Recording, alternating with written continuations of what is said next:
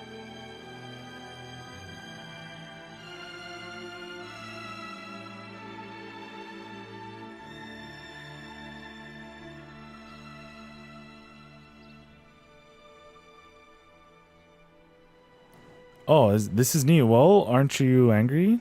Osawa shook his head. Could you tell me just one thing, though, he asked. Did Tanaka ever tell you what his lab password was? His password? I need to get the antivirus out of the lab. I flinched at the suggestion. To get it out? What are you thinking? Belongs to the company. One does save Maria. Please, if... Okay, so she actually doesn't know it. She actually doesn't know it. Oh? Maybe it's gonna be like their date, the date they got together or something. Tanaka hadn't given I his password to Sal's last chance. God damn it. Well, I guess we got this cleared out too.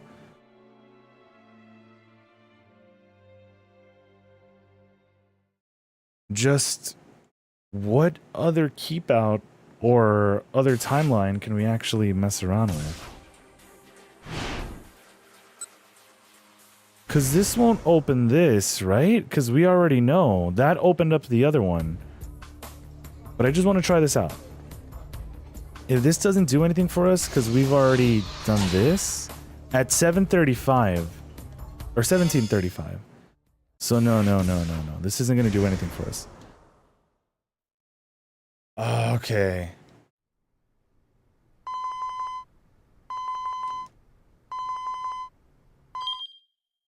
I should have paid attention to the timestamps a little more.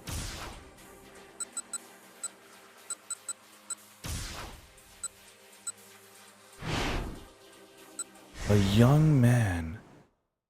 You know what? I'm probably supposed to do something else differently with Achi here.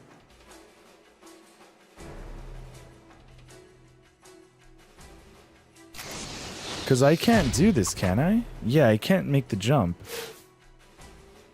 Okay, so we're gonna have to do something with Achi that's different.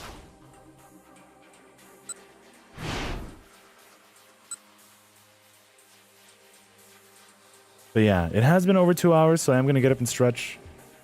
Probably gonna get some more gusups, and yeah, we'll be back with some more 428. I thought we were gonna be done with this hour a lot quicker. But yeah, quick BRB, everyone.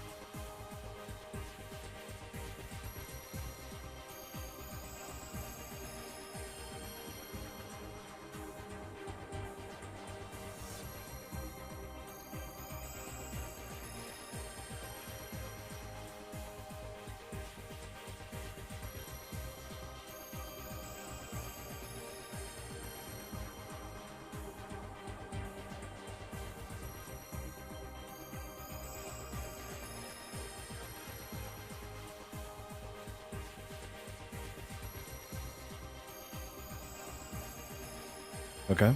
So it was also time for me to open up a Pokemon pack. And I thought the card that we were going to be getting was just going to be an Executor. But we got a Moltres. So not bad, not bad. We're also very close to 100 cards. But it's okay. We'll get it next time. Or we'll get around to it next time. Beep, beep, beep, beep, beep. Thanks for reminding me. Best of luck, Santa. You got this. I think my Chansey pack is... Oh, wait, never mind. The bonus pack. Because, yeah, apparently I don't have enough for that.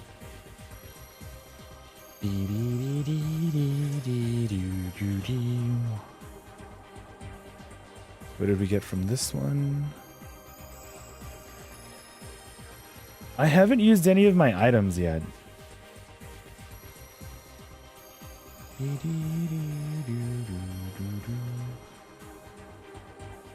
Yeah, and I'm definitely not going to have enough time for the Chansey pack. Are the Chansey packs actually important? Some of these cards just look sick. You know, I want that chunky Pikachu. Oh, let me actually close this. Dude, I swear, closing out of the app sometimes, it's like a struggle.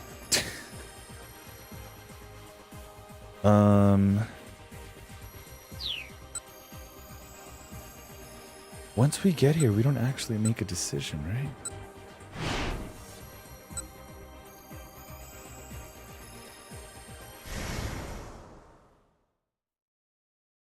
Because something here needs to happen, right?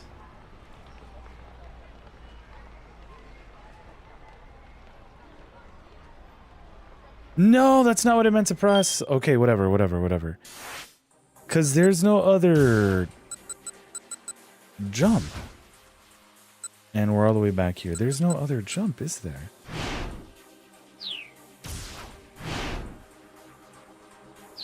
That does nothing for us.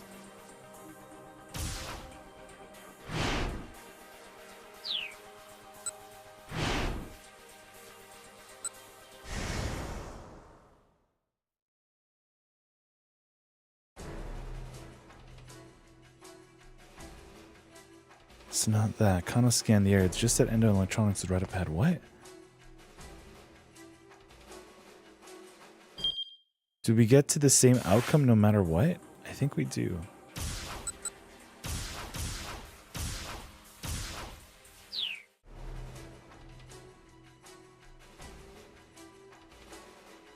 I don't think that changes anything.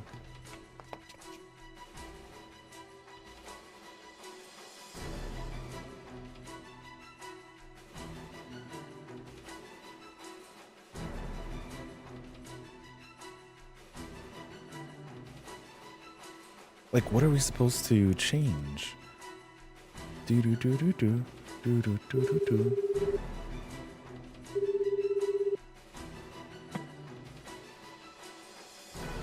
Like, is something gonna happen and she gonna say no?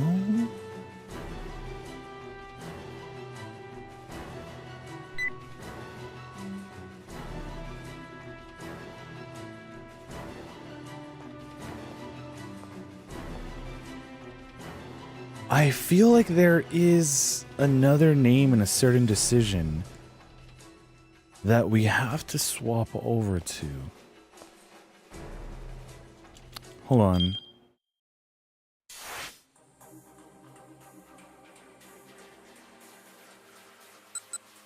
And I feel like it's somewhere here.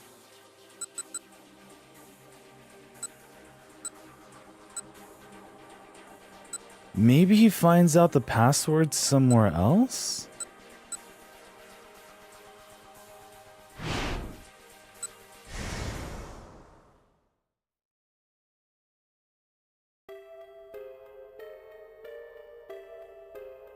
Because did we ever get another name?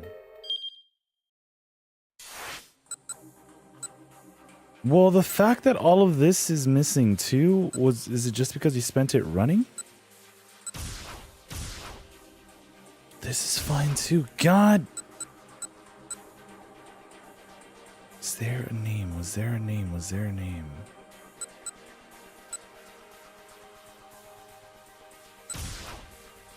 You know what? I might have to look this up because I don't remember there actually being something. Or I remember there being one specific name, I just don't know. Hold on.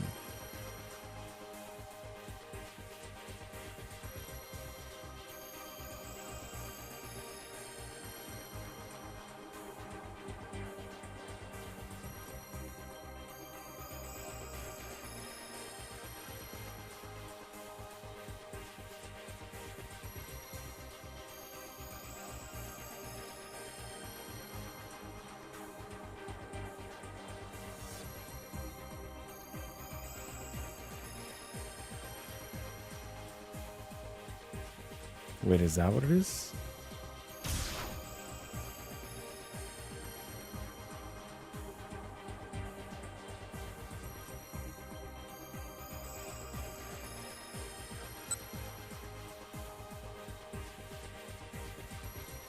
Wait, what?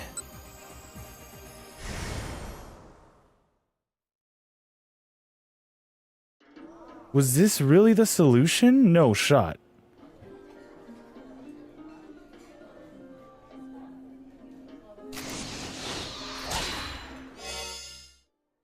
Okay.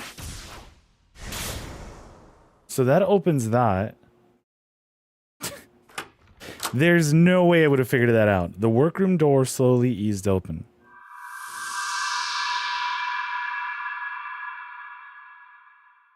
Achi was too shocked for words. The girl who encountered looked like just like Hitomi.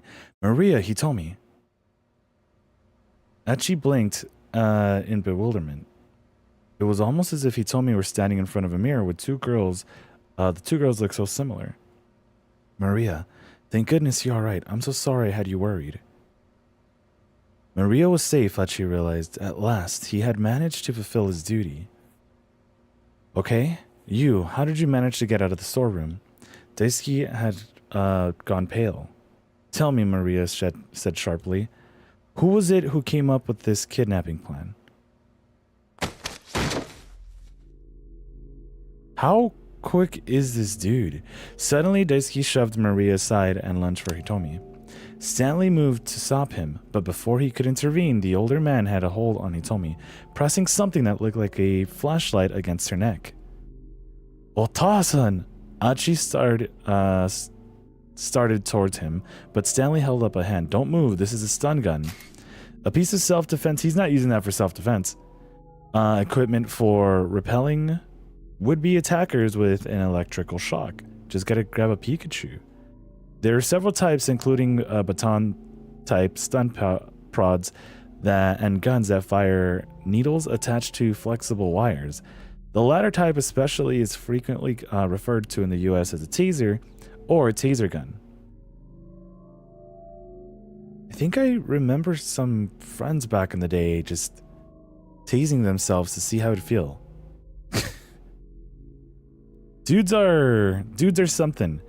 Due to the popular models produced by Taser International, now Axon, stun guns are used not only by civilians, but also by law enforcement and military personnel for non-lethal applications. It feels like pain. Fair. If he zaps her in the neck, it could kill her. You know your stuff, Daisuke said. You deal in American electronics? No, I do this for a living. Stanley drew his gun at an instant, taking aim at Daisuke's forehead. Wait, hold on, Achi interposed himself between Stanley and his father. Achi was too shocked to move.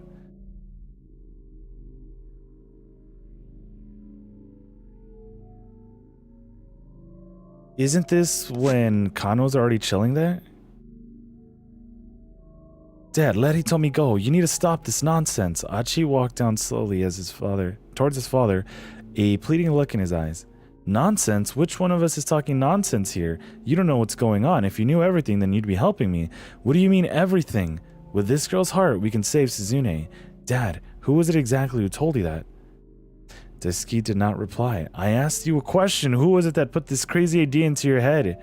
A foreign organ trafficker I met at the hospital. Daisuke murdered. Okay, just so happened. In Japan, a medical profession known as a transplant coordinator handles the Asian between the donor and recipient parties. And there are many cases of illegal or borderline illegal activity carried out by third-party organ brokers. There are countries where organ transplants are openly performed for monetary gain. There's no shortage of specialists willing to do the job. These questionable markets include suppliers who source viable organs and tissue for transplants from cadavers. Okay. Stanley let out a snort. A likely story. It's true. I was suspicious of it at first, Daisuke said stubbornly, but I couldn't just sit around and wait for Suzume to die. And after talking to him about her rare blood type and all the difficulties in performing a transplant, he promised he'd do everything in his power. Daisuke's hands were trembling. Tears welled up in his vacant and bloodshot eyes. Then a while later, he got back in touch and told me he'd found a potential match. Someone with the same blood type as Suzune and roughly the same age. But then he told me that the girl was still alive. And so what was the point? Her heart might be a match for Suzune's, but it didn't matter if we couldn't get our hands on it. And I said that, but then the man told me. He told you what? Achi bit his lip. He told me to abduct her and turn her over to him. After that, he'd find a way to make it all work. At last, Daisuke had confessed. Now Achi had to try to come to grips with the truth he had just heard. I had to do something, his father continued, vehemently. I had to abduct this girl and see things through. I just couldn't take it. Kotone had already been taken from me. The thought of losing Susune too. I had to make sure I didn't fail. So it was this organ trafficker who came up with the kidnapping scheme then, Stanley said. He kept his gun aimed at his target. Daisuke nodded. Describe him for me. He was tall, had black hair, spoke fluent Japanese. Stanley raised an eyebrow at that. Achi wondered if he had some idea who it might be. And taking Maria Osawa hostage in order to lure out Hitomi, that was his idea as well? Yes, that's right. I allowed his computer to access my surveillance camera's system as well. But then, this morning, I got a call from the hospital saying Susune's condition was critical. I couldn't wait any longer. I had to help my girl right away. And then... Daisuke cut himself off, reaffirming his grip on the stun gun. I was looking at the surveillance monitor, and I saw a detective I happened to know. He was right next to this girl here, and so I decided to ask him. I knew if I didn't, he wouldn't refuse. He could never refuse a request from me.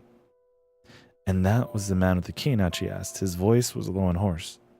Yes, I was giving him directions while I followed you on the monitors.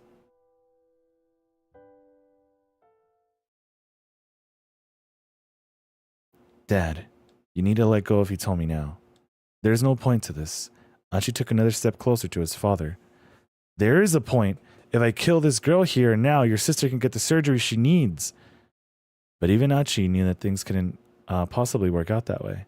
His father had grown so desperate to help Suzune that he lost all sense of judgment. Why, Achi? Why won't you help me? Don't you want to save Suzune? Daisuke made a pathetic sight. And yet his desperation to save his child was so palpable. It was heart-rending. Achi thought back to the time he'd laid his father out while sparing. Remember that time I knocked your ass out, Dad? No matter how pathetic he may have looked, Achi had always felt the sense of paternal love from him. You're not going to be able to talk him down, Stanley murmured. Achi shook his head. Stanley, he said, lower your gun. Tears were welling up in his eyes.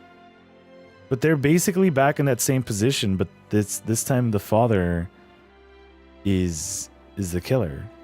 Or supposedly. Please, lower your gun. Hearing the determination in Achi's voice, Stanley quietly complied. Achi stepped up to Daisuke, getting a firm grip on his father's slender shoulder. Dad, of course I want to help Susune. Then why are you trying to stop me? You want to know why? Dad, do you think this is what she'd want you to do?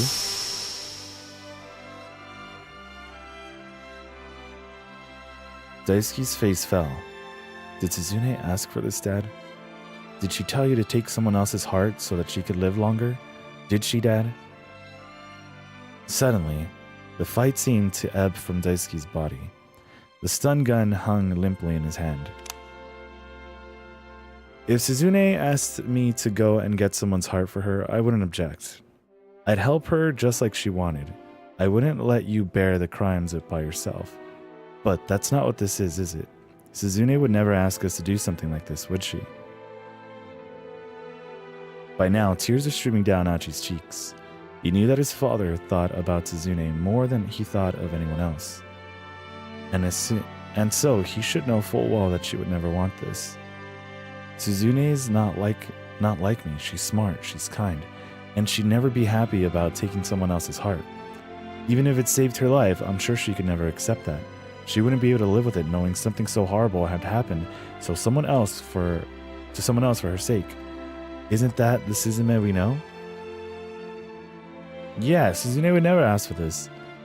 Daisuke's cheeks were smeared with tears now as well. But then we're not going to be able to help her. The sound of father and son weeping echoed through the workroom. Maybe so. Maybe we won't. But that's better than the misery suffering she'd have to live with. Daisuke slumped his knees on the floor, collapsing like a crumbled mound of sand. Hitomi, freed from his grip, stood motionless. There were tears in her eyes too.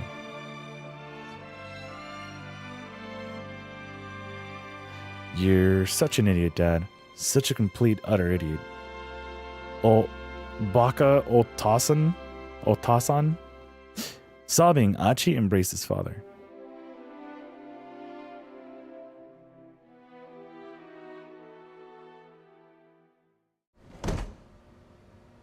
There was a sudden thud from near the door. Everyone turned to look. Maria had crumpled to the no. And a newcomer had appeared. At some point, Kanan had silently entered the room. She now cradled Maria in her arms. Standing in the doorway was a man Achi didn't recognize, his face pale. Stay back! Kanan shouted at Achi when she tried to approach. It looked like Maria had fallen unconscious. Achi's heart was racing in his chest. An eerie silence fell over the room. For several seconds, no one said a word, their eyes all fixed on Maria.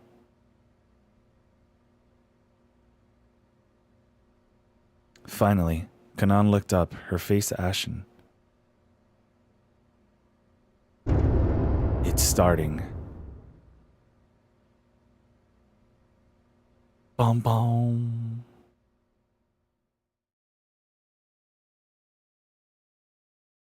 This is one of the symptoms, huh? Not alive as well?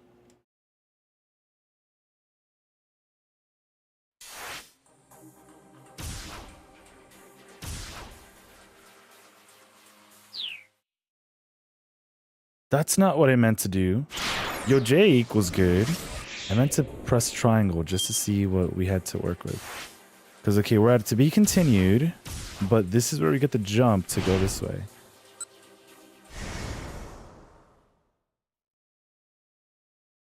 We're all going to end up in the same place, though, right? Because, yeah, this is when Kano was just watching them do their thing. How goes the scrambling? Not bad. We're definitely getting really close to finishing, though. Really, really close. After the young woman's desperate pleading, the other fellow, apparently his father, finally gave in. What was good with you, Jake? He released his hold on Hitomi. The tension in the room was replaced by a solemn air of gravitas. Seeing father and son weeping as they spoke made Kano think back to his conversation with Tatano before the stakeout. What was it in people that drove them to do such horrible things? Sometimes it was the desire to save the ones they loved. Even such a heartfelt human emotion could drive someone to wrongdoing. Why? Why did people have to be like that? That's what she falls, right? A sudden thud snapped Kano out of his musing. An instant later, Kanan hurried past him into the workroom. But it's because of the virus. Maria had collapsed on the floor, and now Kanan was beside her. In a panic, Kano rushed into the workroom as well. Stay back, Kanan shouted to the others, tried to hurdle around the fallen girl. Please, don't be what I think it is. Had the virus gone symptomatic? 2 hours ago, Stanley had told Kano that Maria was infected. He'd also said her symptoms wouldn't develop for another 4 hours. Shouldn't they still have 2 more hours to go? Maria looked like she was dead, her eyes closed, her body motionless. He told me tried to approach despite Kanan's warning. Maria, she cried. Maria, what's wrong? Kano held his arms out wide to hold her back. Your sister's been infected with the UA virus. The UA virus? We'll explain to you what the whole UA virus is right now. He told me, don't worry. Hey, Kano said to Kanan, should you really be that close? If she's developed symptoms, but Kanan didn't move from Maria's side. She calmly rested her hand on the other girl's forehead. There's no fever, she said, and there's no blood coming from her ears, no limp swelling. I'll be alright. She hasn't gone symptomatic yet. In that case, why did she collapse, he told me asked. I'm not sure yet. Whatever the case, if we don't get her that antiviral, she's done for. She probably fainted, right? Yeah, we pissed off a noodle woman and she killed us for me. Yeah. Good thing today is an idle day. Let's go. And you're prepping for work? Sounds good. Good luck on the prep and the work twerks. Then we have to get her to the lab right away, he told me said. She was trembling with anxiety. No, that was not an option. Kano's tone was grave. You may already be aware, Miss Osawa, but without a password, we can't access the antivirus storage. But when I went there, my father and Mr. Tanaka... Mamoru Tanaka is dead. Murdered. What? She stared at him uncomprehendingly. There you go. No, that can't be true. He was a member of the crime syndicate. It's possible they killed him in order to silence him. So then, there's no way to save my sister. There was a hollow look in Hitomi's eyes. No, I won't accept that. Why? Why can't we help her? But no one had an answer. Kano gritted his teeth and hung his head. Why did it have to come to this? He'd come this far, but there was nothing he could do, and he hated himself for it. I'll go to the laboratory. It was Kanan. Is she gonna kill everyone there? Electronic lock breaking is my specialty. Wait, the young man, Achi spoke up suddenly. So you're a martial art badass, but your specialty is lock breaking? He looked positively dumbstruck. Kanan ignored him, thinking out loud. Brute force. A cryptanalyst technique that involves test input of all theoretically possible patterns. Oh, so like our playthrough of Zero Escape, we're kind of a cryptanalyst techniquist as well, right? If time were unlimited, this would be the most reliable means of decipherment. However, in practice, the process takes massive amounts of time and computational power, and can be defeated by systems that prohibit access after a limited number of failed attempts. Side channel? Rather than trying to decipher the password itself, this method involves analyzing information from the device, such as processing time, power consumption, and electromagnetic leaks, and using these details to exploit the system. Isolating the run state of devices is a crucial element of countering side channel attacks. A cryptanalyst's method, our method, that uses mathematical algorithms. Okay, maybe not our method. To carry out efficient, okay, definitely not, bulk calculations against a block cipher that makes use of a shared key for encryption and decryption. Even when such calculations are theoretically possible, however, in practice, the process requires a large amount of time, and the block cipher is seldom at risk. Given the situation, I think I have to go with side channel. Side channel, Stanley asked. What's your equipment? Where's your equipment? One of the lab PCs will suffice. I can connect a special server from the net. How do you know this? I don't really understand the stuff you're talking about, Achi said, but I'll trust you can handle this. I'll trust you to handle this. I mean, you did risk your life to save Hitomi from that minivan explosion and all. Kana nodded. I have to warn you in advance, though. Cryptanalysis can take hours and still yield no results. I can guarantee I'll be able to get the door unlocked before Maria develops symptoms. I understand, Hitomi said. Achi nodded too. No one present had any objections. All of a sudden, there was a curious sound from somewhere in the room. What's that? Kano asked. Is it one of those, listening device things? What's making that noise? He looked around the workroom.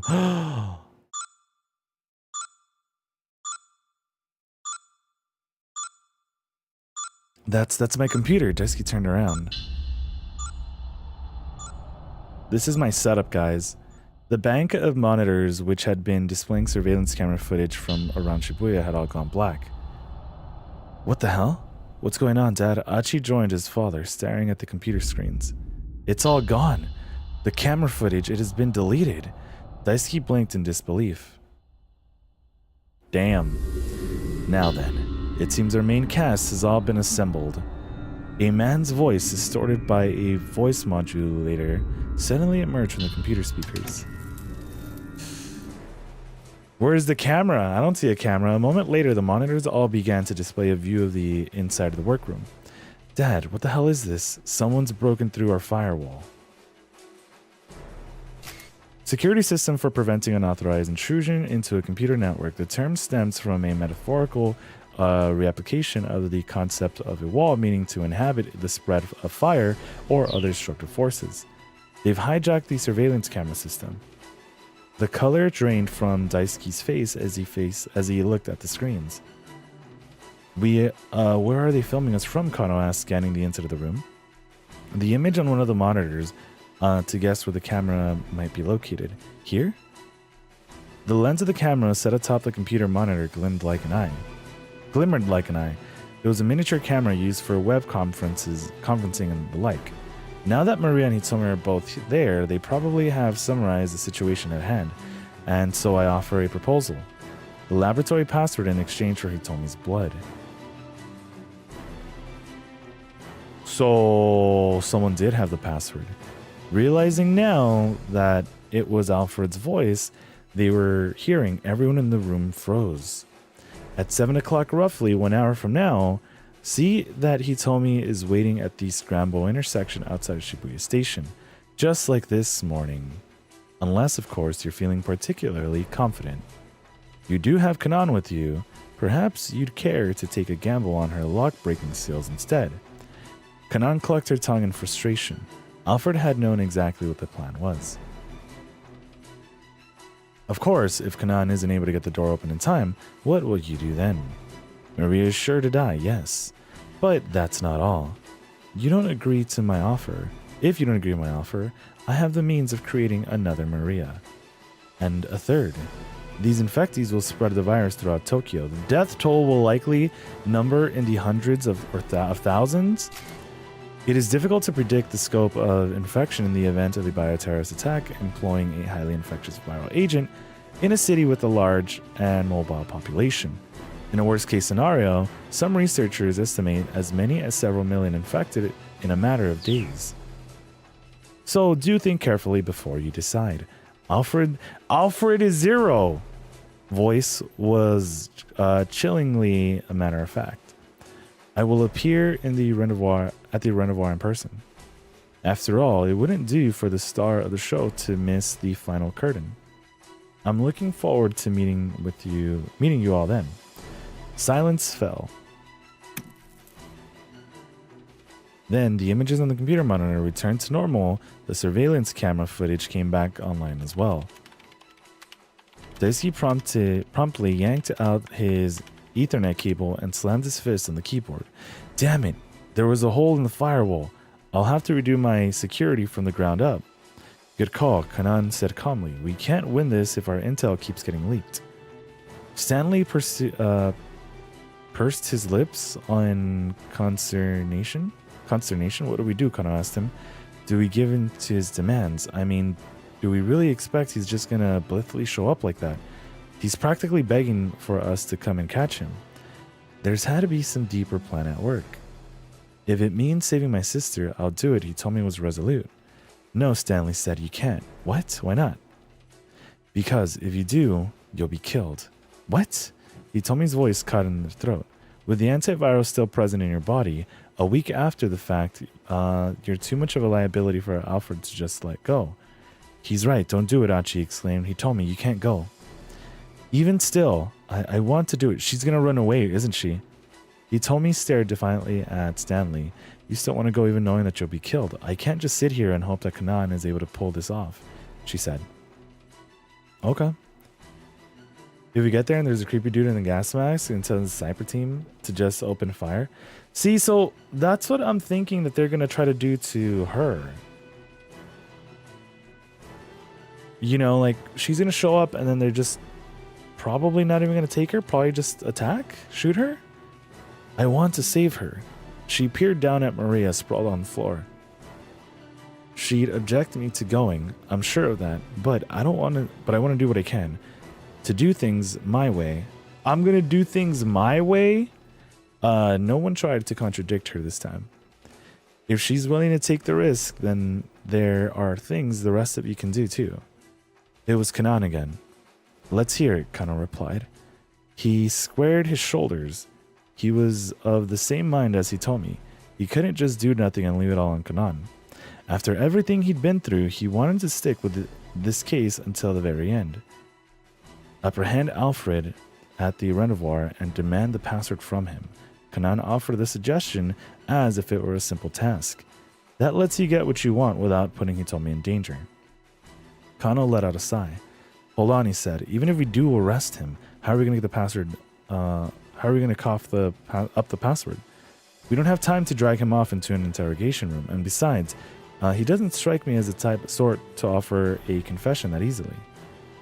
There are ways, Kanan said. Once Alfred has made contact with Hitomi, call my cell phone. Hitomi tilted her head. Call you? I have plenty of information Alfred might want to bargain for. I can negotiate with him directly. Why didn't we bring this up right now when he was on the call? Kano considered Kanan's proposal. I see. So we'll try both options, attempt to hack the password at the lab, and also try negotiating with Alfred. That gives us two chances. With that tiny ray of hope, Hitomi's face brightened some. We'll split into two groups, one for the lab and one for Shibuya Station, Kanan said. Let's exchange phone numbers so we can get in touch whenever the time comes. The group quickly shared contact info as suggested. Hitomi and Kanan called one another's phones to be sure. Are we sure we're still not being listened in on? But also somehow soothing, a fragment of normalcy in the midst of crisis. Well, guess we're all set then, Hitomi said, looking down at the LCD screen. Her expression turned apologetic. I'm sorry, Kanan, for having to keep putting things on you. Hey, Kanan replied, don't worry about it. Okay, now I guess I should call my father. Hitomi called Kenji Osawa on his cell, asking him to let Maria and Kanan into the lab. Kano leaned into Kanan's ear. Are you sure you're okay with this? With what? I know you're after Alfred. Are you sure you want to go to the lab and not? Right now I want to save Maria. That's all. Her tone was as curt and mechanical as ever, but there was a fierce gleam of determination in her eyes. Maria was clearly someone very special to her. All right, Kano replied, leave Alfred to me. He thumped himself on the chest. He'd succeeded this time no matter what the odds. Okay. Kano could scarcely recall the whirlwind of events that had brought him here. He'd somehow survived a dozen disasters. Even now, a dear friend was in the hospital at the risk of dying. There were times when he'd been ready to give up, and yet, at the end of it all, here he was. His opponent was an international terrorist. No matter how you looked at it, that wasn't a matchup for a mere detective. But I'm gonna do it anyway. Rumi, Shizu, Sasayama, and Detective Tatano. I'm gonna take down Alfred and save Maria Osawa's life. Just you watch and see. Is this to be continued? Okay.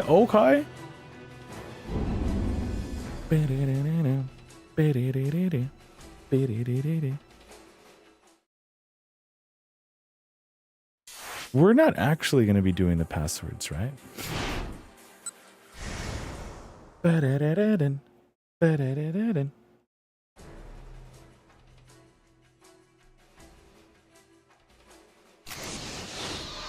Yu-Gi-Oh! Also, this can't take too long, right?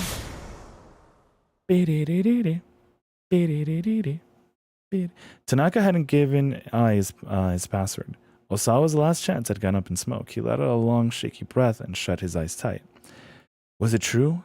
Was there nothing more he could do?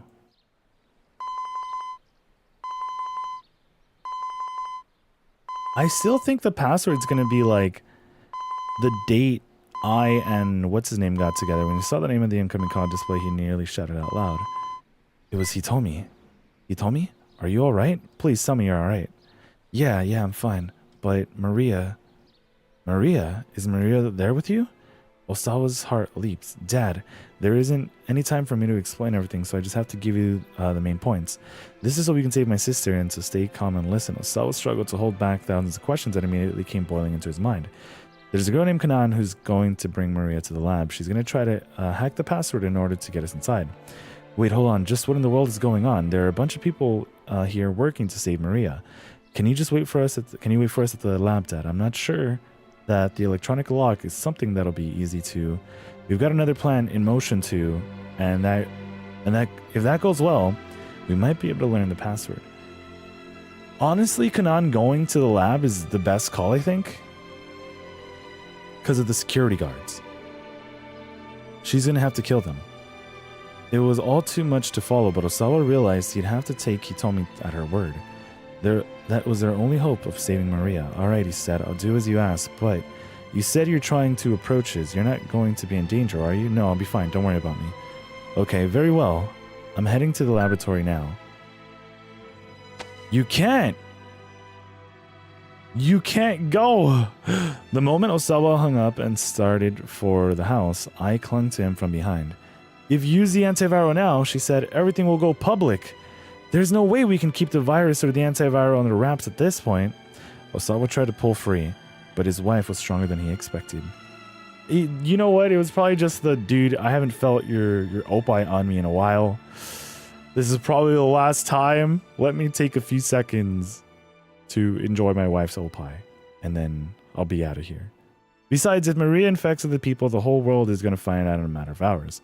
No, we can't just quarantine her. If it's handled correctly, we'll still be able to retain secrecy. Ai's voice is cold as ice. Do you even have any idea what you're saying right now? I do. I know it's how it sounds, but this is the only thing I can. Her voice trailed off. He could feel the force of her trembling where she held him. Have I really put you into that much of a corner? Osawa slipped from Ai's arms and prostrated himself on the ground in front of her. I'm sorry. I'm truly sorry. Oh, stop this. Get up. If you're really sorry, then don't go to the lab. But Osawa remained silent, his forehead pressed to the dirt. If you use that antiviral without corporate approval, your time at Okosho is finished. Well, he wanted it to finish, no? Enjoy the opie one last time. That doesn't matter to me anymore. How can you say that? Virology is the only thing you've ever cared about. I began pummeling his back. Maybe virology is all I care about. I don't know the first thing about anything else. I never wanted to know. Never even thought to find out. Never bothered to learn what you or my own children might think. I'm a failure, as a father and as a husband. How dare you say that? It's only after it's come to this.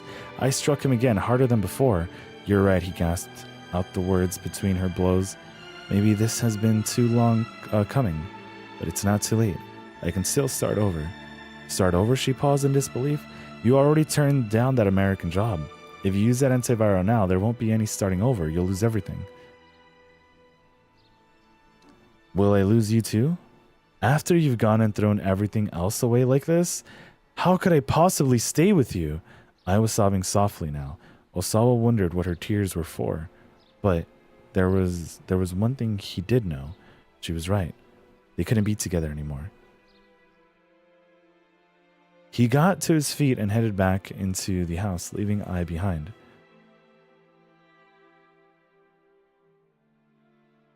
She doesn't look that mad.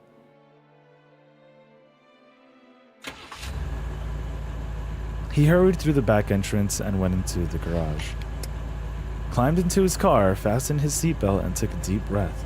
The image of a younger Maria arose in the back of his mind. There she was at that park, getting drenched by the rain. Oh, I thought there was something blue on the ground, but it's just a reflection. Holding back her tears as she waited for her father.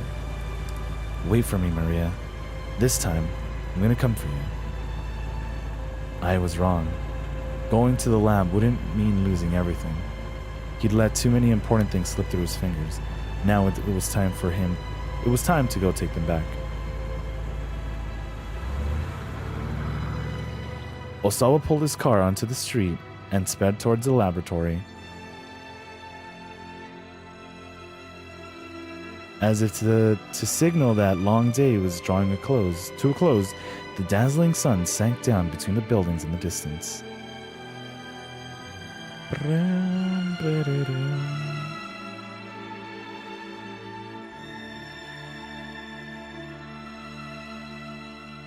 End of his story. And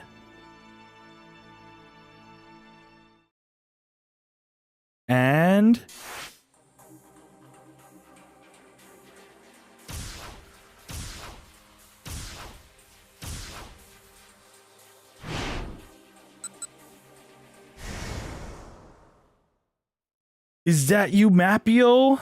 I just got here and saw the word end. Yeah, we just got to an actual, well, this is the final of the current character set before we go into the final section. He's alive. Osawa is alive, but his story is done. Which, oh my god. What was good, you Mario? Sayama furrowed his brow and muttered under his breath. No, that's not right.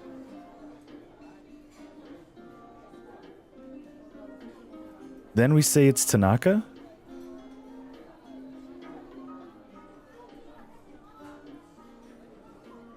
No, not that. It was something else. Just then the television. Okay, so this is the same thing. Yeah, this is the same thing that played out before. Yeah, Mamoru Tanaka. Mamoru Tanaka turned on TV. Okay, cool. Let me charge my battery too.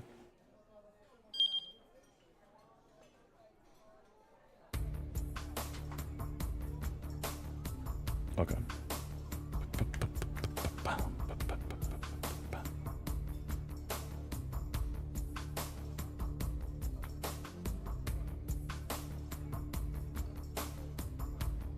Oh yeah, at the end he decided to tell his wife that he was gonna go save his daughter. She didn't want that. Turns out though, she never loved him. That, I don't know if you were here, but turns out she was she used to date one of the agents that was protecting them in their own house. But that person died, I think. I'm pretty sure. And yeah, we are at the very, very end. Yeah, she was dating Tanaka. Not the banana guy. Not the bro. Not Kajiwara. But Tanaka.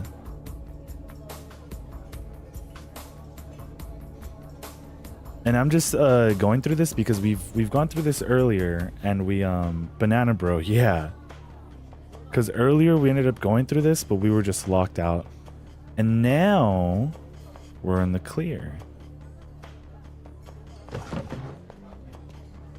Oh yeah, we also met this dude here who wants us to hurry up with our story even more. Because do you remember the car crash, or were you here when we had to actually make a car crash happen? For whatever reason, the dude that was originally on the printer team was in that accident and he had to get rushed into the hospital. So instead of letting things just, you know, chill out, they sent this guy in his place, and this guy's a lot more strict. So instead of giving us our deadline at 8 p.m., they wanted to get it by 5:30, but we managed to convince them to make it be to 7 o'clock. How do they get into the lab then? Well, we're trying to see if there are two options. One, Kanan is going to try to figure it out on her own. Osawa is gonna, I guess, gonna try to go and help. And then Alfred decided that he would give them the password if they gave him, what was it, Naomi? No, not Naomi. Hitomi.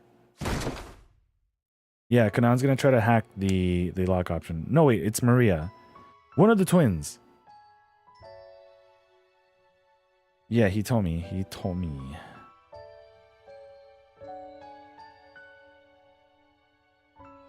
Yeah, this also happened earlier, which is why I'm just trying to get through to it. Bum, bum.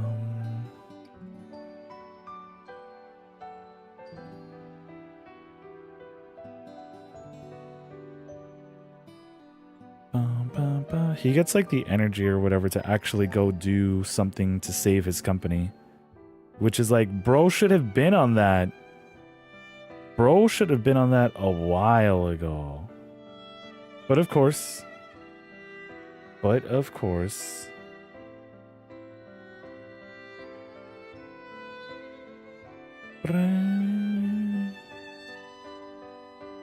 yeah, I wanted to check this out. Okay, cool. Wait, so Alfred is gonna help, but once he told me why. So, I think he wants her blood to make an antiviral.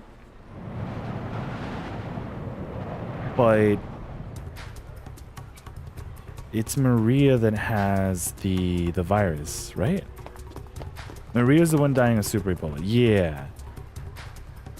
So, he wants to give them the password, like, kind of trade off. He's not really wanting to help, but he's saying you can still probably save all these other people from dying from the virus. Because the antiviral, I guess, is locked, and Tanaka, I guess, for whatever reason, gave him the password.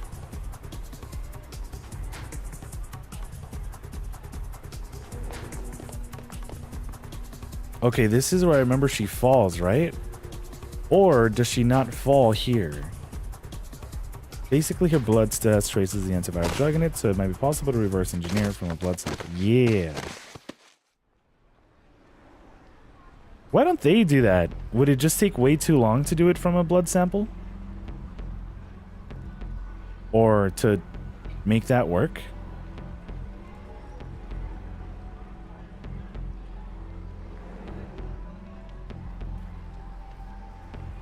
Okay, so yeah, this is where she falls.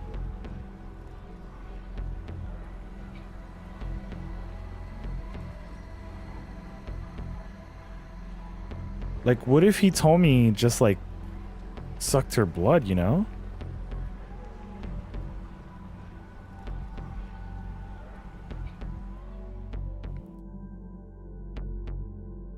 Okay, so we got the to be continued. Now it's the final finale chapters.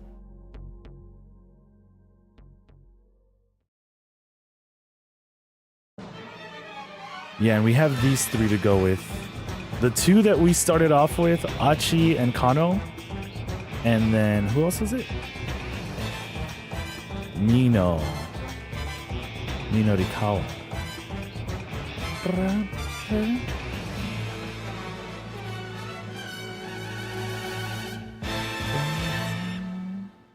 They don't have enough time to recreate the drug from scratch. For sure. Appreciate the catch up, by the way. All good, Mario. Well, Cal's the one, or Star's the one who really knows. I'm just like I remember things because there's a lot of information, you know, that goes into things, and I'm always like, Wait, why is this wrapped in a keep out? I never noticed that. Interesting. You know what, Minorikawa? You're the one on the run. Hang in there, Chiaki. Just keep it together. Minorikawa rushed to her side and offered her a hand. Surely it hardly matters at this point. You're not going to make it on time regardless, Katayama said coldly. And in any case, if 4-star General Gossip doesn't get released, it's Mr. Toyama who's going to be in trouble, not you. I dare say the world would be better off with 1/3 rate gossip rag less anyway? Shut your mouth, Chiaki snapped. If the gossip doesn't come out, I'm going to be in trouble. An article I've written is supposed to be in next month's issue. It's a piece I've worked my very hardest on, to the very end. A piece of Mr. Mino saw fit to put in print. And so, if that goes away, if all of that goes away, yeah, I'll be in trouble, alright? Chiaki's leg wobbled as she struggled to get back to her feet. Chiaki, Katayama said, your zeal is a marvelous thing, worthy of admiration even, but when it comes to work, results are all that matters. I'm sad to say, I'm sad to have to put it that way, but I must be honest, this is just common decency. Katayama glanced at his pocket watch. You have 57 minutes and 10 seconds remaining. At this rate, you won't even make it to the interview venue before your time's up. Frankly, I don't think a further extension of your deadline would make any difference in the end. Damn it, Minorikawa grounded his teeth. He wondered if we should just leave Chiaki here and go interview SOS by himself. What if we find our bike? The bike that we first saw him with, and you know, they all write on that. You could expand the article on SOS, then work a small part of Chiaki's interview piece into at least fill the layout. Right now, the single most important thing was getting the magazine out the door for Toyama's sake. Or Taxi Bro can also pop up. But if he did cut most of Chiaki's copy, after all she'd done, he might wind up totally killing her passion for being a writer. I have to stop waffling. Professionals don't let their personal feelings dictate their decisions. I can help Chiaki work through her emotional struggles later. Chiaki, that's enough. The young woman got to her feet, staggering as she began to climb the stairs. I'm not giving up, she said under her breath. I can't give up now. Though obviously in pain, she struggled to keep her legs moving. Damn, I can't do it. Look at how hard she's fighting to stay in the game. I can't tell her I don't need her article now. Realizing the next issue of Gossip wasn't just going to save Toyama, it would save Chiaki as well. Minorikawa couldn't abandon either one of them. Which left him the hell of a dilemma. He needed to make a decision. If he didn't stop wavering soon, they'd be out of time. But try as he might, he couldn't come up with a plan. Then he heard a familiar voice from behind. Taxi Bro? If you're wondering what path to take, allow my taxi to be your guide? Yo.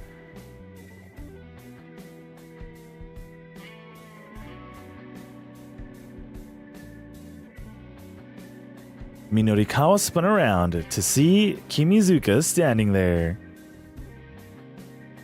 Where to, sir? The driver asked. Despite his polite demeanor, his pride was obvious. Mr. Kimizuka, I appreciate the thought, but with this traffic, I see nothing of the sort. Okay, sure, but...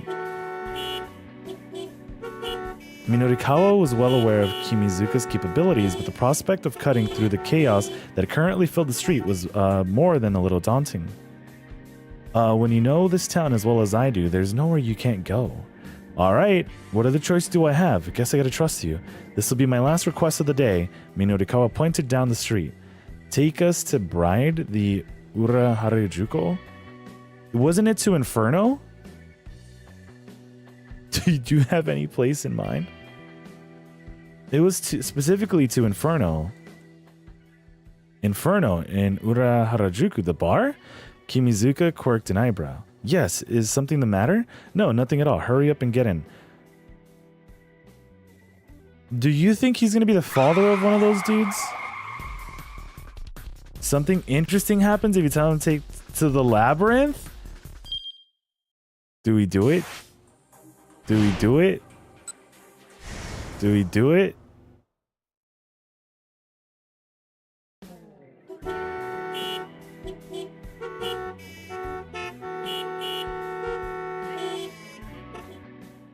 Oh, wait.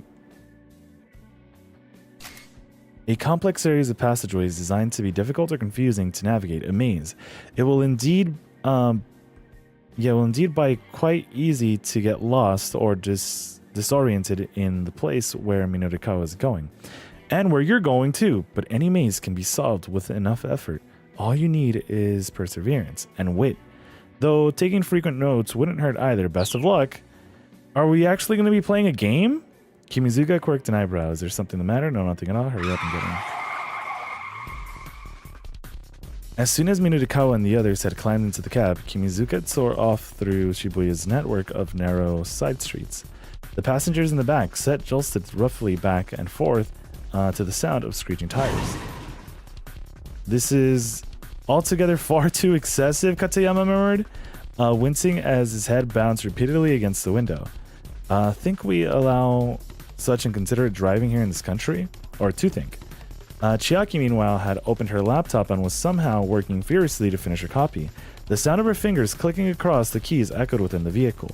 How's it going, Chiaki?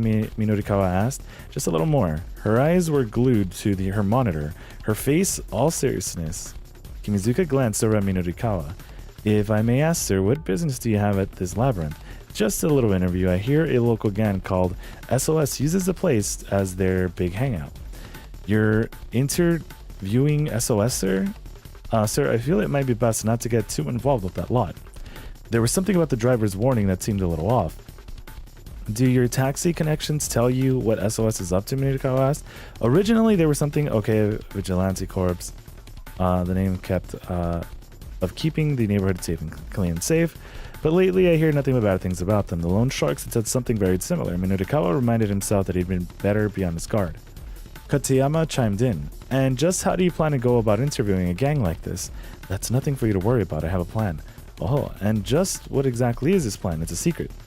Katayama gave him a derisive grin. Clearly, he wasn't impressed. Minorikawa turned to look at Chiaki. She appeared too engrossed in her copy to even hear the conversation. I realize this is work, Kimizuka said worriedly, but do you really need to take such risks? Yes, I do. Minorikawa thought back to that look on Toyama's face. That look when he'd finally regained his confidence. He couldn't let Heaven Publishing go under. Toyama provided the canvas on which Minorikawa shared his art with the world. Thinking about it now, Minorikawa realized he'd always been chasing Toyama's shadow. Though it was galling to admit, the man had been the ideal Minorikawa strove to live up to. That was why he hated seeing Toyama reduced to such a pathetic state. He wanted Toyama to remain indomitable, to keep busting down any and all obstacles in his own particular way. Still, Minorikawa wasn't about to voice these feelings aloud. He felt more than a little embarrassed to be taking it all so personally. When you take on a job, you give it 100% every time. That's what makes you a professional, he said. Wouldn't you agree? I do indeed, Katayama chimed in, but you'll have to demonstrate that 100% in a limited time you have left. Which, by the way, is 51 minutes and 31 seconds. And I will not budge in the slightest on that submission deadline.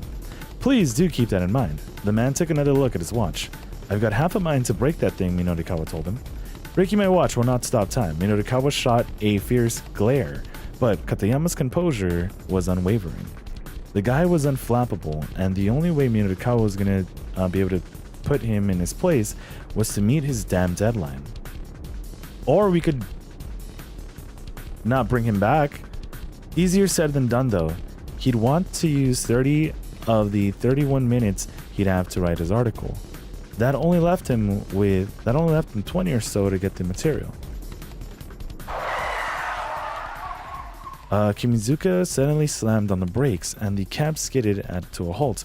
Minorukawa stared through the windshield in shock and saw a smallish boxy minivan weaving erratically, along the road. Look out, that thing's headed our way. Don't worry, sir, the driver replied. Just leave this to me. Keeping his cool, Kimizuka dexterously steered them clear of the oncoming vehicle.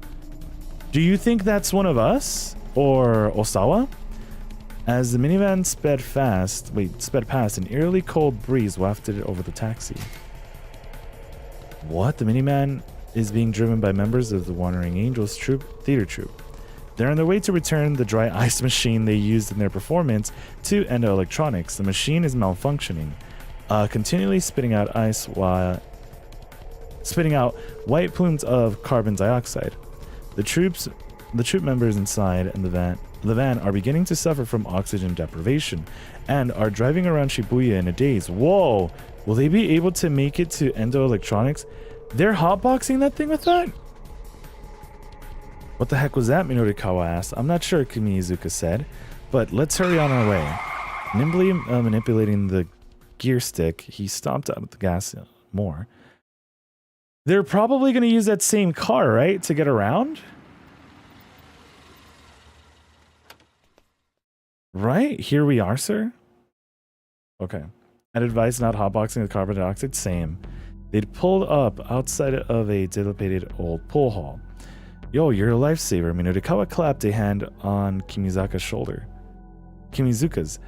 Just be sure to be careful, sir. Minorukawa nodded. Huh? What? Chiaki asked, looking up. What are we being careful about? Nothing, Minorukawa said. You just wait in the car. You still got that copy to finish up, yeah?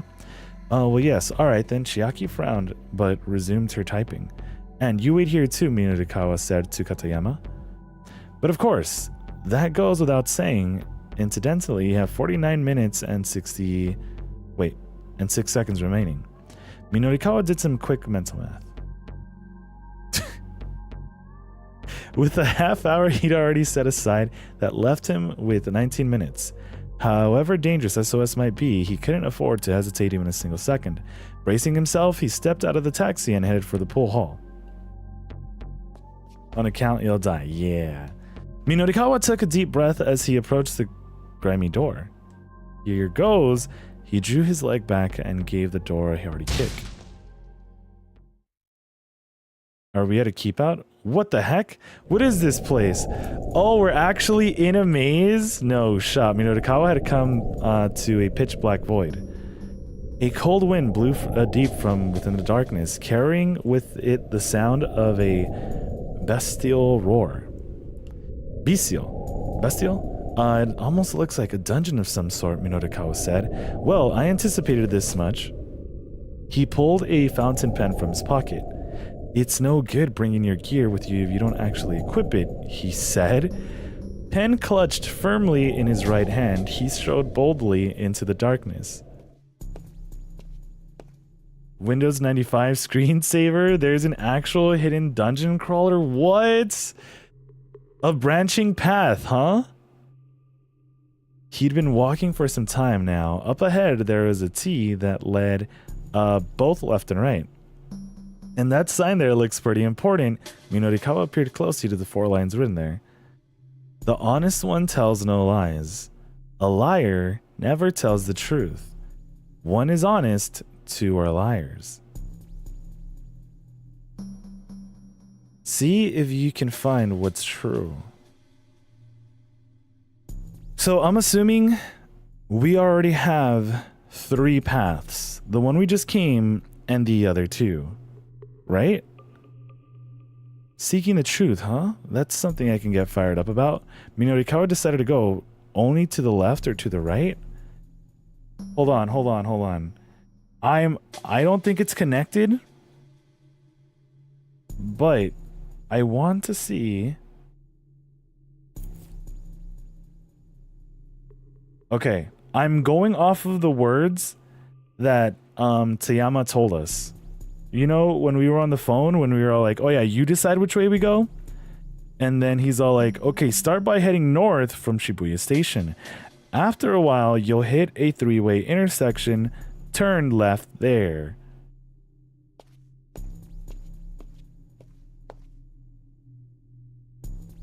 After making his way along a chilly passage, he emerged into a chamber of about 10 square meters. I'm black and white. Tama?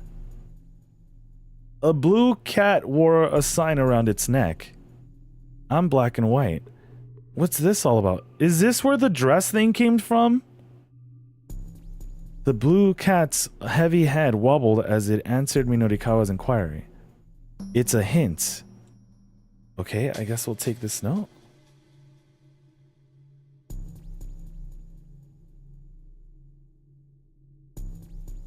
Okay. You really don't know the actual solution to this? We'll get out, you know, zero escape powers. So by getting hints like this, I'll eventually be able to solve some riddle and win the challenge. No questions, please. All you get is what's written here. Now go forth. Is that it? Wouldn't we normally have a battle here? No, that's not my thing. It only make me hungry. Besides, that weapon of yours is way too flimsy. Minorikawa stuffed his fountain pen back into his pocket.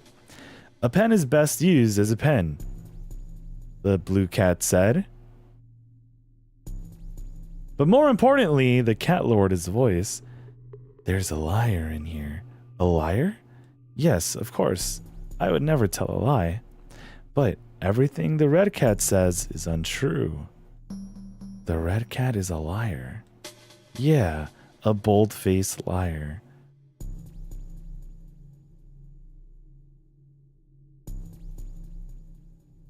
The boldest faced of all. Keep careful notes with that pen of yours and carry on. Okay. And with that, the blue cat scampered off down the passageway. Minorikawa followed in the same direction. He came to a dead end. There was a large hole on the floor. The ladder extended down through the darkness. There appeared to be no other way to continue. Minorikawa headed down. Quick, ask the other cats if we ask them, is the blue cat a liar, right? Which one's going to admit to being the liar? From the bottom of the long ladder, another passageway stretched out. Minorikawa squinted, but it was too dark to see how far the tunnel might go on. He could still turn back, but it wasn't the Minorikawa way to bail out after coming so far. He walked onward, never looking back.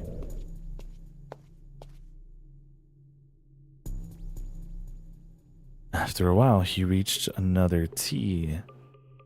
Choice of left or right again. Minorikawa went...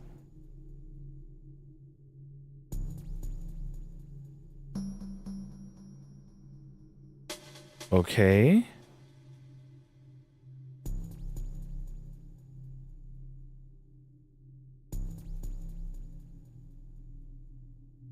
Okay, so take a right. I'm just going based off of what Toyama told us.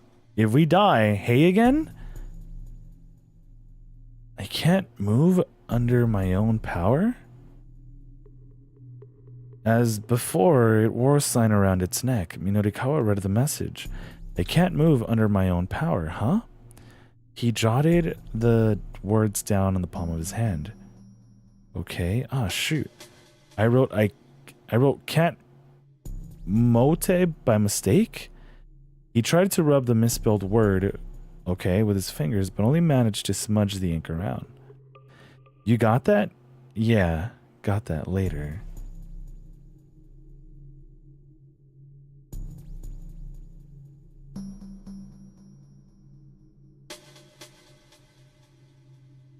Minorikawa called out before the cat could disappear. Well, I kind of messed up the note I just took. Then hurry up and fix it. Sorry, how about this? Okay, got it later then. Hold up, what now? I have to ask, are you the liar? No, I'm not. The red one is a liar. Really? Really, you can rest easy on that. Now, I really do need to be going. But it said you can't move. Wiping away the text from the whiteboard around its neck, the blue cat turned and vanished into the darkness. Minodikawa followed in the same direction. He came to a dead end. Okay.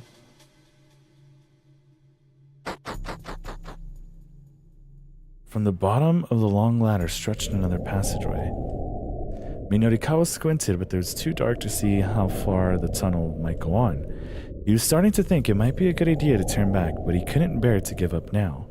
He walked onward, never looking back.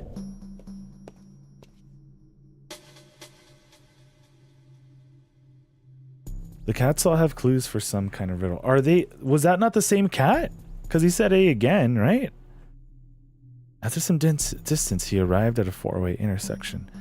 Sweet-smelling aroma wafted from the passage on the left. Okay, hold on. Because this is the first time we actually get anything with smells.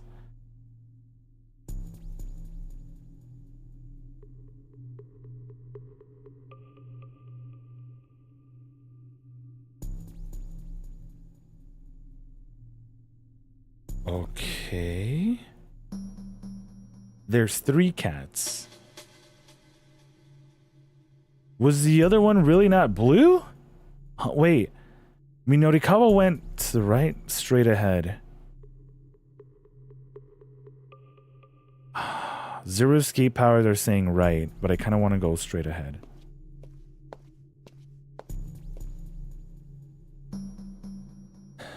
I'm round. The blue cat stood there, panting raspily. Minodikawa read the words written on his white sign. I'm round. That's right, and that's no lie.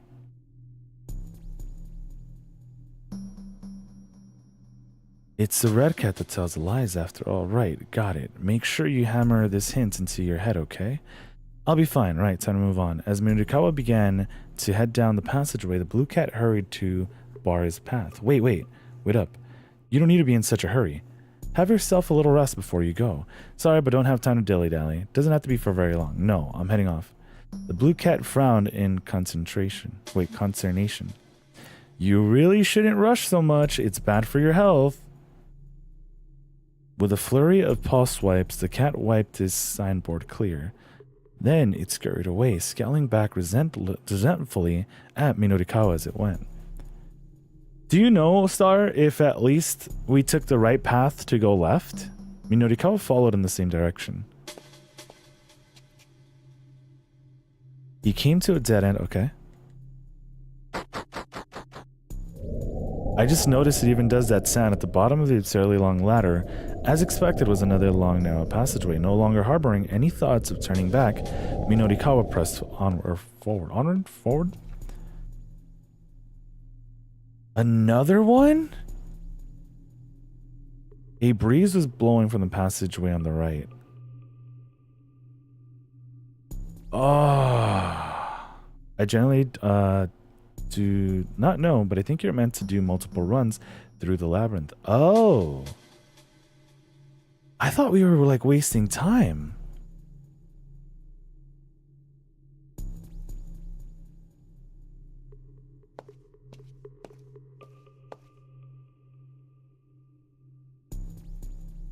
Making his way towards the source of the breeze, Minodikawa spotted a light in the far distance ahead. Are we not supposed to go towards the light? Could it be there was no doubt about it? It's the exit. Minodikawa broke onto a full-on sprint. Are we dead? And yet, no matter how much he ran, he couldn't seem to reach his destination. On he went, but as far as he could tell, the exit got no closer. Do we need at least 70 stars? Meanwhile, the hallway was getting lower and narrower. Soon, the ceiling had descended to just above his head, and the walls had closed in until he could touch both simultaneously. Oh, we're dead. Before long, he had to turn sideways to continue. Still, he pressed ahead until he no longer had space to stand. Then he dropped on all fours and crawled along. Eventually, he was forced to writhe along his belly. Even then, the distant view of the outside seemed impossibly far away. He went on until the passageway was a mere 30 centimeters wide. Scrunching his body up, he forced himself even further along. Finally, he could see the exit was getting near. It looked like he had maybe 10 more meters to go. Minodikawa stretched himself out like an earthworm, inching his way along. We're dead. And then unexpectedly, his outstretched right hand thrust the opening and emerged outside. He felt the warm caress of the air against his fingers. Whoa, what the? He thought the exit was 10 meters away, but it was really just a 10-centimeter hole right in front of him. Uh-oh. He tried to back up, only to discover that his body was stuck. There was no way he could go forward through this tiny hole. The only part of him that remained free to move was his hand on the outside. Hey, somebody help! He flapped his hand around, shouting through the opening. Somebody get me out of here! Sometime later... That's creepy. An urban legend spread through Shibuya. A tale of a hand that would appear out of thin air, grab unsuspecting passers-by, and spirit them away. Bro.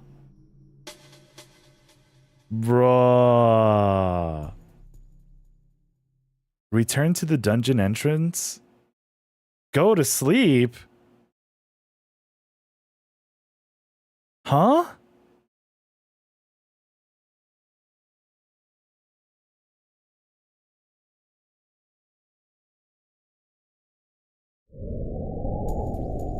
You know what? I'm gonna go to the right side. Or wait. Yeah.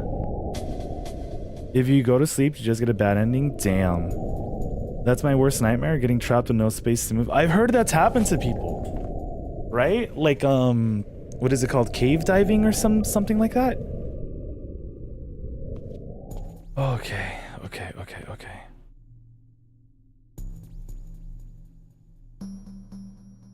We were doing alright up until we got there, though. The honest one tells no lies. A liar never tells the truth. Oh.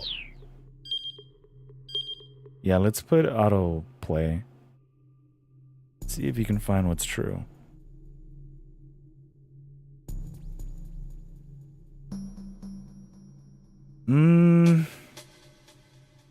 We'll try left again. I don't remember exactly which paths we took.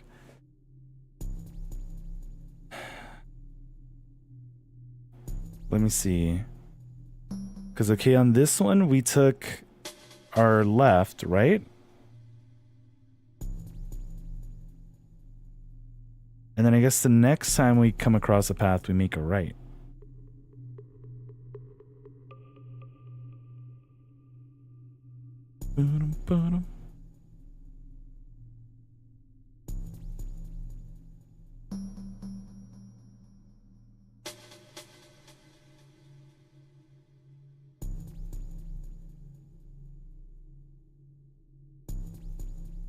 Because if we were to go to the food area, I feel like that'd be too easy.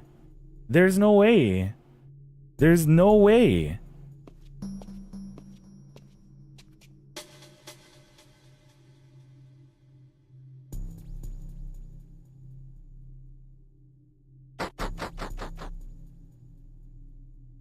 I really do like that sound it makes, though. Like, I definitely feel like I'm playing, like, maybe even later gen Pokemon games.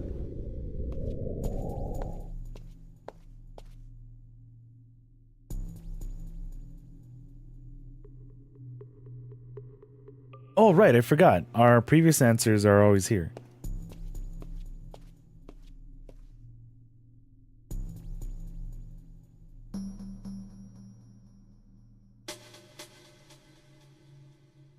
I don't know. This cat just seems really sussy.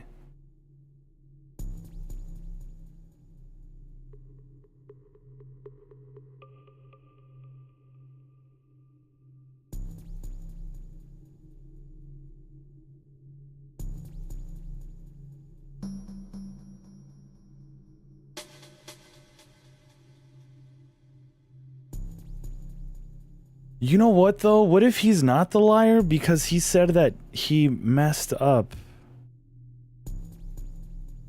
And he actually did mess up.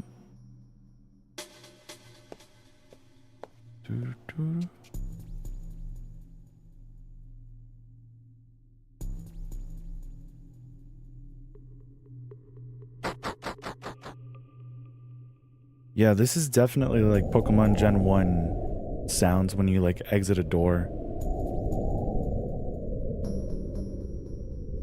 Boom, boom.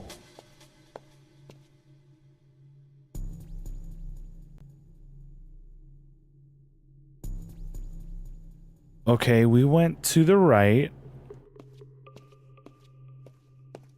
And then here's where we died because we went to the left. Or to the right again, right? Oh my god.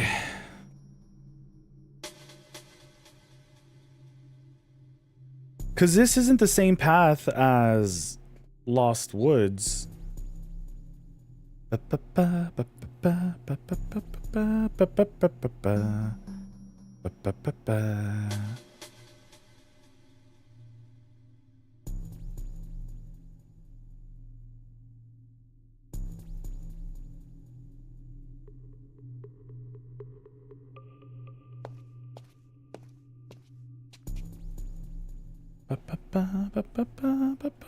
So, if we get this correctly, do we actually still make it in time?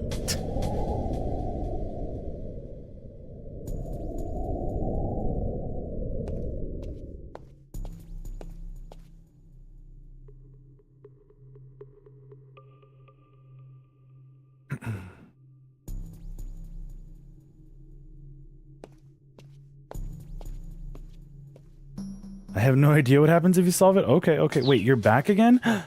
Finally, the red cat. I live in Africa.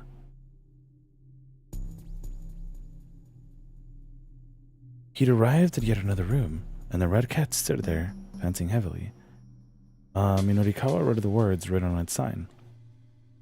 I live in Africa, huh? No need to worry. The red cat only ever tells the truth. You seem to be in pretty bad shape there. The cat broke out in a little coughing fit. Do you think they're the same person inside, just swapping costume? Well, anyway, Minorikawa said, guess I'd better get moving along. But as he began to head down the passageway, the red cat hurried to bar his path. What is it? Oh, nothing in particular. Could you please get out of my way then? How come? Because I need to keep going. Where are you going? Onward from here. Oh, I see. The red cat frowned and clicked its tongue. Did you just click your tongue at me? Of course not. You fool! The red cat turned and hurried away, coughing intermittently and shooting resentful looks over its shoulder as it went. Minorikawa followed in the same direction. There was yet another hole on the floor. Sick of having to deal with ladders, Minorikawa jumped straight down. Okay, we get that sound effect? He landed with an elegant flourish, like a gymnastic finishing a routine. Okay, he had fallen a few dozen meters. After some distance, he arrived in a four-way intersection. Minorikawa could hear the feline mewling coming from the passageways to the left and right. He went...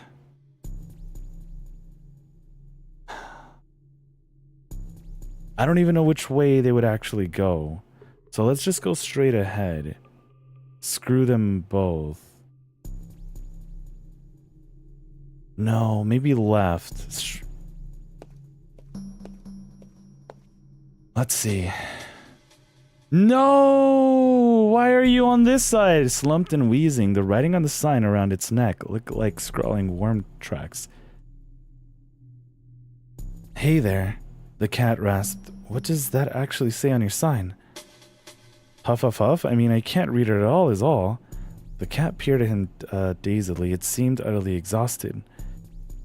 Carnivorous? The word came out as a reedy little whimper? Say that again?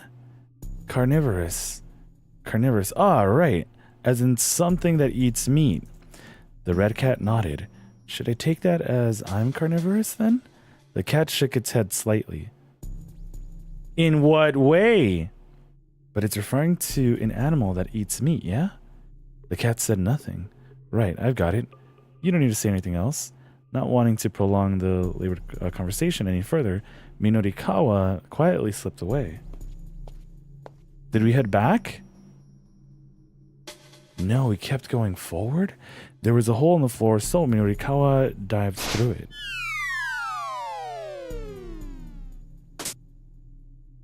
After falling for the better part of a minute, he landed on the floor below and set off briskly down the corridor that stretched before him. Just in time for this Niku ASMR, let's go. Wait, he looks like you finally made it? Okay, it was a brown cat who greeted him at the next room. Congratulations, it bowed repeatedly in satisfaction. It's going to eat us. Oh, I made it through already? That was easier than I expected. The cat let out an amused snort. Its long whiskers bobbed about gracefully. Now then, based on the hints you've gathered, you need to answer my final questions.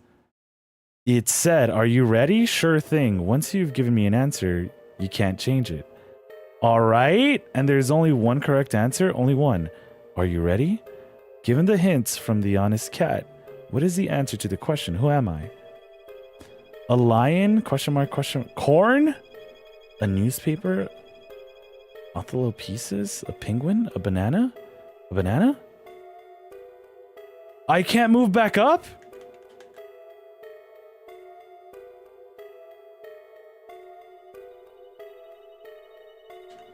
I'm stuck on this option.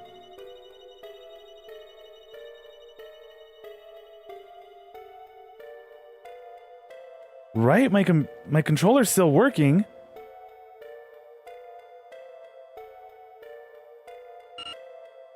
Cannot open time chart during this scenario?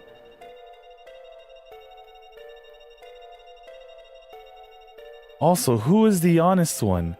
I'll give you 10 seconds to think about it. Go. The blue cat. Huh?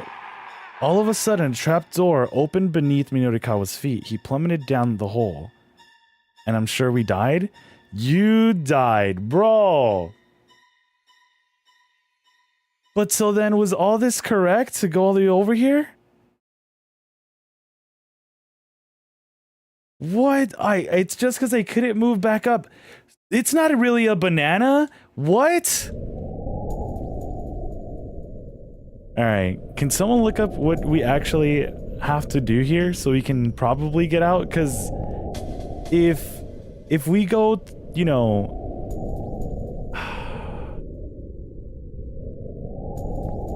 like, if it took us less time to get there, then that'd be great. It was obvious not blue. You think it was red? Because there was no green. Like, is there a faster way to get there?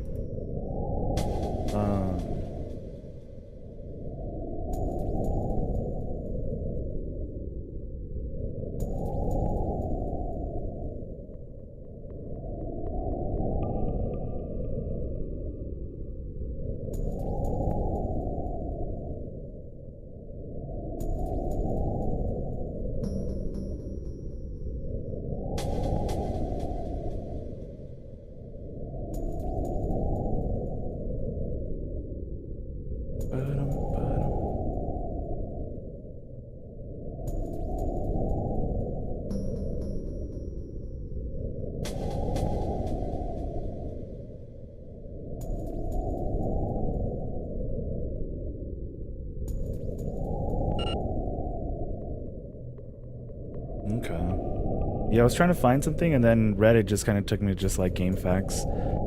But I think it's the blue cat because it says the green and red cats are liars. If blue was lying, then one of the statements is actually true. Red did lie about not clicking his tongue, to be fair.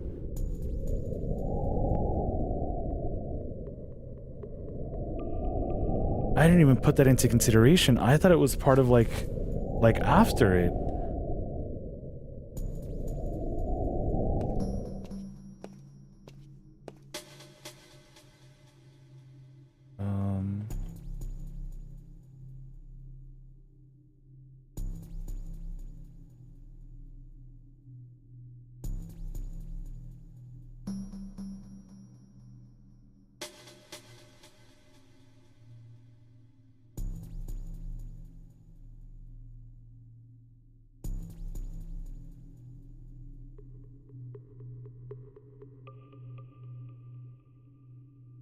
Okay, so...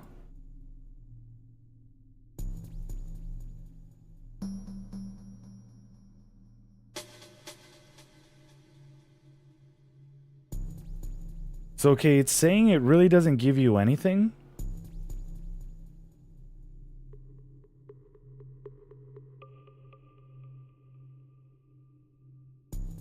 Okay.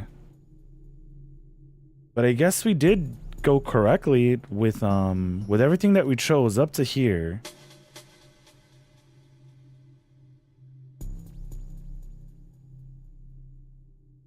Yeah, let's let this fast forward.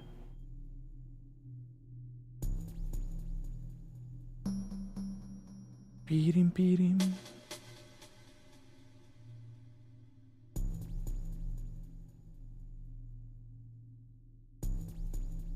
Wait a minute. Because the thing didn't kill us right away, right?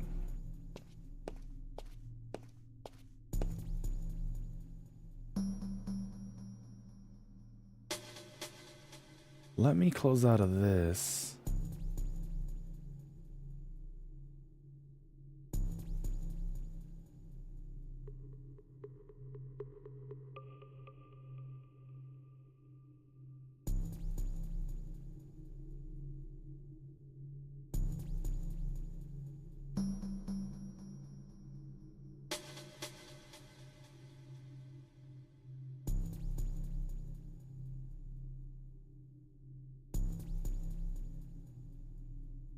Okay, so you know what? I think we did answer it correctly. We just answered the first one incorrectly. And since we couldn't go back up, that's what messed us up. So basically played exactly like we did. This time just don't get stuck not being able to answer correctly. Cause okay, that's crazy though. That's pretty crazy.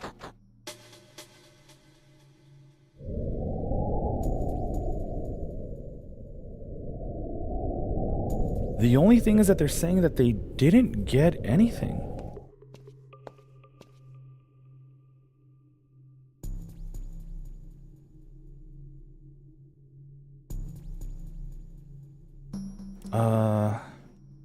Okay, so it was B-A, right?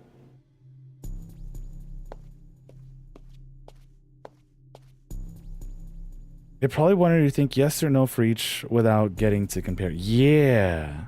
But when I just saw all the question marks, I was like, am I just gonna answer question mark? I didn't know that there was gonna be a solution under, what do you call it? Under all those names. I guess I wasn't expecting them to be covering the answers.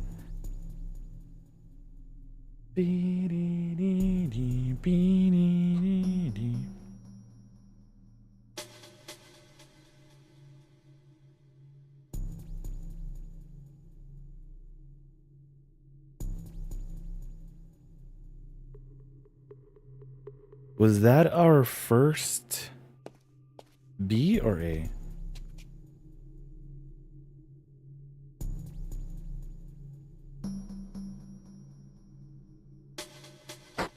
You're guessing newspaper? So on here it's saying the cat will be quote unquote brown and ask 2 questions. The answer to the first is Othello pieces or something like that. They're saying they're pretty sure it's option D.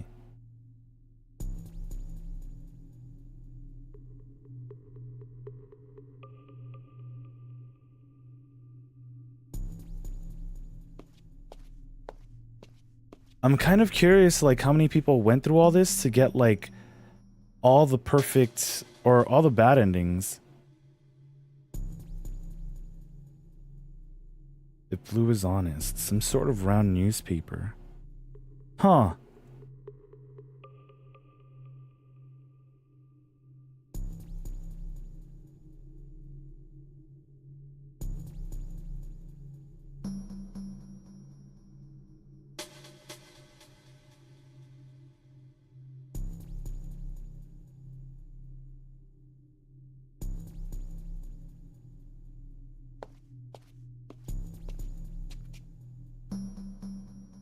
What happened, you Mario? My bad, I'm still trying to look at this.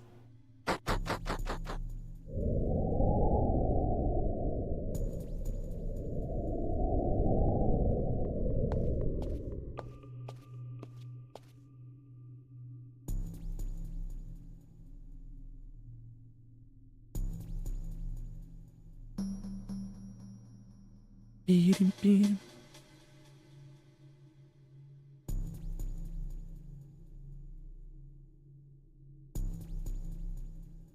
Wait a minute. After a while, reached another T. The chance of left and right again. The breeze was blowing the passageway to the right.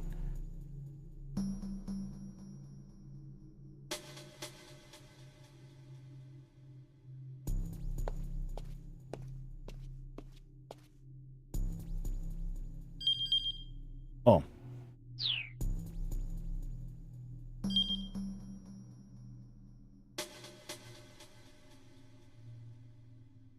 Wait, didn't I turn this on? Yeah, the breeze was the bad ending to the glory hole. Oh, man. So then we still need one more A.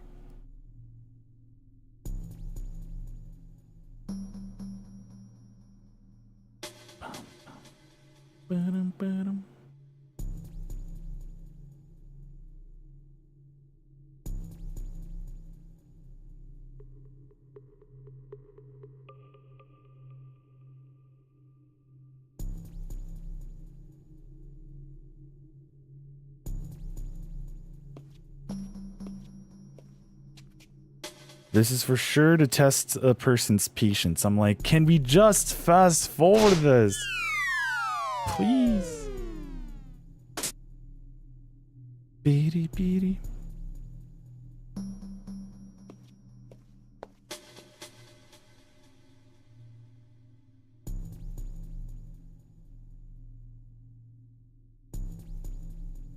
Okay, so hold on. Don't worry about the C options if there are any. But this is what we did last time, right? Okay, do we know how many... Because our last option was a B. I don't know, dude. If we don't make it, I think I'm like done with this. Because, bro, how did we make it over there last time, though?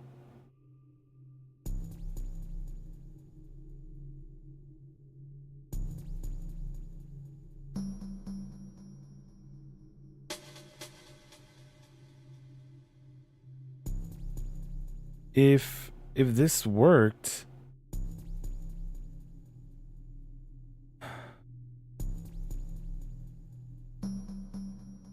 Sure.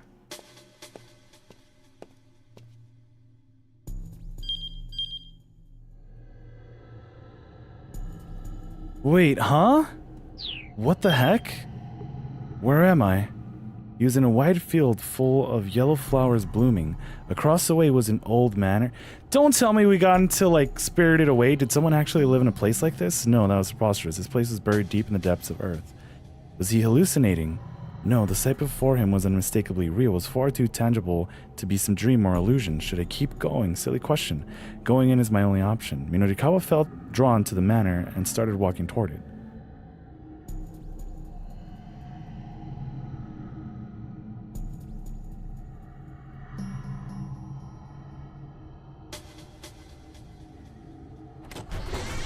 Beating, beating. He reached the creaky front doors, opened them slowly, and made his way inside. You're gonna get spirited away, dude. Hello, he called out. Guess nobody's home. What's that? Ah, hold on. Wait, what's going on, huh? Who are you? I am Minoru Minorikawa. Hey, stop it. Stay back. Don't come any closer. Whoa. The doors closed, and I'm sure we were never heard of ever again. The echoing of his protracted scream was cut off by the sound of the front door slamming shut. After that, nobody... Dude...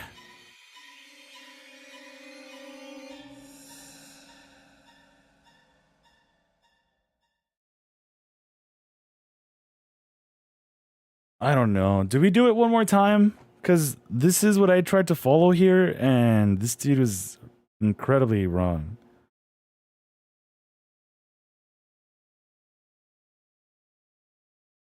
But he did bring up the brown cat. Uno mas? Okay. Taxi bro? He's been in there for a while. Yeah. Oh my god. So like, okay, he brings up the cat.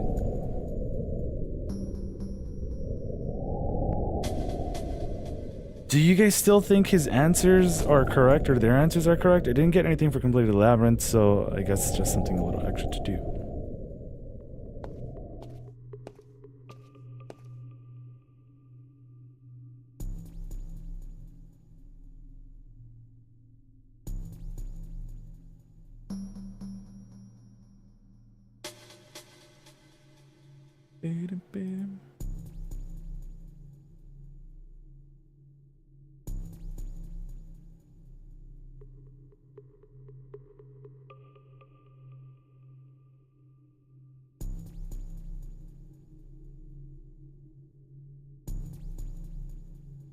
Oh, my bad.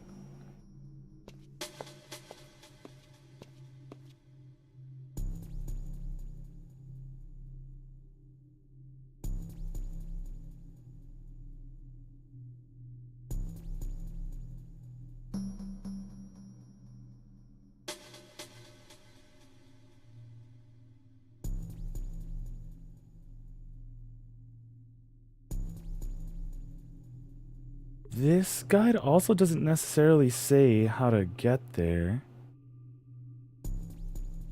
Oh, but I'm assuming this is an image to it?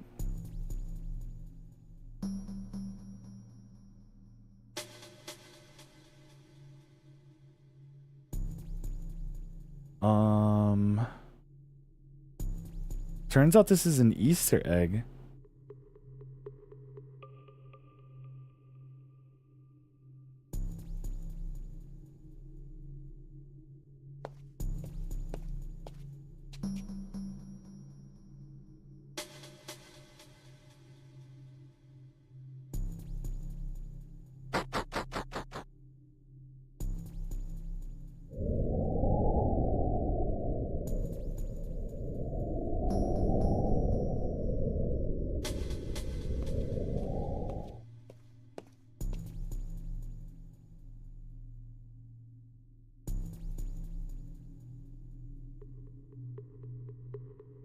Isn't this where we started, though?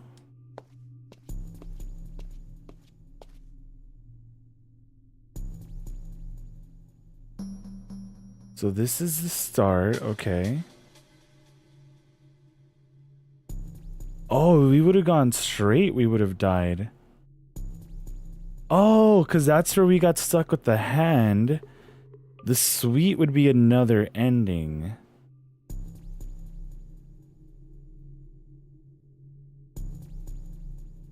So, alright, it's saying right here that the blue cat is the only one that tells the truth.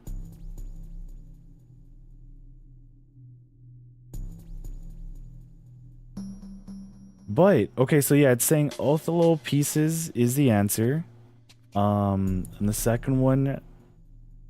Wait, to answer the second one, blue. The answers in this unique restriction cannot reselect. Yeah. Okay. Oh, was this the reference you were talking about, Star, with Imabi Kiso?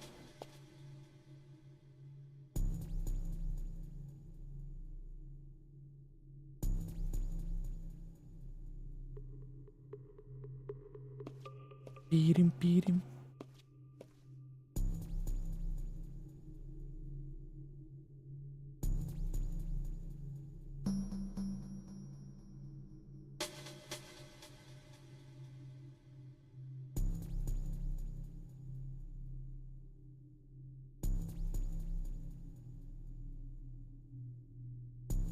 So we really messed that up because I couldn't move back up. Because Othello pieces, which is D, is the correct answer. And yep. Okay.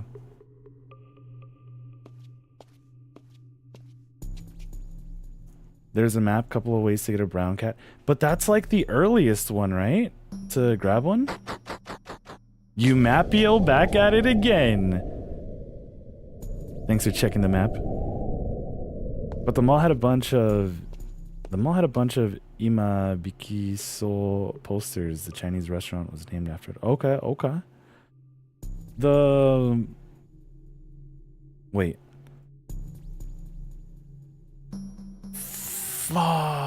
Wait. No, we go to the left. We go to the left. Yeah, because this is the wind. Okay. Didn't even realize.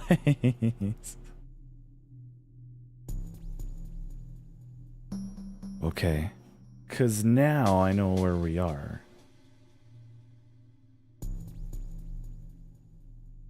Actually, no, this might not be death, right? As we go right, there's this blue cat. We would have kept on going that way. Yeah, so either way, if we go left or right, we get to the brown cat.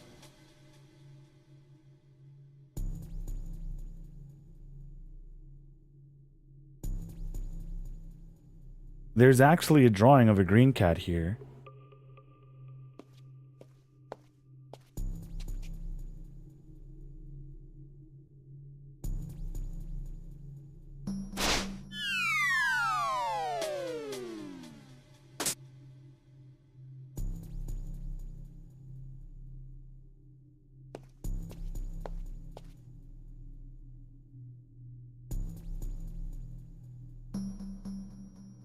He went to the left.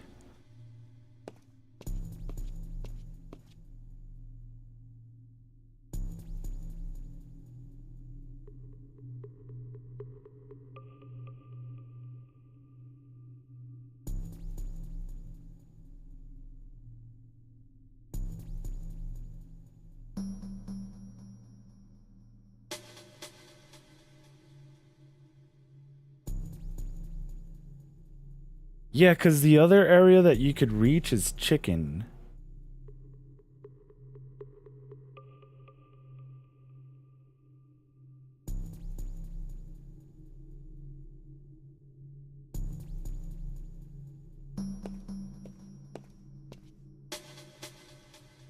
Badum.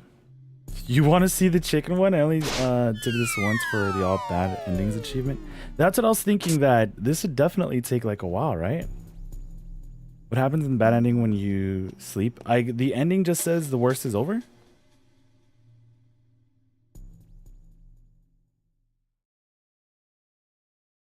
Okay.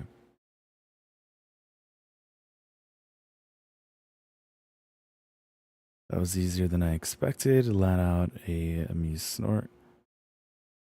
Don't mess this up. Don't mess this up.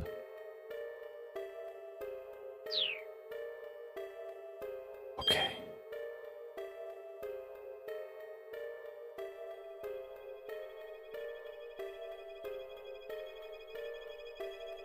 A lion? No. Corn? No. A newspaper? No. Worth a little pieces. Also, who is the honest one? I'll give you 10 seconds to think about it. Go. Oh crap, oh crap. I thought I was stuck.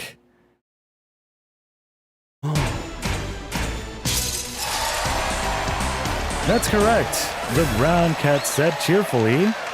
Now then, please make your way inside. Minodikawa headed down the corridor.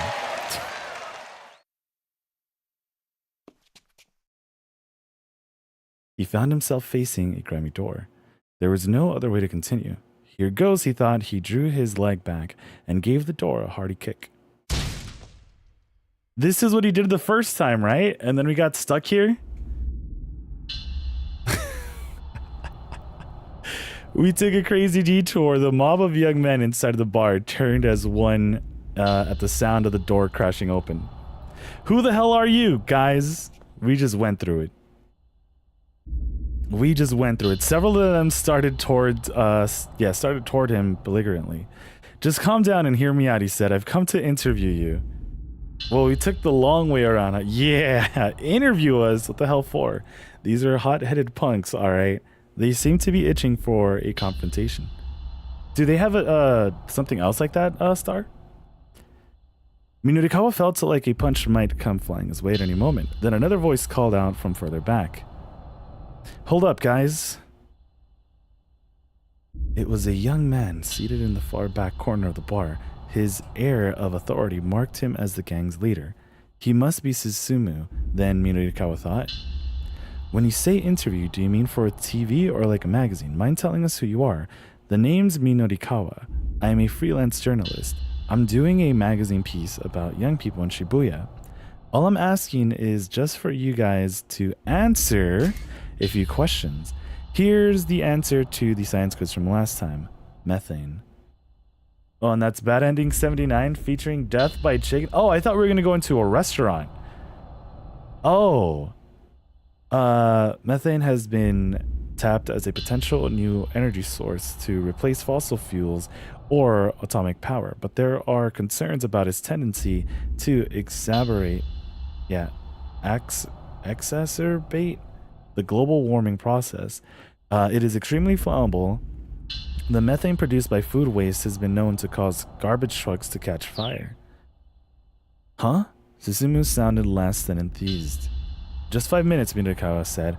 What did you say? Nah, I'm not in the best moods right now. Go on, get out of here. You are not putting us back into that maze, bro. Right, Minurikawa thought. He's gonna make things difficult. But he hadn't expected these troublemakers to just up and accept an offer to appear in print. Now was when the real battle would begin. What do you mean now? Guess I'll just have to write my piece without your help then. Susumu took the bait and shot him a look. What about what exactly? Your little warehouse raids. Warehouse raids? Susumu raised an eyebrow. What are you talking about?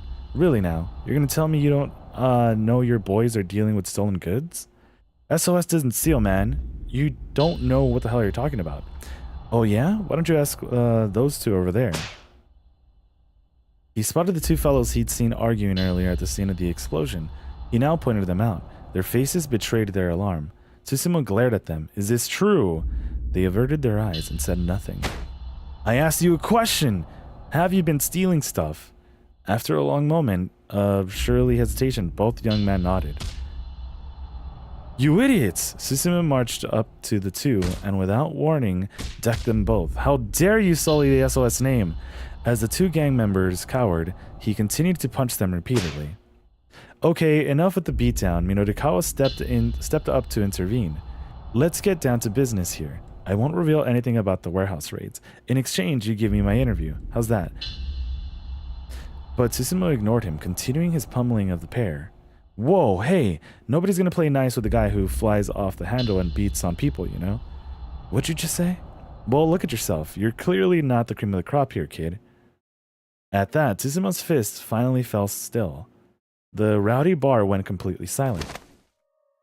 Say that one more time, I dare you. I'll put your ass in the ground. The gang's leader's eyes were red with rage. Minurikawa snorted unafraid. That's the exact sort of line I'd expect from a total wuss who's all bark and no bite. Shut your damn mouth. Get the hell out of here. Oh, this is hilarious. SOS's top dog is such a yappy little puppy. Susumu snarled like an animal. You son of a bitch. I'm gonna beat your ass. Mr. Mino, I'm all finished. Did you go through the labyrinth? An ambulant voice resounded suddenly through the bar. Cheerful and full of energy, originally the term indicated a state of bubbling or boiling, so it's effectively a fancy way of describing someone as bubbly. Chiaki, Minurikawa looked and saw both she and Katayama had appeared in the doorway. I finished my copy. Could you please look it over for me? She thrust out her laptop proudly. Susumu stared in bewilderment. Who the hell are you? Oh, I was under the impression you SOS folks were being interviewed. Chiaki broke off haltingly. Yeah, you're right about that. One by one, gang members started to close in around her. Well, it's just, you look like you're really angry is all. Oh, do we now? That's because we are pretty damn angry. Good grief, Katayama groaned. it would seem that getting your interview is quite impossible. By the way, you only have another... You shut up, Minorikawa snapped as Katayama peered at his watch. Just leave this to me. You two hurry up and get out of here. No way, Chiaki said. What? Why not? Because I want you to read my copy, Mr. Mino. She looked him right in the eye. This is no time for an editing session. He had to wrap up the SOS interview and fast. He didn't have much of a choice. He'd postponed the interview to read over Chiaki's copy. He understood how she felt, but this place was too dangerous. You know what? I believe her. He postponed the interview. Okay, alright, he said. Let me see your laptop. He held out his hand and started to make his way over to her. Whoa! Before he could reach her, though, the SOS punks had Chiaki and Katayama surrounded. Oh, what's this? Something important? One of the gang members reached out to grab Chiaki's computer. Knock it off! Don't touch that! She struggled to resist. Leave the girl alone, you scumbags, Minorikawa barked. The young men in the bar stopped and turned. Tsusumu was quick to respond. Screw you, man! Who are you calling scumbags here? Any guy who raises a hand to a lady is a scumbag. If you're looking for a fight, you can fight me. Just get your hands off the girl. Minorikawa did his best to look unafraid as a couple dozen vicious gazes now turned back on him. Bring it on, Tsusumu said. Hey, someone go stand out front. He snapped his fingers sharply. Get him! At the signal, Susumu's men quickly closed in on Minorikawa. No! It was like being caught up in a tsunami. He took a hard punch to the face and his vision went blurry. Before he could react, he was hit again twice, thrice, with punches and kicks. The moment his first assailant paused, another joined the assault. 4 blows, 5 blows, 6. Minorikawa lost count, somewhere around 30. The metallic taste filled his mouth, and he could feel his consciousness fading. All the strength was being battered from his body. He couldn't even tell if he was standing on his feet or lying on his back. Then finally, he felt himself crumple to the floor. You know, this is my bad, because I had a feeling that Katayama was going to do something other than just look at his watch. But no, this is my fault.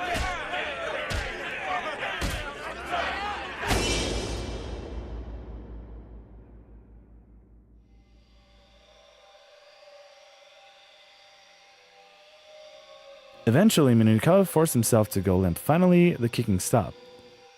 Aw, crap, one of the thugs muttered, sounding panickily. Did we take this a bit too far? Mr. Mino. Chiaki rushed to Minorikawa's side, sobbing. Please, she cried out, answer me. He held his breath and said nothing. Mr. Mino. Tears streaking down her cheek, she shook him desperately. Don't worry. He gasped at last. What? Holding up a hand to stave her off, but let out a yelp of surprise, staring at his battered face. He could feel blood trickling from the corner of his mouth. He turned his grisly visage to the gang members as he painfully rose to his feet.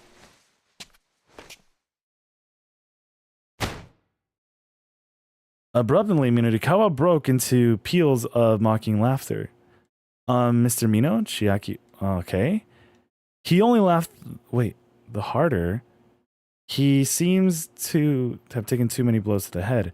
The poor thing, Katayama averted his eyes, unable to watch. Minorikawa shot out an accusing finger at the crowd. Looks like I win this round. What? Susumu blinked, dumbstruck. Don't you get it, Minorikawa said, thickly around his bruised tongue.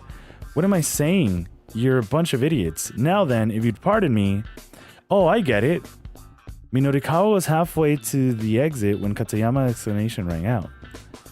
You were planning all along to get these guys to beat you up, huh? Minorikawa jerked to a halt, his shoulders trembling. You knew they'd turn down the interview, so by letting yourself get beat up, you'd have something to put in the article, yeah? It's a bit bogus, maybe, but I guess it's one way to get material to fill your pages. Minorikawa broke out in a cold sweat. Shut up, Yuri. But Katayama continued with his oh-so-brilliant analysis. You sure pulled a fast one on the gang here. I wonder what sort of headline your piece should have. The twilight of Shibuya's legendary street crew, former vigilante squad, now mere gang of common thugs. Something like that, maybe. Yeah, I don't know why he's explaining this Susumu stared daggers at Minorikawa. Go on, I dare you to write that up. Then we really will put your ass in the ground. He moved to block the path to the door, clutching a broken beer bottle in one hand. You moron, Minorikawa, bellowed at Katayama. I was this close to pulling it off. Ah, well, it's a shame, isn't it? Katayama replied. Minorikawa rolled his eyes. Gee, you think? Susumu slowly advanced on them, beer bottle at the ready. Incidentally, Katayama said, you have 40 minutes and 7 seconds left. Good luck. Minorikawa hung his head. Was everything futile at this point? Wait, did something else happen? Hopeless, pointless, and effectual. Not to be confused with feudal, which refers to the socio-political system of the Middle Ages involving lords and vassals and fiefdoms. Fiefdoms? All right, cool your jets. I'd say that's quite enough. Taxi, bro. Yeah, that's watch, bro. Susumu stopped and spun around. Kimizuka had entered the bar. The taxi driver stared out sternly from behind his sunglasses. All the young men in the bar fell silent. Minorikawa and his companions exchanged glances. Oh man, you? Susumu's face twisted up in awkward embarrassment. Kimizuka's tone was light and playful, but intimidating nevertheless. Whoa, hey now. That's no way to address your teacher. I knew it. Teacher, Minorikawa blurted in disbelief. Kimizuka nodded. Yeah, until last year I used to be a teacher, but I got into a bit of a dispute with my school, so I moved on. These guys in here are all former students of mine. Sorry that there's such a bunch of good-for-nothings. Whoa, Chiaki said. I've never have guessed. I thought since I wasn't their teacher anymore, it wasn't my place to butt in. But I couldn't sit idly by and let one of my customers take a beating. Could we have gotten this information from you before? This guy totally played you, every last one of you. Susumu bit his lip in frustration. Still, it's hard to imagine anyone would want to take a beating from this many guys at once. He is probably Achi's teacher too. True. So it's hardly your fault for falling for it. Kimizuka had switched gears from taxi driver to street smart mentor. You guys lost this one, he said. And for that, you need to give him his interview. No way, Susumu looked disgusted. Look here, kid, Kimizuka said. Let yourself save some face and help the man out. And maybe you won't come off as a bunch of total idiots in his article. He flashed an amicable grin. Well, when you put it that way, fine. Alright, Susumu blew out his breath in resignation. Susumu, you can't just let yourself cave like that. The remark had come from a particularly nasty-looking young fellow who slouched on the bar sofa. Minorikawa recognized him, the kid he'd encountered earlier that afternoon, wandering around with a wooden kudulga. Yes. So that's one ending where he runs over Achi. He runs over his own student, or old student. You shut up, Kiryu, Suzumu said. So what, you're gonna let SOS make a mockery of itself? Kiryu demanded. The gang leader let out an annoying growl, but said nothing. And you still think you've got what it takes to wrench Shibuya? Shut up. I've already said I'll do it. Kiryu sneered sullenly at Susumu's outburst. Former student, but still, yeah. Because he recognized who he hit, right? I believe so, because he didn't mention it. But had he said it in that other timeline, I would have been like, whoa. Minorikawa was just letting out a sigh of relief at being able to get his interview when Chiaki scurried back up to him. Please, can you read my copy now? Her face showed a strange mixture of confidence and unease. All right, he said resignedly, let me see it. The proofing deadline was dawning steadily nearer. Still, if the piece wasn't good enough, he'd have to make her rewrite it again. He wasn't going to compromise on quality. Bracing himself, Minorikawa stared at the monitor. Chiaki swallowed hard, so anxious that it was audible. And then Taxi Boy immediately turned himself into the police? Yeah. Minorikawa gave the piece of a fast once-over and read it again more closely. When he was done, he closed his eyes considering. Chiaki held her breath, waiting for his response. I'm sure it's going to be good. It's okay. She looked back at him blankly for a moment. Really? It's really okay. It's really, really okay? It really is really okay. It really... Wait, Minodikawa watched in surprise as she broke down in tears. Oh, thank you so much. Yo, Max was good. Chiaki bowed profusely. He gave her an affectionate little ruffle atop her head. She wiped at her face with her palms, scrubbing the tears away. So I guess I never really told you what sort of articles I want to write and all. No, I don't think you have. Well, I mean, I want to write socially conscious exposés like you do, Mr. Mino. And so, to hear you say that an article I wrote is okay, that makes me really, happy, I guess. Or maybe moved? Her eyes were still bright with emotion.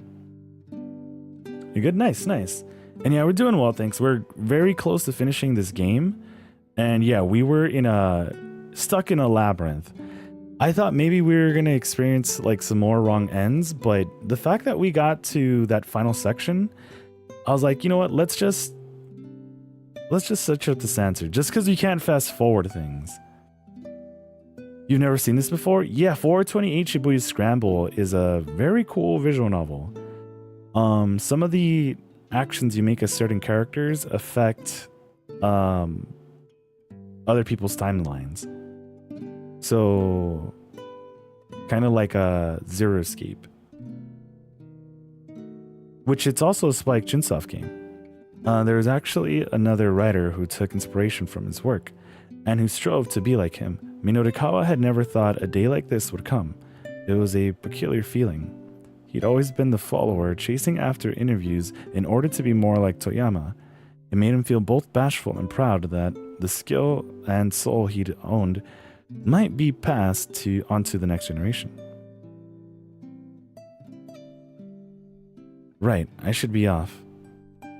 Kimizuka gave Minodikawa a slight nod.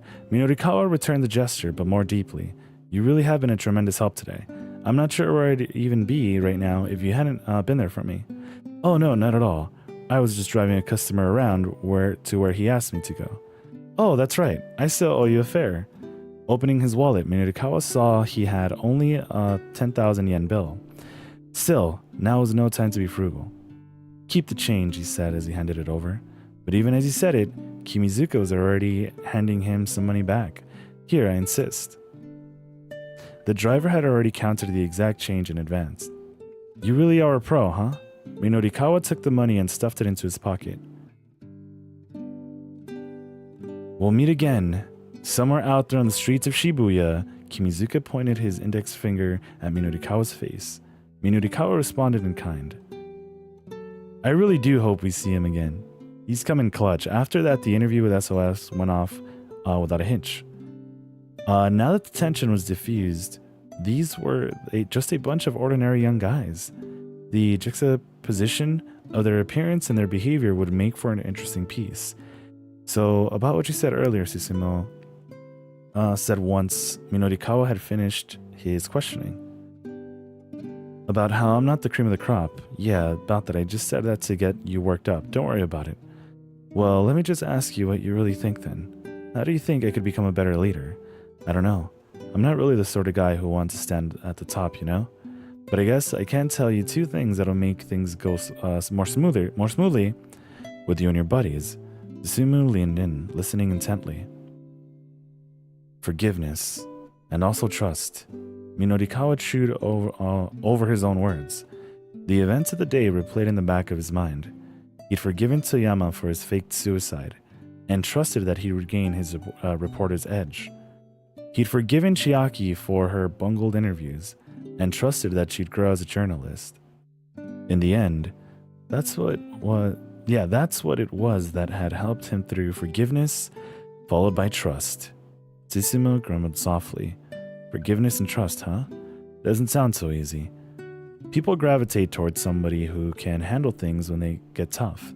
With that, Minodikawa got to his feet. Now we've got all the articles we need covered. Chiaki rushed over to his side. Well, I guess we still need Mr. Toyama's piece. How many minutes left do we have? I just got off the phone with my office, Katayama said casually. It seemed they already received the data from him. Oh, cool. Whoa, what? Guess he really can get the job done when he applies himself. Minorikawa felt an inner surge of pride. Now then. He indicated Katayama. How much time do we have left? 30 minutes remaining, Katayama replied, eyeing his watch. 30 minutes, huh? Looks like we might make it after all. Chiaki laptop, right. With a beaming grin, Chiaki held out her computer. Minorikawa got ready to start typing, but then a young man barged into the bar. Oh, it's Achi Endo. He's come to ask a member of SOS to help with the planned operation down at the Scramble. The newcomer hurried over where Susumu was sitting and promptly prostrated himself on the floor. Whatever this was about, it looked like a big deal. Who was this kid? The gang's feelings looked decidedly mixed. Did he not see Taxi, bro? I need people to bring a guy down. I'm here to ask you for your help. I know I have no right to ask you this, but please, I really need your help. As Minorikawa listened to the young man's conversation with Susumu, he could feel his blood start pumping. It sounded like they were talking about the terrorist plot which Shibuya had become embroiled. Hey, Chiaki, he said quietly. Did you hear that just now? I did. I'm not sure how I follow all of it, but it definitely has the whiff of a major scoop. Minorikawa shot her a daring grin. So what's the play here, Chiaki? We interview him, of course, but we only have 30 minutes left, right? So we take 10 minutes of our conversation and use the remaining 20 to write up a piece. I'll help you out. You learned good, kiddo. Minorikawa ruffled Chiaki's hair again. They both blushed profusely, gripped by a surge of excitement. Why are you doing this? I can't make any sense of it whatsoever. Katayama stood peering at them skeptically. If you write up the piece you just did your interview for, you'll make your deadline. Why go out of your way to trouble yourself further? It's no trouble, Minorikawa said. I'm just doing what a professional does, that's all. Karayama let out a solemn sigh. Yare yare. He looked at his pocket watch again, then snapped it shut. Well, if you aren't concerned about the time, then do as you like, I suppose. I'll admit, you made me quite curious to read this magazine you're putting together. Minorikawa and Chiaki rolled their eyes as they turned away. Already, they were making their way over to Susumu and his gang. The interviews aren't over until you have what you need. You refuse to let them be over. You spend every last second you have to do the best job you can. That's what being a professional journalist is all about. Minorikawa cracked his knuckles and stepped between the two young men. Sounds like you've got an interesting story. Mind letting me hear it too? Is this can't be the ending. We're probably like at a keep out, right? It's actually the end. So now we're actually down to the two of them. End of his story. And Chiaki's?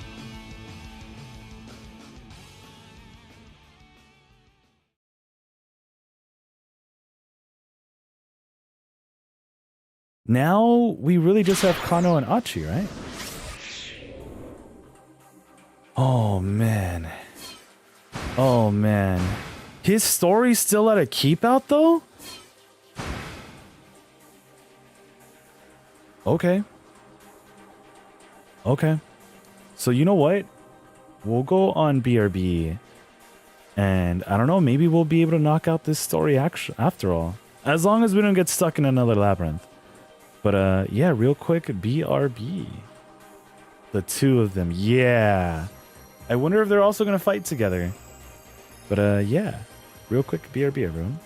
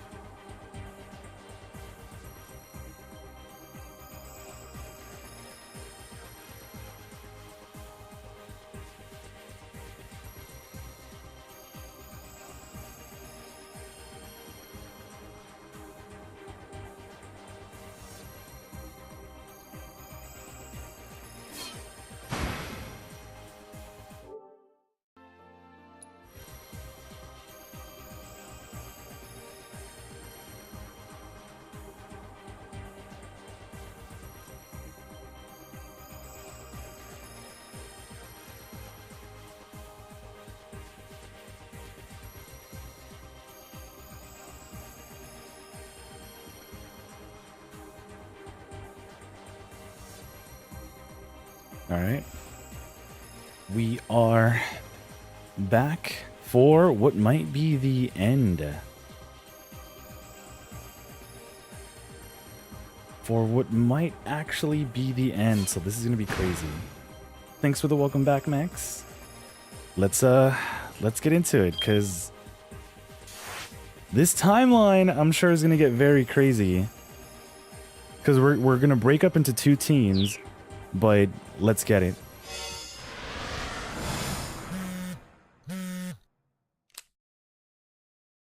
Kano's cell phone rang. He saw Kuze's name on the display. Kuze! Kano speaking. What the hell are you doing? The director's voice was shrill with irritation. What's the situation with Maria Osawa? I have her in custody, sir. We need to get her into quarantine immediately. I'll send a counter-NBC terrorism unit to pick her up. A public safety mobile investigation unit belonging to the Tokyo Metropolitan Police Department Public Security Bureau. The acronym NBC refers to nuclear, biological, and chemical threats. The unit not only gathers information and investigates terror incidents that make use of these means, but also deploys relief and safety restoration measures.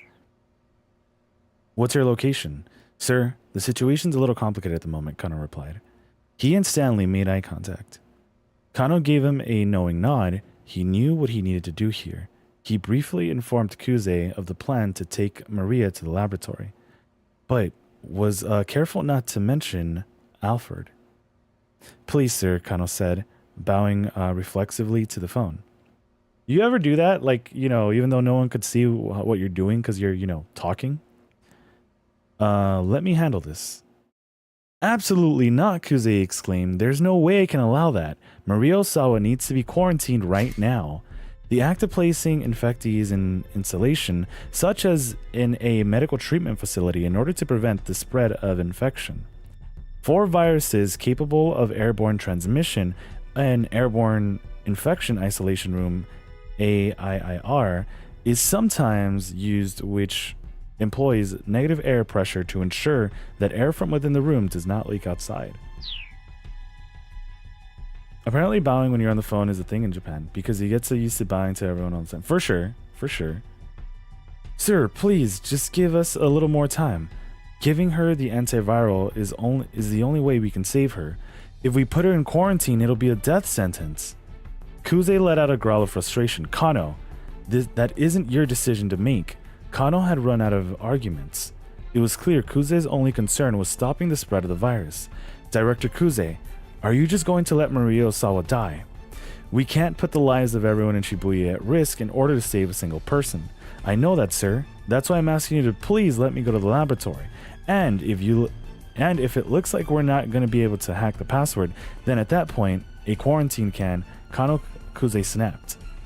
I'm giving you an order, and I'm not accepting that order. Listen, Kuze said. How many years have you been a cop? What do you mean by that, sir? Kuze didn't reply.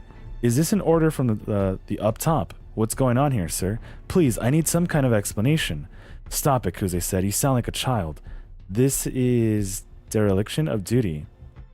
Call me a child if you want, but I'm not following an order that I know isn't right.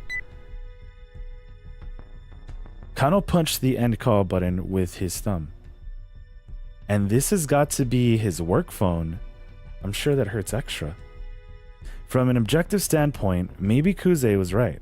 They needed to think more about than just Maria. If the UA virus spread through Shibuya, it would be a nightmare of epic proportions. Kano understood that perfectly clearly, but still, he looked down at Maria's face as they lay collapsed on the floor. This girl was still alive, and Kano couldn't stand idly by and let a living, breathing person die. Consequences be damned, he wasn't going to be the one to weigh the worth of someone's life. As he stood, still clutching his cell phone, Stanley gently set a hand on his shoulder. You did fine, he said quietly. Alfred is in possession of the UA virus. The people of Shibuya are already in danger. He may have already released the virus in the city. If he hasn't, he may do so at any moment. Right now, what we need to do is to get that antiviral and arrest Alfred. You made the right choice here. Thanks, Stanley. I appreciate hearing that. Stanley gave Kano a slap on the back. He was right. At this point, they needed to focus on things they could still accomplish. So guys, Achi stepped forward. Who's gonna take Hitomi's sister and Kanan to the lab? Maria was in no condition to walk, so they were gonna have to take a car, which meant they needed a driver. I only have a motorcycle license. Is this the time? Achi said, and I don't know where the lab is anyhow. I should go with Maria alone. Kanan looked over at the others. There's no way of knowing for sure when she might become contagious. We shouldn't needlessly risk exposing more people to the infection. She knelt down to gather Maria in her arms. In that case, I should drive. Kano whirled around at the sound of a new voice behind him. Tateno?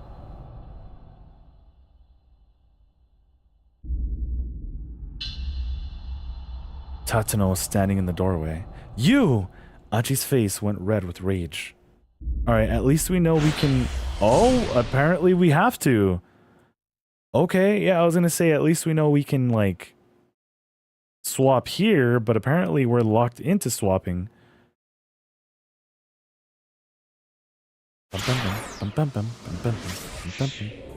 Because it's not like it just, yeah, automatically unlocks. I meant to press triangle. Okay, well, we're still here.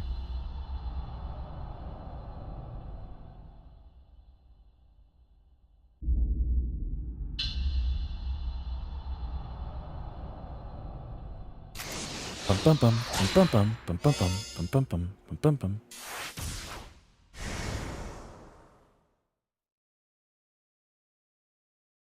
Do you think they're gonna go like supersonic and what's it called, hyper shadow? Achi snarled. In the doorway stood the man with the cane. Detective Tateno? Tateno. Kane and Daisuke spoke simultaneously. No way. At last, Achi had the name of the assassin. It was a name he felt he'd heard somewhere before. You son of a bitch, Achi roared. What the hell are you doing here? Tateno bowed his head profusely. I am truly sorry. You're sorry? Sorry don't cut it, man. Not after what you were trying to do to Hitomi. I don't expect you to forgive me, and I don't intend to turn myself in, to be punished for my crimes. But before... Wait, and I do? Okay. But before I do that, please, let me do what I can to help you. I think you've helped enough. Achi grabbed Tateno by the collar and drew back his fist. Kano moved to stop him, but Tateno held up a hand. No, it's alright. Let him do as he pleases. There was no trace of the menacing expression the man had worn in their previous encounters. Is this really the time for this, though? Achi scowled but lowered his fist, then realized his hold on Tateno's collar. Fine. Hitomi's sister needs help, so we do need a driver right now. Make sure those two get to the lab and back quickly. That'll make up for that punch I didn't give you just now. Thank you. I'm so sorry. Achi finds the last Chaos Emerald and evolves into a super hippo form. Daisuke stepped forward. No, I'm the one who should be apologizing. I'm the one who got you caught up in this. Daisuke, we really didn't grow up to be very good people, did we? No? Guess not. The two men stared bleakly at each other, shoulders slumped. In the end, Tateno said, I guess we're just trying to run away from our pain. Yeah, didn't expect my own son to be the one to teach me that. Achi's turned out to be a fine young man. He is Kotone's boy, after all. Guys! Achi stepped into the middle of their solemn heart-to-heart. You guys can get all sappy all you want later. Dad, once this is over, we're gonna see Suzune, okay? Sure. Daisuke nodded heartedly. Yeah, there's like... I'm glad that Achi decided not to punch him and said, okay, let's just go. Hold on, Kano spoke up. Turning to Stanley, if these two take Maria to the lab, that just leaves us two to apprehend Alfred down at the scramble. Is that going to be enough? I mean, Alfred's not going to show up without a plan. The more people we have on our side, the better, and I doubt we'll be able to get any help from the police. Good point, Stanley agreed. Hey, Achi said, I'm here too, and I'm going with you. I'll keep Hitomi safe. Oh look, good news, Kano. Ooh, now we have 3 people. Stanley let out a sardonic laugh. Kano frowned. Achi, I appreciate the offer, but having 3 people instead of 2 won't make much of a difference. When you're not sure of the enemy's exact plan, you really need strength in numbers. If we could set up a dragnet like the task force did this morning, that'd be ideal, but... Come on, detective, Achi said. Don't you have any idea what sort of approach this cycle might take? If I were Alfred, Kano mused, then I'd suppose my strongest problem would be figuring out how to get away after I'd taken Hitomi's blood. Stanley nodded in agreement. I'm betting he plans to involve the UA virus, he said. If, for instance, he tells us he set up a device somewhere to spread the virus throughout Shibuya that prevents us from taking action against him, Achi swallowed hard. This guy wanted to unleash a killer virus in Shibuya. If he succeeded, then a town Achi had known and loved all his life would become a graveyard. Of course, that's mere conjecture, Stanley murmured. Quite frankly, even I can only guess what he's going to do. His expression was grim. Strength in numbers, huh? Achi said. So you're saying we absolutely need more people, is that it? Essentially, yes, Stanley replied. But not just anyone, mind. If it's not a group that meshes well, it'll hinder more than help. Kano folded his arms across his chest. He looked perplexed. Yo, Ashiwa! Yeah, this game's crazy. What's good, Ashiwa? How was the rest of... I swear it was, Metal Gear. How's the rest of Metal Gear 2? Achi had an idea. They could ask the police for backup. It might be a long shot, but it was their only move. He could ask SOS if there was anything he could do. Yep. This is where he breaks in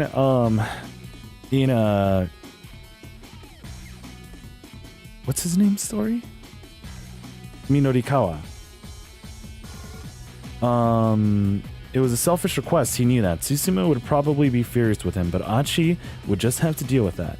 Even if his old pals wouldn't forgive him, if they understood that they were helping protect Shibuya, he was sure they'd step up and take action. After all, the whole point of the gang was that it was made up of people who loved their town. Can you give me a half hour? I'm gonna try and see if I can rustle up some people.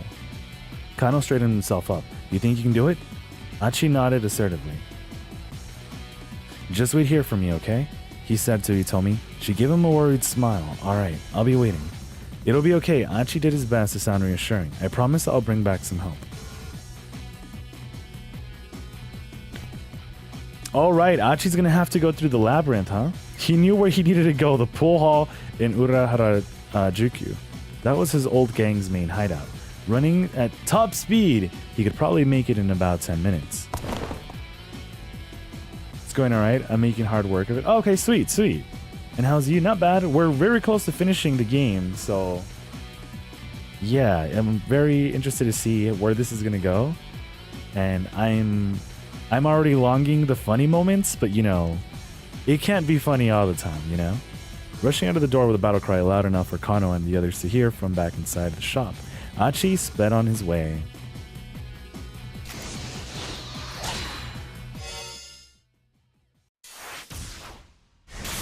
I think this is the fastest we've had to like swap back and forth, and we probably didn't even have to do it right now.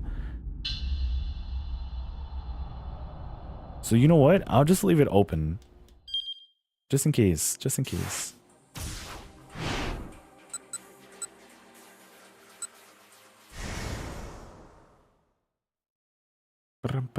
Even though this one was a lot more straightforward to just be like, oh yeah, you can just swap over to Kano.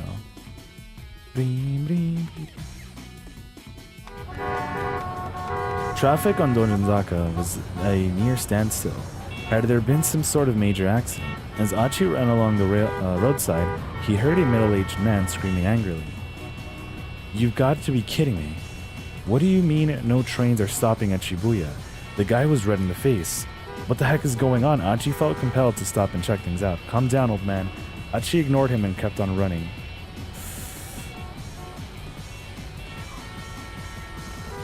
What time did we get to... We really have no time. We really have no time.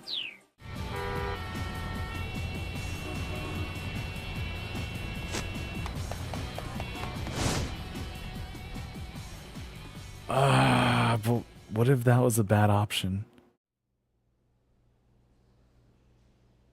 Finally, he arrived at SOS's hideout. Two young men were standing by the doors as lockout. Achi recognized one of them. It was one of those so-called buddies that had tried to shake him down earlier that afternoon. You know what? I was probably supposed to waste more time. Could that have been it? Could that have been it? Could that have been it? Hold on, because I'm just thinking timing-wise. Also, I like this song.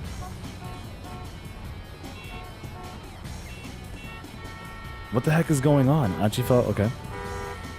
Calm down, Dad. The young woman with the man must be his daughter then. How am I supposed to do that? You heard what the boy said. We have to get out of Shibuya right away. Whoa! Achi got a look at the young woman's face. She was gorgeous. He had the feeling he'd seen her on TV before or something. She was probably an actress, but couldn't recall her name. Well, Achi muttered to himself, you might be pretty, but you're no Hitomi. Did it not matter? There were a whole bunch of people walking in the direction of Route 246. It looked like folks really couldn't use trains right now. Was this some consequence of Maria being infected with the UA virus? Then I'd better hurry. We're the only people who can fix this. With another cry to pump himself up, Achi bolted down the sidewalk counter to the throng. I wonder if those two dudes are still going to be there, or if we wasted enough time for everything to happen. Oh yeah, apparently.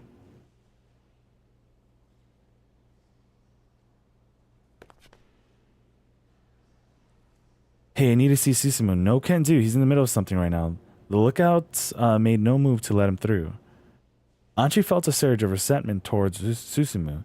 If he'd still been with SOS, he'd never tried to post members on guard duty like they were low-ranking Yakuza thugs. Achi pressed again. Please, I need to see him. This is important. Fine, then I guess I have to do this the hard way.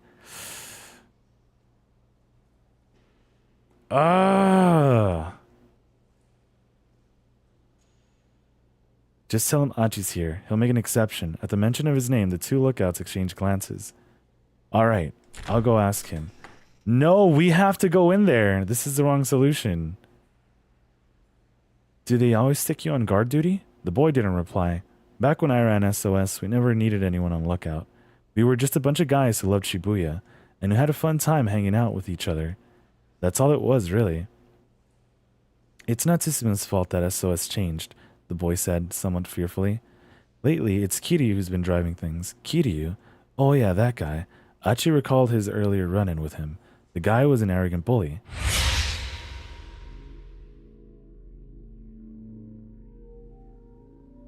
Kiryu's planning to steal Susumu's throne. For what for? The boy took a nervous look at the door before hurriedly continuing. He's trying to expand SOS's influence, and he's got a lot of people on his side.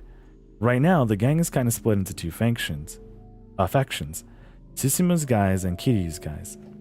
Finally, Achi understood what was going on. The gang members had been acting so weird because they were caught up in some kind of internal struggle.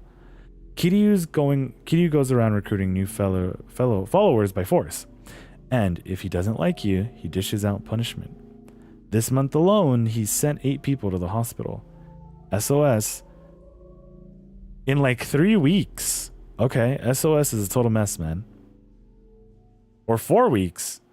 This plan of mine might not work after all.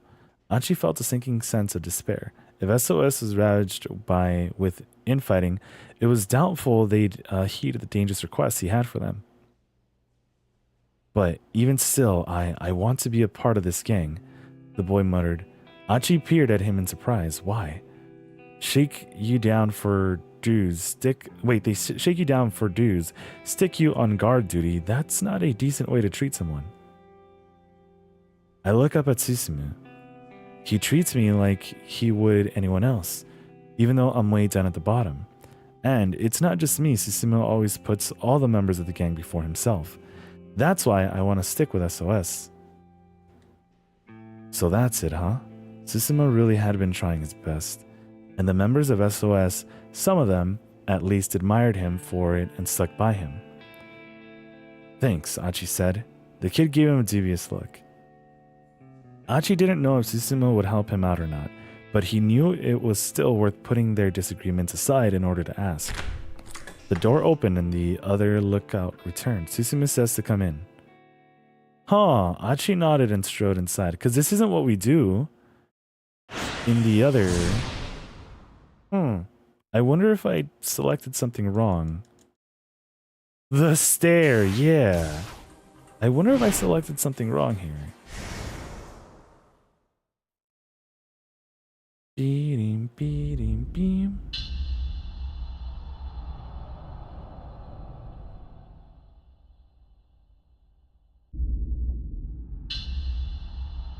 Oh wait, yeah, they left 3 to try to apprehend Alfred, but I think we pretty much already saw this on Achi's side, right? Yeah, okay, he goes to get some backup. This is us now. Tatsuno got the car keys from Daisuke, then helped Kanan pick Maria up off the floor. Kano watched him warily. There was no trace of the blood curdling expression the older detective had shown when he was holding Maria at gunpoint. His face was that of a man with a responsibility, the Tatsuno that Kano had always known. Are you sure you're okay with doing this? Hitomi asked Tatsuno. You might get infected. That doesn't matter. Don't worry about me. All I care about now is helping the two of you if I can. He hesitated, glancing down at the unconscious girl he held. By the way, have Maria's memories come back? Hitomi tilted her head. Her memories? I suspect she took a blow to the head when she was abducted. When I ran into her earlier, she didn't even know her own name. Well, she seemed like the same sister I've always known when she came in here. Good. Then her memories must have recovered. Kano was shocked to hear that Maria had suffered amnesia, but it explained why she hadn't contacted anyone after she'd been set free. All right then, Tatsuno said. We'll be back. Carrying Maria, he and Kanan headed for the door. Detective Tatsuno. Kano called out, then paused, tongue-tied when Tatsuno stopped. There were so many things Kano wanted to say, but he couldn't find the words for any of them. Once Maria's safe, I'll turn myself in. Tatsuno kept his back turned. The words were like daggers in Kano's heart. Once this was all over, Tatsuno would no longer be a detective, but a criminal. Kano knew there was no alternative, but still the realization hit him hard. Detective Tatsuno, stop your dithering, but never lose sight of what you're supposed to protect. Ever. Kano snapped back to attention at Tatsuno's words. That was dictum number 1. The advice that had kicked off the whole Dick diary. I'm not the one you should be worrying about right now, Tatsuno continued. We need to save Maria Osawa's life and protect the people of Shibuya. Kano bit his lip. Yes, you're right. I know that, but I still wanted to express his regret at how things had turned out for his idol.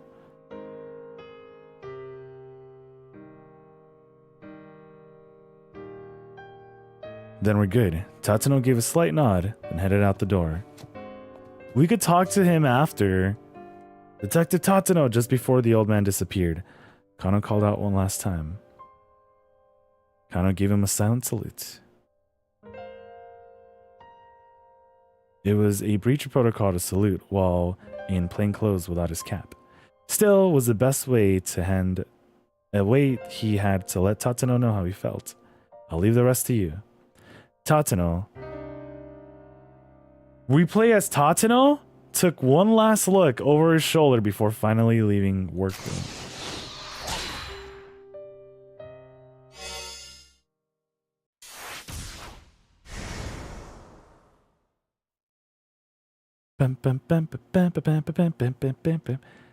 Kyozo Tatsuno gingerly flexed his right eyebrow.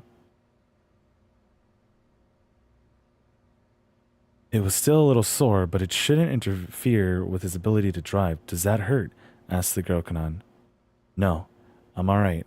Good thing I didn't kill you, she said, her tone matter of fact. What was good? You ought to thank that younger detective. If he hadn't stopped me, you wouldn't be here right now. Is that right? Tatsuno looked over at Kano. He was talking to Achi and the others about something. The last time Tatsuno had seen Achi had been back at Katono's wake. He felt a strong surge of emotion seeing how the boy had grown into a fine young man. Are you sure you don't mind driving? Kanan's voice snapped Tatano back into the moment. Yes, it won't be a problem. Back when she'd attacked him on that rooftop, she'd moved too quickly for him to even get a glimpse of her face.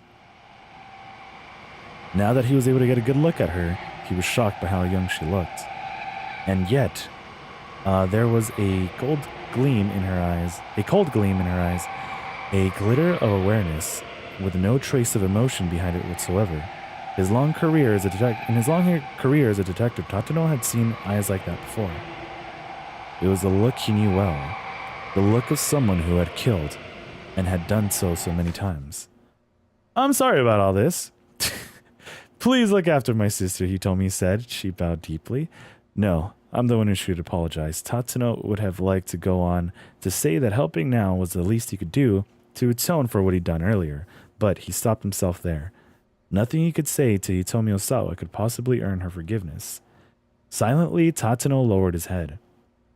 His subsequent actions would have to make up for his crimes. He had to hope that this is possible. Kanan, you look after my sister too. Hitomi bowed once more. You two know each other? Tatsuno looked at the two girls in surprise. Kanan's my sister's friend, Hitomi said. I just met her for the first time today. What strange series of events could have transpired for Maria and Kanan to wind up as friends? Tatsuno felt a prickle of curiosity, but now was not the time for that conversation.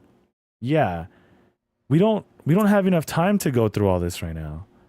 What's poppin'? Nothing much. Just getting closer to finishing up this game. What's good with you, Watts? As he reappeared, he had gone to fetch his car keys. You know where it's parked, yeah? He asked. Same as back in the day? Damn. They really do go back. That's right. Over where we always hung out with Katone, back in grade school. All at once, Tatsuno was hit with a surge of childhood memories.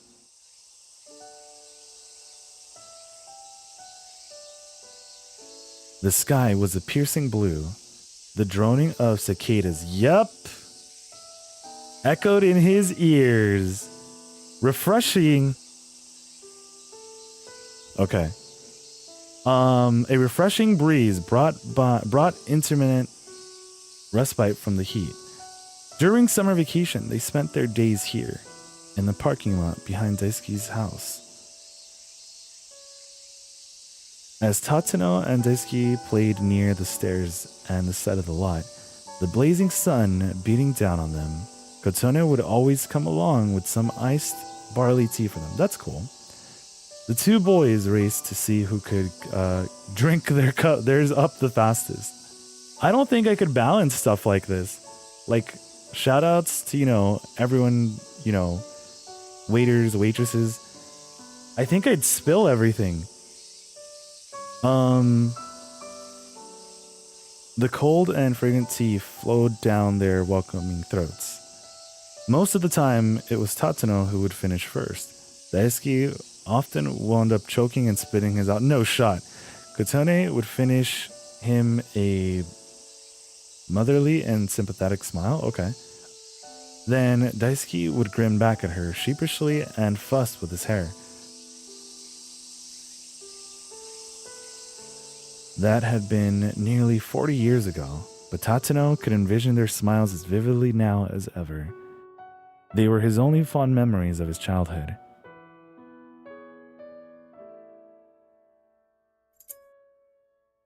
Tatsuno took the keys from Daisuke, clutching them firmly as in his fist. Hold on. Okay. All right, he said. We'll be back. He lifted up Maria, with Kanan supporting her on the other side. Began to head for the door. Then Kano called out to him. Detective Tatsuno. There was a look of sadness in the younger man's face. Don't let yourself become a detective like me. Tatsuno had the words right on the tip of his tongue, but he swallowed them back down. It suddenly seemed petty to trivialize the aspirations Kano had held for so long. Once Maria is safe, I'll turn myself in. Yeah, after he made sure that Maria got to the laboratory, he would cease to be a detective and instead would simply become a criminal. In Japan, a charge of plotting to commit the crime of murder carries a prison term with labor of not more than 2 years. But despite the failures that had brought him to this position, nothing he had said up until now had been a lie. He was the blue cat. Of that much he could pawn. Never lose sight of what you're supposed to protect. Ever. He could try at least to be the detective Kano had admired until the very end. As Tatsuno left the room, Kano saluted him crisply.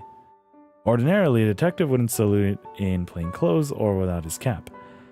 The little breach of etiquette just showed all the more clear how Kano felt. If Tatsuno hadn't been holding Maria up, he would have returned the gesture. There's always time to talk about this afterwards, well, assuming everyone lives. Maybe not.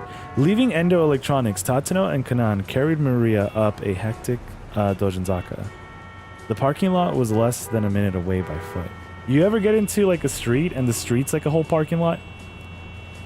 Before long, however, they found their way blocked by a veritable wall of people. No, it was, what's his name? Yeah, Kuze. It was a riot squad with Kuze at the head. A police squad that carries out security and control activities in order to maintain or restore public order in the event of an emergency. The Tokyo Metropolitan Police Department has 9 riot police units, along with a support vehicle unit, for a total of 10 such squads. These also comprise teams that carry out certain specific functions, such as Explosive Ordnance Division and Chemical Defense Unit. Director Kuze? Tatsuno, what are you planning on doing with that girl? What are you planning on doing with her? I've already informed Kano that she be put under quarantine. If she's allowed to remain free, all of Shibuya will be in danger. Kanan took a step forward.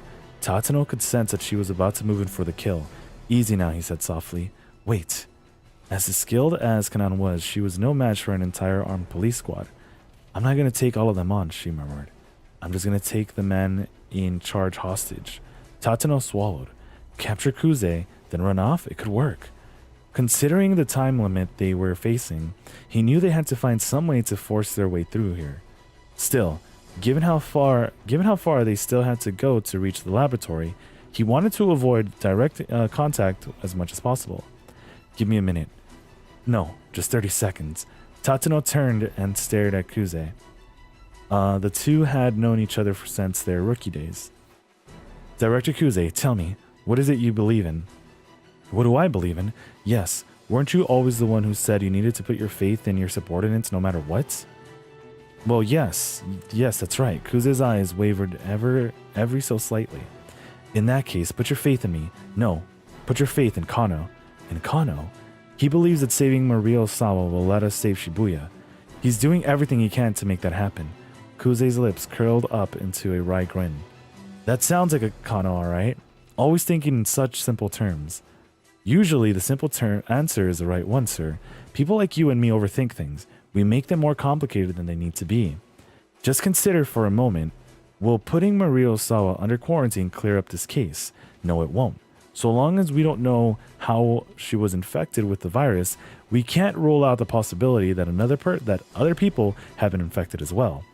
Tatsuno kept his eye locked on Kuze. Director Kuze, right now, what we need to do more than anything is get our hands on that antiviral drug. We need to be helping Kano. Please, sir.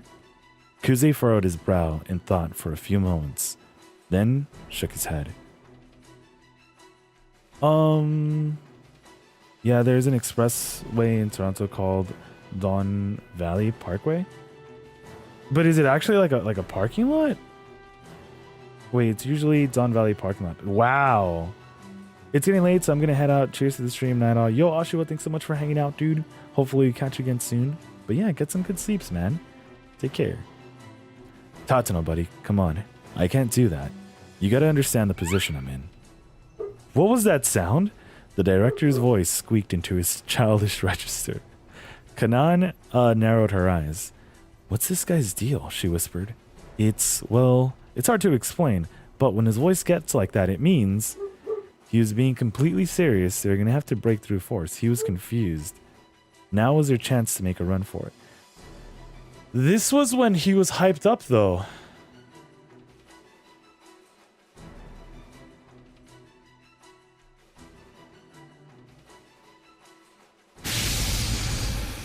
Suddenly, Kuze let out a pained yelp. Then, Tatsuno watched in surprise. He proceeded to collapse onto the pavement. It hurts, Itai. Have I been infected with the virus too? The riot squad immediately rushed to the director's side. As Tatsuno stood there dumbstruck, Kuze secretly flushed him a knowing wink. That was a terrible performance, Kanan muttered. Yeah, but it was a tour de force as far as I'm concerned. Inwardly, Tatsuno gave his boss a nod of respect. Let's go! Slipping past the riot squad, he and Kanan headed for the parking lot. Several members of Kuze's team hurried to chase after them. Don't follow them, Kuze carried out as he writhed on the ground. Everyone stay back! If you get too close to Mirio Sawa, you'll be infected as well! The riot squad stopped in their tracks. Tatsuno and Kanan took the opportunity to hurry out of sight. Darting through some narrow alleyways, they arrived at the parking lot. The area had changed. Did they not park correctly? The area had changed since Tatsuno's youth, but some of the old air of nostalgia still lingered. This is it. He spotted the minivan with Endo Electronics written on the side. Tatsuno gently laid Maria on the back seat. She was still apparently unconscious. Once Kanan had climbed into the passenger seat, Tatsuno hit the gas and sped off. She just didn't want to walk to the car. You know when you don't want to walk to your bed? So you like pretend to be asleep, but then you realize no one else is in the car? So no one carries you? How far is it to the lab, Kanan asked. Normally it would take about 15 minutes, but with this traffic, it's hard to say. Tatsuno avoided the stop and go of Dojinzaka, taking side streets as he headed toward Shibuya Station.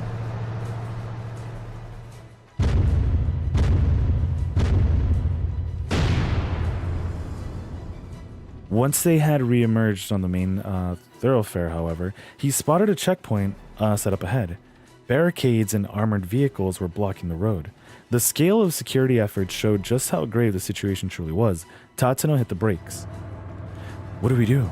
Kanan spoke without taking her eyes off the barricade ahead.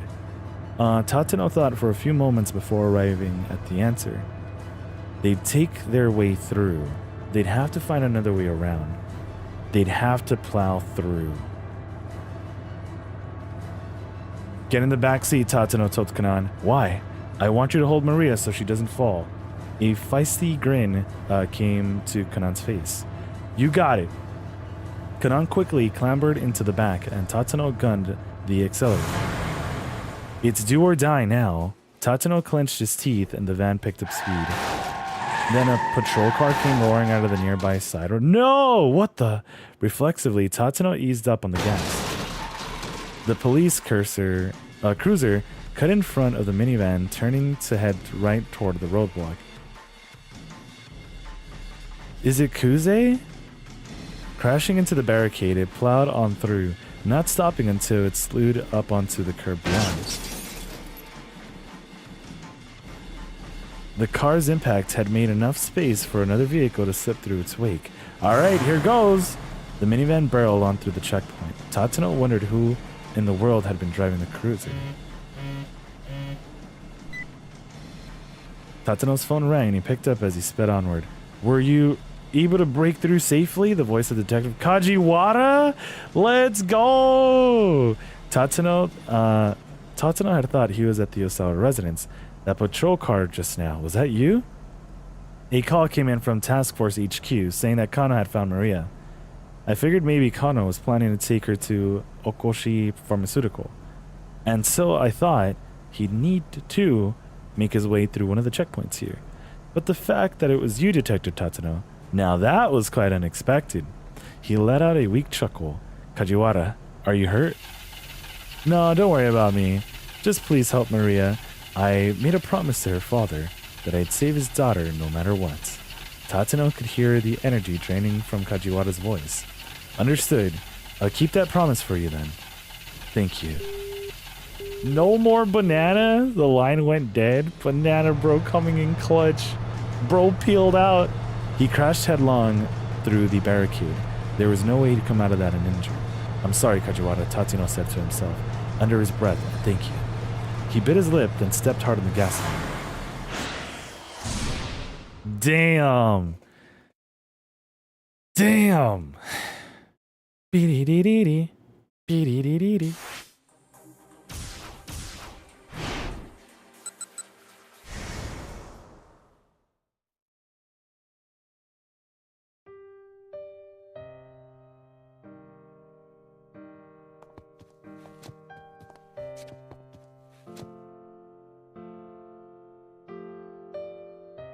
Oh, okay. Even after Tatsuno disappeared from you, Kano remained for a long time at attention. His fingertips pressed to his temple. I guess those too. He squeezed his eyes shut, but still, the tears he'd been holding back poured down his cheeks.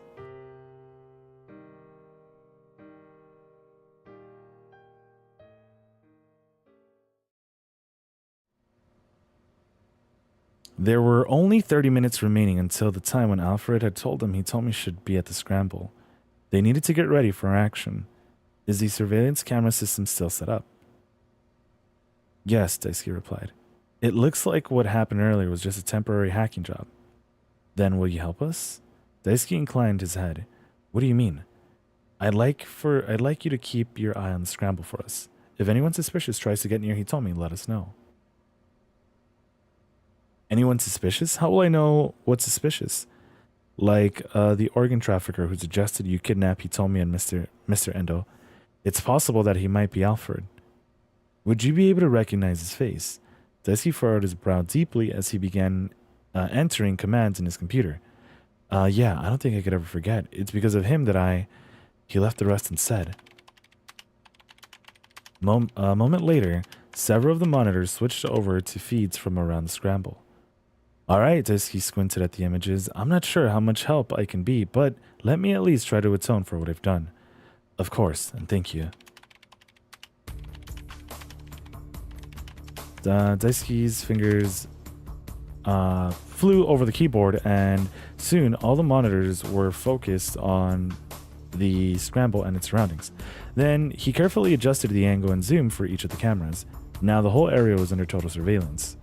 All they had to do was get their stakeout crew to the scene. Where did Achi go? Kano asked Hitomi. I'm not totally sure, but I think he went to find some of his old friends. Hitomi sounded worried. Friends? Achi used to belong to a gang called SOS. Actually, he told me he was the one who formed the gang in the first place. What? Kano couldn't keep the shock from his voice. Achi was the founder of SOS? How bizarre that the two of them would wind up meeting each other this way. But I guess there was a big falling out between them, so I think he went to try and win them back over. Kano hadn't heard anything good about SOS since Achi had left them. If things had ended on bad terms between him and the gang, getting them to help might be a lost cause. And even if Achi was able to gather some people up, how much would Kano and the others be able to trust them? It'll be alright, Hitomi said, as if sensing Kano's thoughts. I'm sure Achi will bring back some of his old friends. And when he does bring them, I'm sure he'll choose people we can count on. You really trust him, don't you? Yes, Hitomi said without hesitation. Then a blush came to her cheeks. Alright, then I trust him too. It would take about 10 minutes to get from Endo Electronics to the scramble. Kano turned to Stanley. Let's plan to head out by 6:50. Stanley gave no reply. He had withdrawn to the edge of the room, where he stood lost in thought, his expression uneasy. Why? Kano decided to leave him alone for a bit. Taking a sheet of paper from one of the desks, he began drafting a plan for positioning Achi's reinforcements around the scramble. Alright, here we go. In about 5 minutes, he had drawn up a little map of the optional places to deploy the team. Are we going to decide? It included positions for as many as 20 people Achi might bring back. Kano turned around, surprised to find Stanley right behind him all of a sudden. The American looked haggard. Is something the matter? Kano asked. You need to go to the scramble without me. What? Where's this coming from all of a sudden? Please don't ask me to explain. Something else has come up, and I have to see to it. Sweat beaded on Stanley's brow. This isn't like him. Whatever had happened, Kano had no doubt it was something major, and almost certainly it had something to do with Alfred. Stanley, Kano said. Please tell me. We're past the point of keeping secrets. I understand. Do what you have to do. Come back soon.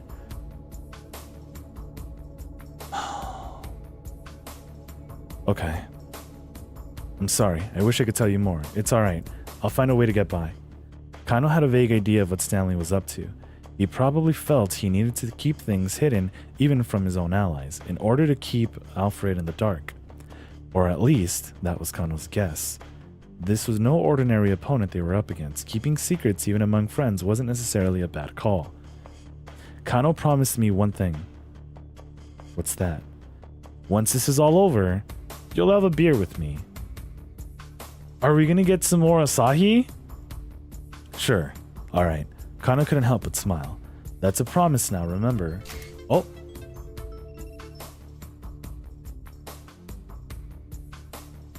Okay. My bad. A promise these two made just now mirrors another made by a certain pair of brothers in the past. Once this is all tied up, I'm gonna need a drink. Let's you and me have a beer together. This was what the younger brother said, and the older brother still feels in pain of that promise going unfulfilled. I'm pretty sure that's going to be yeah. Stanley, what the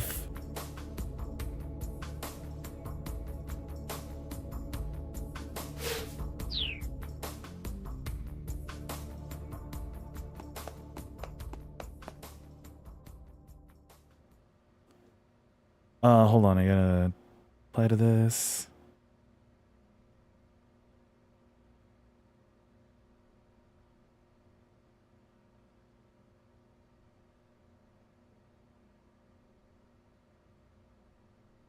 Okay.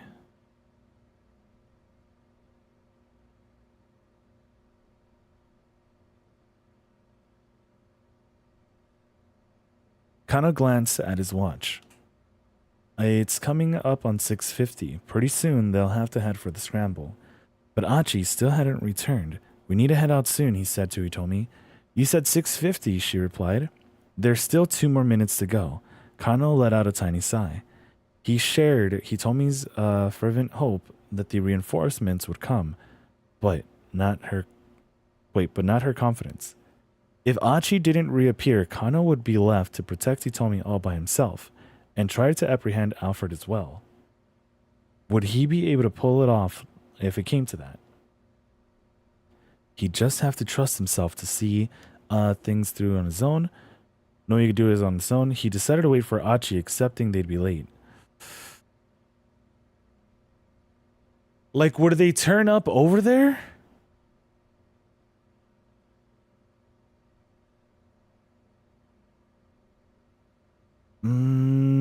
He had to do it. There was no time for doubt anymore. He told me, I don't like having to do this, but we can't wait any longer. Seeing the look of determination on Kano's face, she gave a tiny reluctant nod.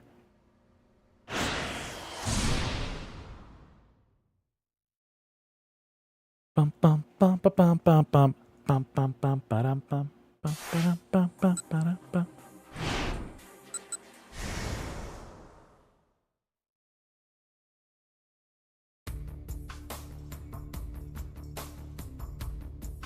But is he our Kyodai now?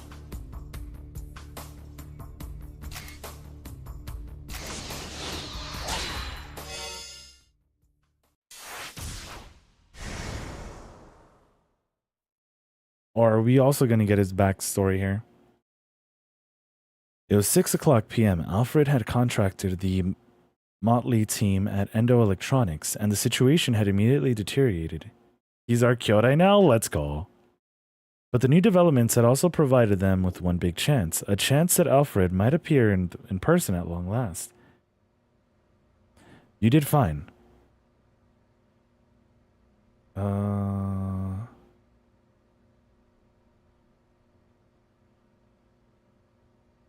Let me see. Hold on.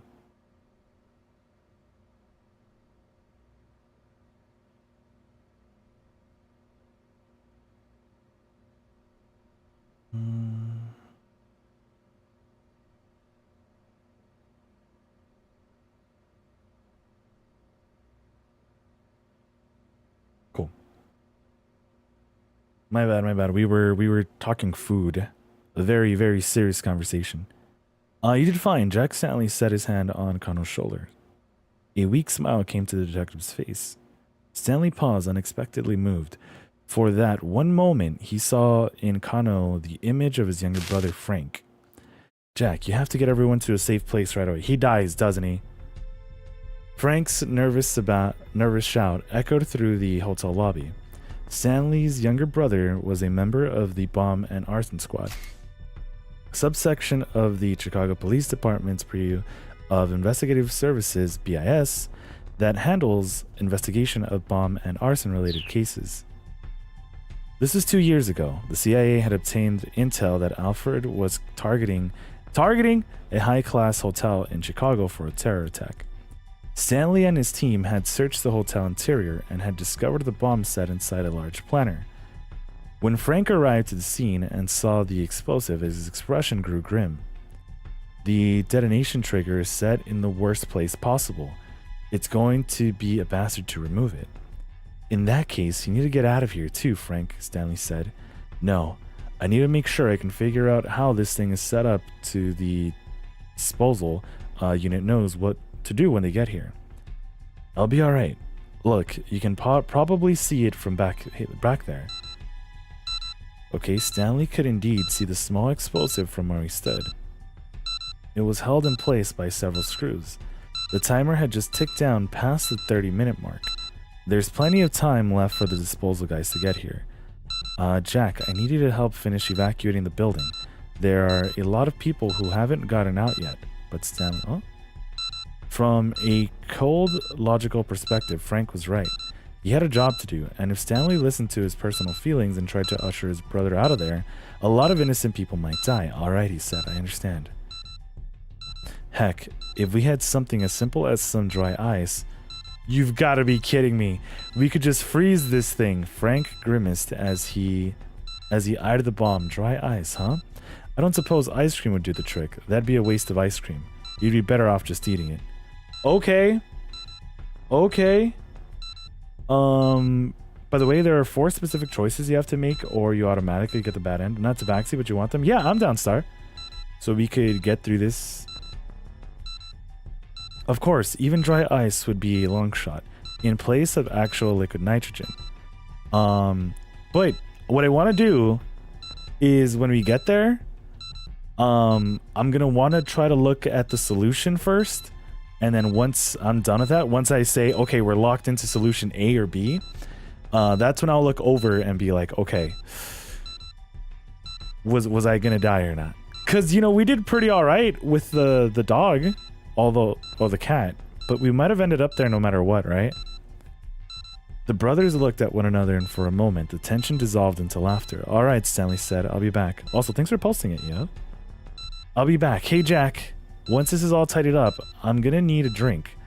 Let's me and you have a beer together. Sure, you got it. Stanley headed for the hotel lobby, which was still overflowing with guests. We've all played Resident Evil 4, right?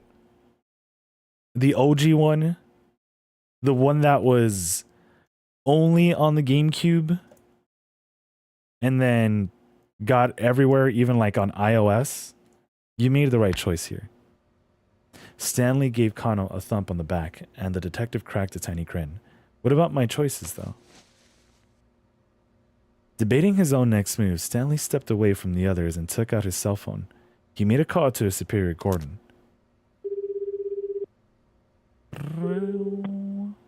For me, it's me, he said. What's the situation? I hear the Japanese police want to put Maria Osawa under quarantine. I'm assuming that's on your orders, sir. It is. There's too many important people in Shibuya. We can't allow that virus to get loose. Besides, we know now that Alfred is after Hitomi Osawa. There's no reason to leave Maria at large any longer. If you put Maria Osawa under quarantine, she's going to die. I know that, but there would be far fewer victims as a result. Gordon's words made something inside Stanley snap. In that moment, he lost any inclination to report that he was with Maria. Failure to do so would be a direct dereliction of duty on his part. He knew that well enough. He knew it, but the fact couldn't overcome his revulsion. There we go. And Gordon's callous attitude towards Maria. Victims are still victims, he said. What was that? Nothing, sir. I'll continue my operation to apprehend Alfred. Stanley hung up the phone. He didn't care if his superiors took action against him. Once this was all over, they intended to sacrifice one person in order to save the lives of countless more. From a purely objective standpoint, it was the right call. Let me hydrate.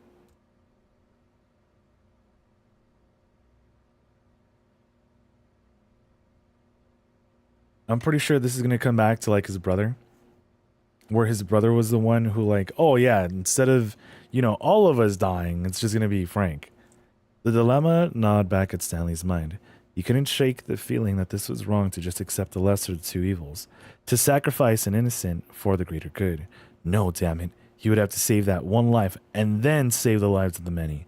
He needed to find a way to avoid the so-called easy way out, no matter what it took. He wasn't about to end a second big regret to his life, or add.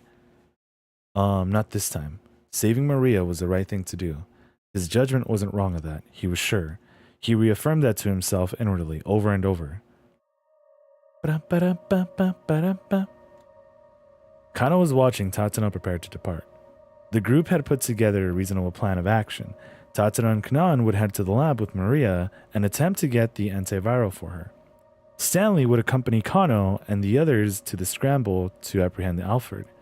It was a two-pronged plan of attack. Still, could they really count on things going as smoothly as Kanan had suggested? Stanley thought back to her earlier words. Yeah, they still haven't expressed or talked about what happened with Frank. I'm pretty sure they leave him behind though, and he like dies. Once Alfred had made contact with Hitomi, he told me, call my cell phone. I have plenty of information Alfred might be bargaining for. I can negotiate with him directly. That meant that getting the password hinged on whatever the deal they struck. What sort of things might Alfred request in exchange? Stanley cast a thoughtful look at Kanan. She was helping Tatsuno carry Maria out of the room. Stanley doubted she'd answer if he asked just what her bargaining chips were. He held his tongue, watching as she left with the others. Whatever else happened, he needed to focus on capturing Alfred. He glanced at the monitor display in the workroom. The disembodied sound of Alfred's voice from earlier crept back into his mind. I will appear at the Reservoir in person. After all, it wouldn't do for the star of the show to miss the final curtain. Those words, notwithstanding, it seemed absurd that Alfred would actually show up in the flesh. Nationality, age, sex, so much about the terrorist mastermind was shrouded in mystery. Why would someone who had hidden so well for so long ever reveal their true identity? And yet, Alfred had gone out of the way to claim that was precisely what was about to happen. It almost seemed like he had made turning up in person a major selling point of the deal. There was no doubt about it. Alfred wanted them to expect him on the site in person. So why would that be? He's using himself as bait to lure me and Kanan out. This is a near perfect opportunity to wipe out the two people who are gunning for him the most. That being the case, how might he attempt to kill me once I'm at the scramble? Stanley felt a sudden flash of insight. No, something was off here.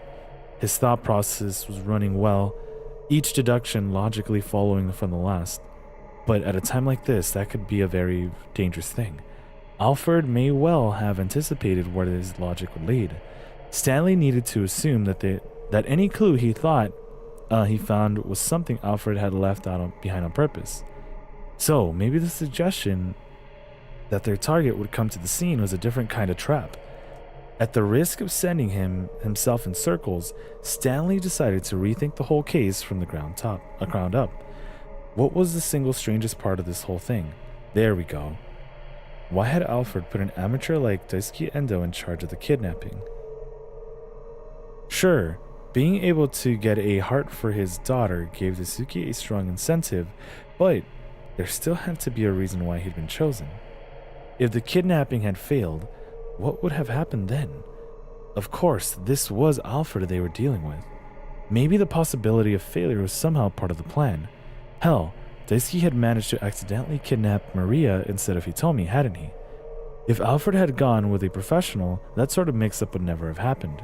And yet, even if that degree of uncertainty was acceptable or even desirable, using Daisuke seemed to like far too big of a risk. There must be some other motive for bringing in Daisuke into the plan. Of course, advantage. Using Daisuke must have provided some important advantage that outweighed his flaws.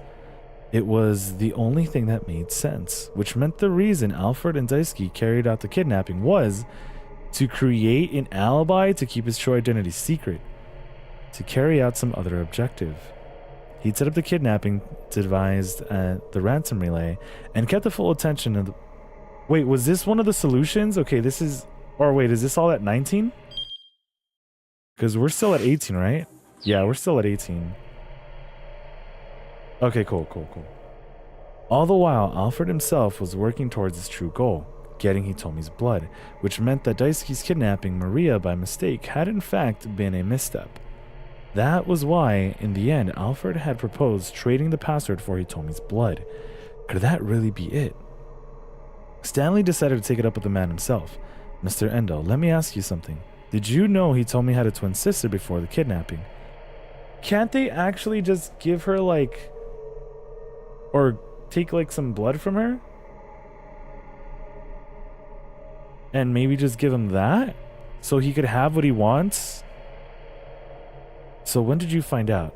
After I had Maria kidnapped, the organ trafficker took one look at her and said I had the wrong girl. Said I was supposed to have abducted the younger one. He never mentioned he told me having a twin before this all started. No. If I'd known, I'd been a lot more careful. So he bet on him messing up. Alfred had certainly known that the Osawa girls are twins, but despite the added risk, the fact implied he hadn't told Daisuke.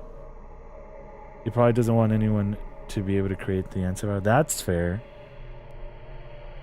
How does everyone know which one is the younger? I don't know. That is interesting. There was only one logical conclusion. Daisuke's mistake hadn't been an accident. Alfred had intended for the wrong sister to get kidnapped. By using an amateur, Alfred had set up the police to write off Daisuke's kidnapping of the wrong target in a simple misstep. Had Daisuke been brought in simply in the name of camouflage? But why? Alfred was after Hitomi's blood. Daisuke was after Hitomi's heart. They both wanted the same thing, so why target Maria instead? Stanley's train of thought, or train of logic, had run out of steam again. Still, he was sure he was on the right track. He just needed the following till he found out where that track would lead. Where's the storeroom where you are keeping Maria, he asked. Daisuke hung his head. It's out behind the shop, why do you ask? Would you mind showing me? There's something I'd like to check. At this point, he needed to go back over everything, right from the beginning. He followed Daisuke out of the storeroom. Speaking of this storeroom, Daisuke said as they were walking to the back part of the building, there's something I've been wondering about. Just how did Maria manage to escape in the first place? You certain you locked her in? Stanley asked. Daisuke nodded. So maybe it was Alfred who unlocked it. At 8 o'clock this morning, the organ trafficker came by to check up on her. I made sure to lock the place back up after he left. I see. That visit must have been when Maria was injected with the UA virus. It makes sense based on our working timeline of when we expected her to go symptomatic.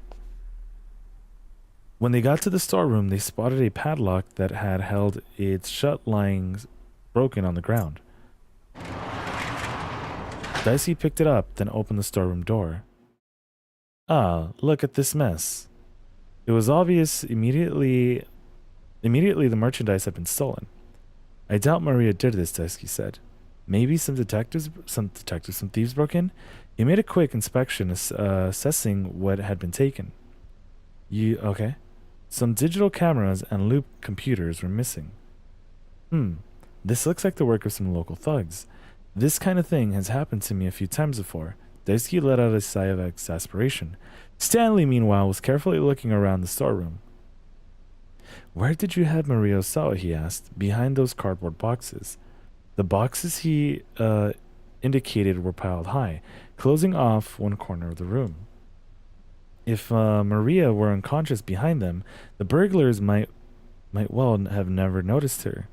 So Maria was able to escape from the storeroom thanks to the burglars breaking the lock, Stanley mused. Just what impact had that stroke of misfortune had on Alfred's plan, he wondered.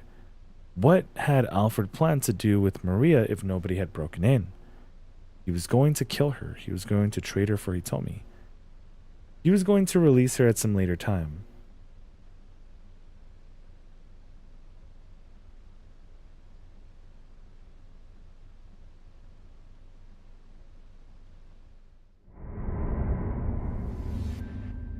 Since he'd gone to the trouble of infecting her with the virus, it only made sense. And Stanley could only think of one reason to release an infected Maria. To turn Shibuya into ground zero. For a pandemic that would sweep through all of Tokyo. A virus with a mortality rate of 100% would have spread throughout the region before anyone even realized it. It would be impossible even to calculate the scope of such a disaster.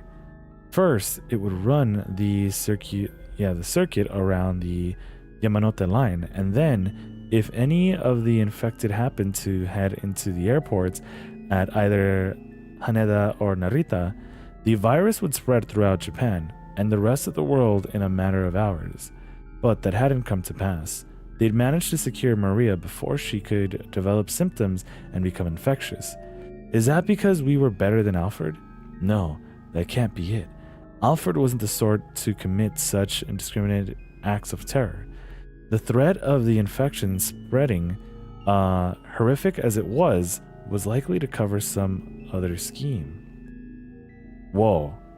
But then, what was the ultimate goal? Stanley still didn't have enough clues to go on. Stanley made his way behind the stack of cardboard boxes. He spotted something that had fallen on the floor.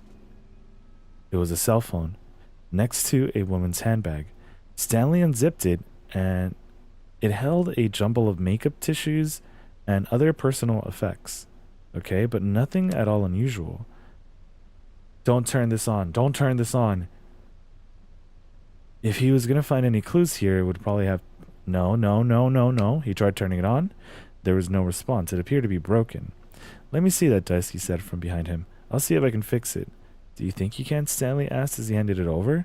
I won't know until I try, but that sign out in front says I run an electronics shop. Isn't just for show. Okay. Turning his attention back to the handbag, Stanley searched it more thoroughly and found a photograph. Look at this, tucked inside that he'd overlooked his first inspection. What the hell? He stared at the image, swallowing the lump in his throat. Keep out.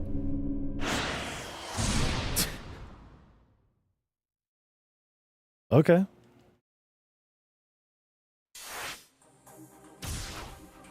Tatsuno's the only one who doesn't have a keep out, right?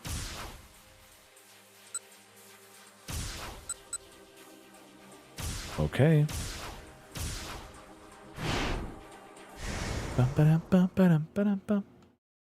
No, right? Tatsuno's phone rang and he picked up, sped onward. Were you... Oh.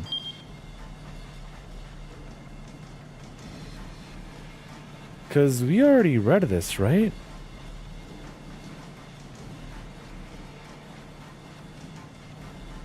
I guess hydration time?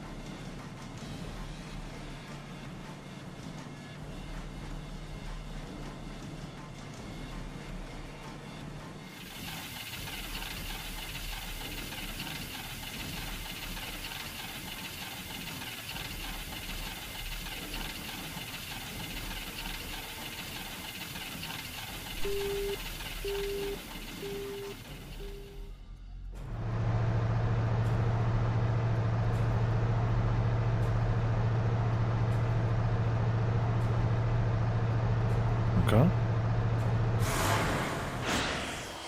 Wait, huh? This didn't say keep out last time?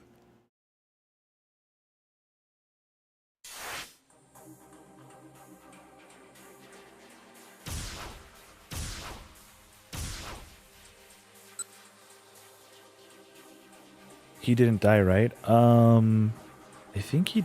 No. There's no way he died. This doesn't unlock this. I'm confused.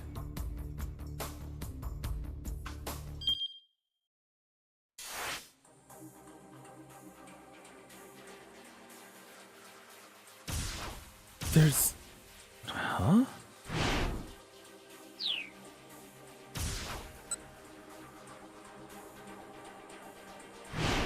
Does this unlock Achiendo? Because didn't we do this already? There's a jump to Achi. Yeah, but didn't we jump on this before? I swear we did. Maybe we have to do it twice? Maybe I didn't do it. Okay. So this is where his story ends. Now let's see. The door opened. Suzume says to come in. Achi nodded and strode inside.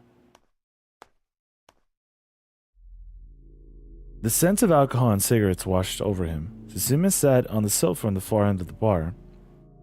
It was where Achi used to sit back in the day. What do you want? Suzume asked immediately. Achi walked up to him, then got down on hands and knees. Huh? What are you doing down there? The hell is this about? I need people to bring a guy down.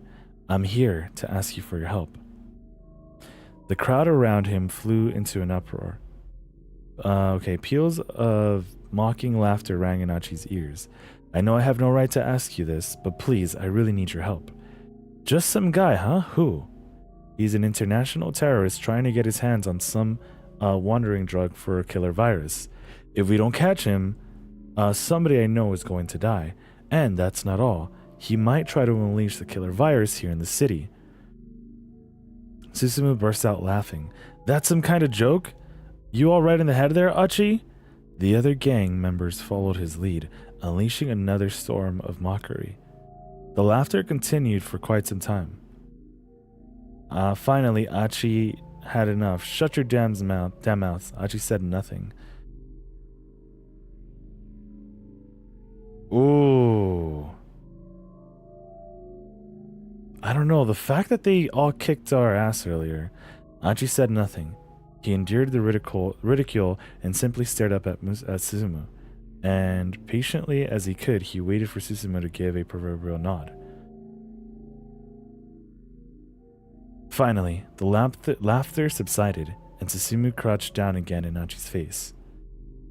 Is that how you go about asking someone a favor? Susumu growled menacingly. If you have a problem with me kotoing like this, I can apologize another way all you want. But, don't you care that I just told you Shibuya is in danger? Achi's voice was unwavering. But face it, Susumu, isn't Shibuya the reason everyone here hangs out with each other? If you're telling me you don't want to keep our town safe, then I won't ask you guys for anything again. I withdraw my request. The two glared into each other's eyes. Then before Susumu could reply, an old man stepped between them. Sounds like, yeah, you've got an interesting story, he said. Mind letting hear it out too? Well, we've already finished a story. I doubt we can go back over there. I think Grovels here might be telling the truth. The newcomer's face was all seriousness. It lines up with the information I have. Hey, Grovels, you got a second? My name's not Grovels, Achi growled. It's Achi. I'm Minuto. Okay. Magazine reporter. You're just gonna wanna... The killer virus you mentioned is called the UA virus. That wonder drug is an antiviral medication. And the person you know who might die is Maria Osawa. Am I right? Achi was almost too shocked for words. How do you know all that? Minotikawa ignored him and turned to the SOS leader. Susumu, he said, something really is going down in Shibuya. What are you going to do about it, boss? Susumu bit his lip. He looked pretty conflicted. Sounds good to me, someone called out. Let's give him a hand. Achi turned to see where the voice had come from. It was Kiryu. You shut up, Susumu said with a glare. Break out of your rut, old man, Kiryu sneered. Achi here is right. Isn't keeping our beloved Shibuya safe what SOS does? He slipped an arm around Achi's shoulders. You're okay with that, right, Achi? Me going against Susumu's orders to help you out? Kiryu's lips pulled back in a broad, unsettling grin. But first, we haven't finished business, you and I. I mean, I'm willing to lend a hand, even though you ditched the gang and all. But first, we have to settle our score here and now. You understand, don't you? Yeah, you're right. Kiryu grinned hungrily. It's guillotine time! A bunch of the gang members started up in eager clamor at Kiryu's pronouncement? In a matter of moments, Achi was grabbed from all sides and hoisted up into a pool table. A dozen young men held down his arms and legs, positioning him so he jutted out past the table's edges. Kiryu brought out a steel pipe nearly a meter long. It was caked liberally with dried blood. Guillotine, guillotine, guillotine, guillotine, guillotine, guillotine. The men of Kiryu's faction pumped their fists in the air, chanting madly. Kiryu licked his lips as if drunk off their cheers. Glancing to one side, Achi saw Minotikawa speaking empathetically to Susumu. It looked like the reporter was trying to talk some sense into the SOS leader. Man, today is my lucky day. I gotta take the head of the SOS's original head. Achi twisted his neck and peered up at him. Man, what was the point in taking my head right now? Oh, my, you don't get it, do you? See, if I send you to the hospital, everyone in Shibuya is gonna know my name. And once I've got that big-ass sign over my head, I'll be able to unite this whole town under my banner in one fell swoop. Kiryu's eyes were crazed and bloodshot. Then that's all the more reason for you to do as I'm asking. If you want to untie Shibuya, you have to protect it first. Unite. But if you think you're going to take my head to do that, then go right ahead. But if you need, okay. Even if these guys were all like Kiryu, if this many of them actually showed up at the scramble, they'd be able to do far more than Achi could hope to by himself. The ultimate goal was to capture Alfred. Achi didn't care how they made it happen. He was just sorry he wouldn't get to see it through to protect Hitomi to the very end. Okay then, Kiryu brayed. The gloves are coming off. Go on, do it. Achi braced himself. Achi balked on the last second. No, wait, hold on. I'm hoping Susumu helps us. Susumu? Achi braced himself. Just make sure you keep your promise. Kiryu raised the steel pipe above his head, and then before he brought it down, he flicked the top of his tongue from his mouth like a snake. You dumbass, I didn't promise you nothing. No! Achi strained in sudden panic, but his limbs were pinned down too forcefully for him to have any hope of avoiding what had to come. I knew it! I knew it! But the steel pipe never struck home. Just when it was about to smash into Achi's head, Susumu grabbed hold of it. The hell are you doing? Enough of this crap, Kiryu. Susumu yanked the pipe from Kiryu's grasp and tossed it onto the floor. Kiryu stood frozen in surprise. A vein pulsed angrily from his forehead. You guys too, Susumu added, glaring at the others. Let him go. The toughs holding Achi down cautiously took their hands away. Kiryu let out a red-faced cry of rage. But we got unfinished business! Ignoring him, Susumu helped Achi slide off the table. Every man gets to make one request in his life that cannot be denied. Do you remember that saying? The words stirred up some bitter memories within Achi. Yeah, I remember. But you didn't grant me my request. No, I guess not. That's why I'm gonna heed yours. No questions asked. Suzume held out his right hand. Suzume, you are... That'll make me a better man, finally. Achi reached out and clasped Suzume's hand in his. Yeah, Achi said, letting his relief show in his face. You're quite the guy. Don't untie Shibuya unless it's the safe word. Suzume cracked a tiny grin. It was the sort of smile Achi had seen all the time back when he'd run with SOS. No shot! Suddenly Suzume staggered and dropped to the floor, falling too fast to cry out. Kiryu had snatched the steel pipe back from the floor, striking Suzume from behind once his back was turned. Bro! To hell with this! He howled like a madman. SOS doesn't belong to you guys. Not anymore. I won't allow it. Achi didn't flinch. SOS doesn't belong to anyone, he said. It's not mine. It's not Susumo's. And it isn't yours. We're just a bunch of friends hanging out, having a good time. That's the only reason we get together. Nothing more, nothing less. He turned and looked slowly around the room. Hey, you guys. Do you all get together because someone told you to assemble? Do you get together to follow someone's orders? No, you don't. Of course you don't. And that's an order. The bar fell silent. Achi could see the young men who'd surrounded him exchanging glances. They could tell his words ranged true. Kiryu saw it too, and it only made him more and more agitated. Shut up! Enough with the warm fuzzies! Abruptly, he charged forward, giving the steel pipe a mighty swing. Achi managed to dodge the attack by a mere hair. If it had connected, the blow might have well knocked out his head clean off. He quickly backed away. What's the matter? Kiryu taunted. How come all you do is run? The pipe crashed down onto the bar top. Bottles of beer and liquor smashed and scattered. No! Come on, what's the matter, Achi? Kiryu slammed his weapon into the pool table, sending balls scattering across the floor. Some of them collided with Susumu. Susumu let out a faint groan. Smirking at the sound, Kiryu stalked towards him. Speaking of unfinished business, with a gleaming grin, Kiryu took aim at Susumu's head, lifting the pipe up high. Stop! Before he could think better of it, Achi was rushing for his fallen friend. You dumbass! Without missing a beat, Kiryu shifted his weight and swung the steel pipe at Achi's temple. Sheesh! Achi responded with a fast high kick with his right leg. The steel pipe connected hard with his shin, but it was Kiryu who went reeling off balance.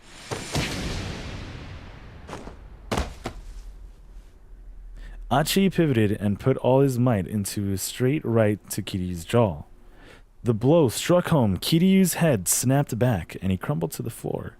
There was a momentary hush of indrawn breath. Then the bar erupted in a wild clamor that practically shook the whole building. Oh, the actual bar. All eyes were fixed on Achi, marveling at what they had just seen go down. Sounds like folks were hoping for a little more of a fight. Susume got to his feet, his left hand clutching his right shoulder. You alright? Achi asked. Mostly. Guess my shoulder took the burnt of the blow. The gang members from Kiryu's faction rushed to their unconscious leader's side. Achi shot them a steely glare, and they gathered up Kiryu and dragged him out of the bar. I didn't go too far here. Wait, I didn't go too far here, did I? Achi asked Susumu. Is this going to cause trouble for you?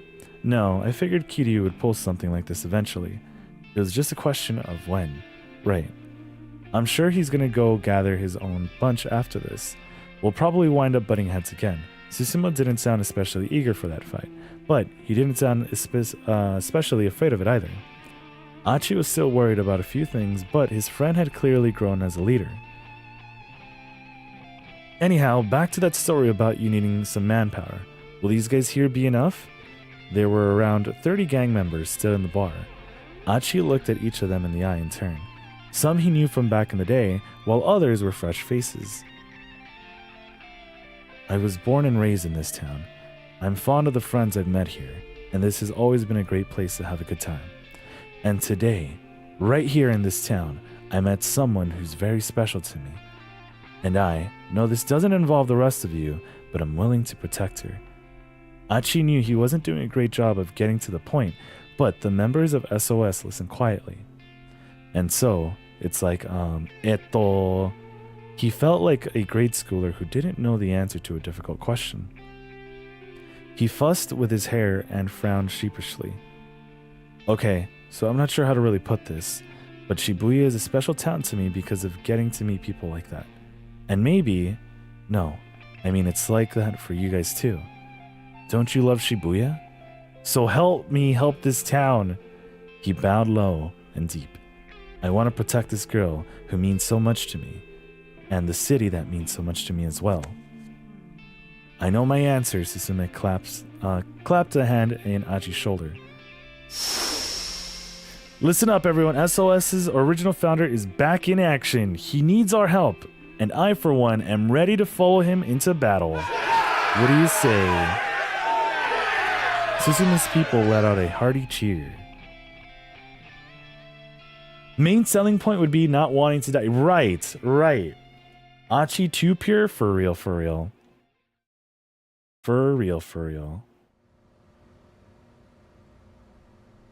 When Achi marched back into his home, followed by 30 members of his old gang, Hitomi and Kano were obviously overjoyed to see him.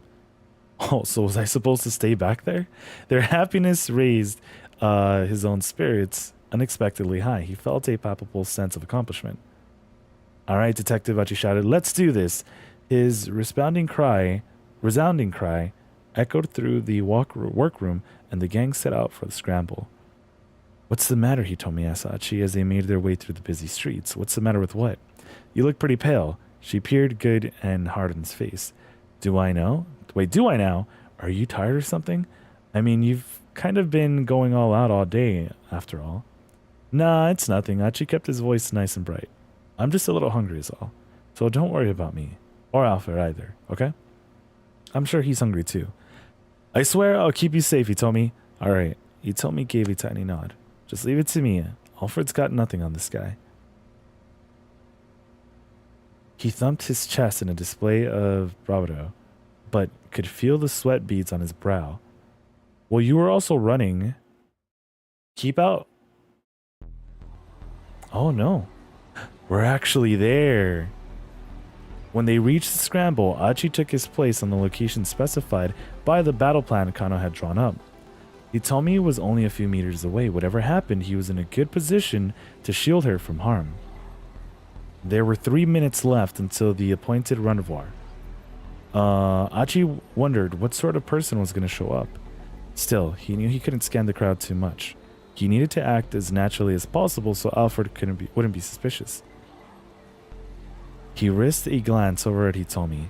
Maybe now wasn't the time for admiring, but he couldn't help but think how cute she was. In some ways, seeing her there felt similar to when he first spotted her in that morning in the very same spot. All of this happened in a day. The difference, in a few hours actually, was that this time, it wasn't just Hitomi's good looks that made him find her so attractive. They might have only spent a few hours together, but in that time, he'd learned a lot about her as a person. He knew what was important to her, what her worries were, her wants and desires. And also, he learned what a kind-hearted person she was. Achi recalled what had happened back in the workroom. Even though her own life had been in danger all day, Hitomi had shed tears for her father and his sister. She really understood people's grief and suffering. What do I do if I can't protect someone as good as her? Achi muttered under his breath, clutching his right leg. His shin was throbbing wickedly where the pipe had smashed against it.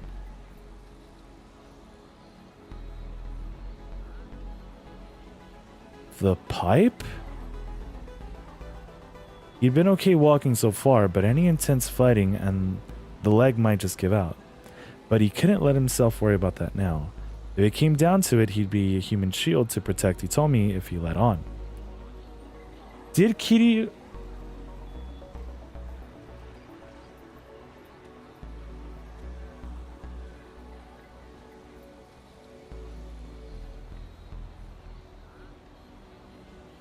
Because I remember he was apologizing.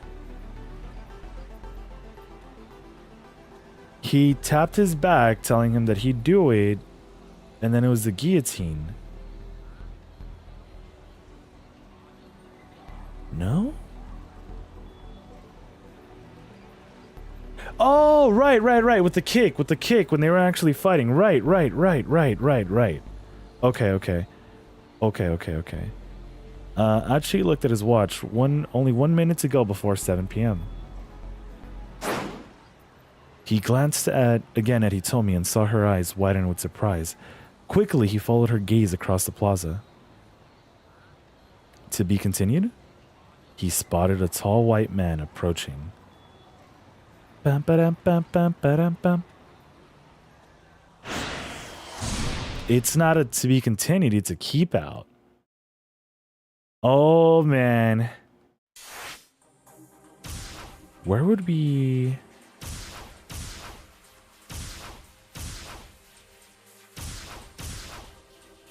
Okay, so we'd have to jump from here to somewhere here, right? It's probably going to be Takano.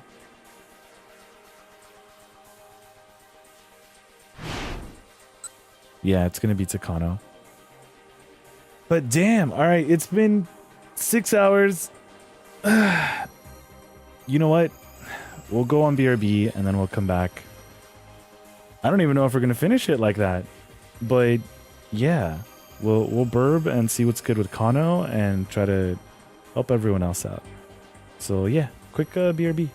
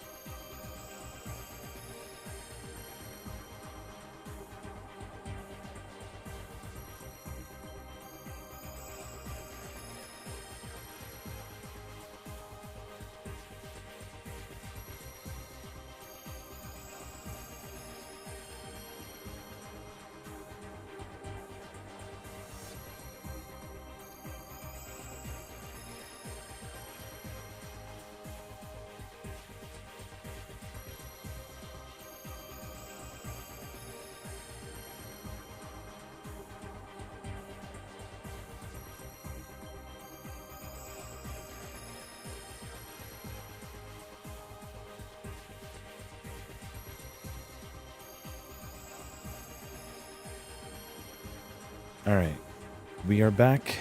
I also got a bit of a sweater on, just so I'm not too uncomfy.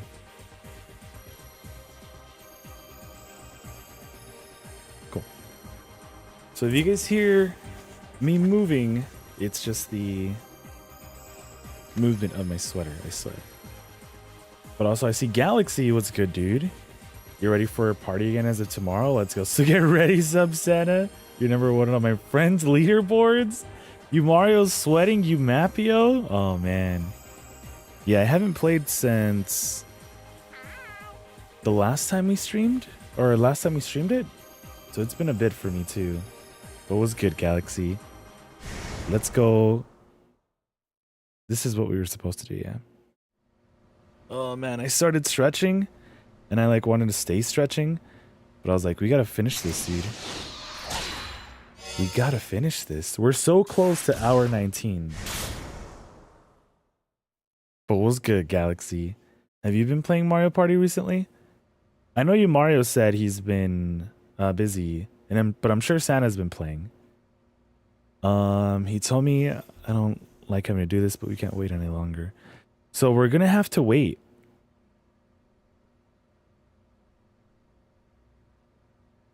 We're gonna have to wait because he actually does show up. Hold on. Is this where we decide?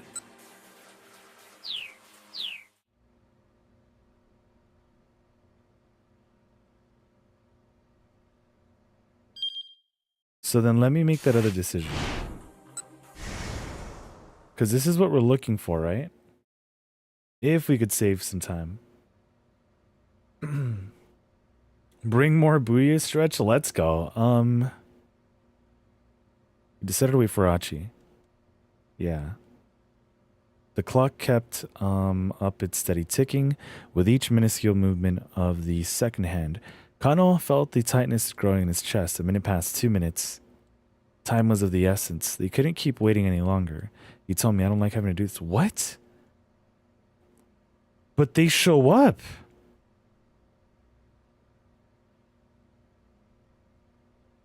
They show up and we're still here, right? You're trying to get your laps to at least 1 minute. Wait, so you're saying like a minute a lap?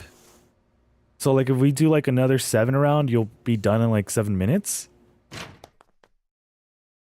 Because I think if we do like a 5 minute or a 5 lap one in Koopalathon, I think my PB is like around 7 minutes. Protecting you told me is my job. Achi, you're back!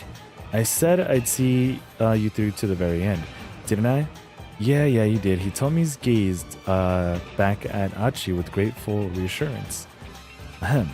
Kano cleared his throat softly, but at Achi and Hitomi continued to stare earnestly at one another. Eventually, the tough-looking young man standing behind Achi spoke up. I've got 30. Will that be enough? Yeah, Kano nodded. That'll be fine. More importantly, have you heard what we'll be doing yet? Catch the bad guy, keep Shibuya safe. Same old thing we always do. The guy flashed a grin. You got it, Kano said. We'll be counting on you then. With 30-odd people at their disposal, they'd be able to encircle the meeting area no problem. The preparations were all set. It was time to confront Alfred at last. All right, Detective, Achi shouted. Let's do this. Kano gave a firm nod. Watch Alfred be... what's his name's brother? Oh, man. You guys probably heard my shoulder crack, too. Just late, though, I imagine. Oh, never mind. That's what I thought the solution was going to be. Fastest time is 6 minutes for a 5 lap? Bro. And like 6 for a 7? No shot. GG's, dude. GG's. The others were in position around the scramble. Each subtle tick of the second hand was like a sharp prod to Kano's nerves. His whole body was stiff with tension. They could not let themselves fail. There was way too much at stake. Here now. Hundreds of thousands of lives were on the line. Oh, we're already here. With Shibuya on lockdown, the area around the scramble had been seized by panic and there had been multiple traffic collisions. The sidewalks were crowded with scared people. Okay. Overturning cars and abandoned motorcycles clogged the streets.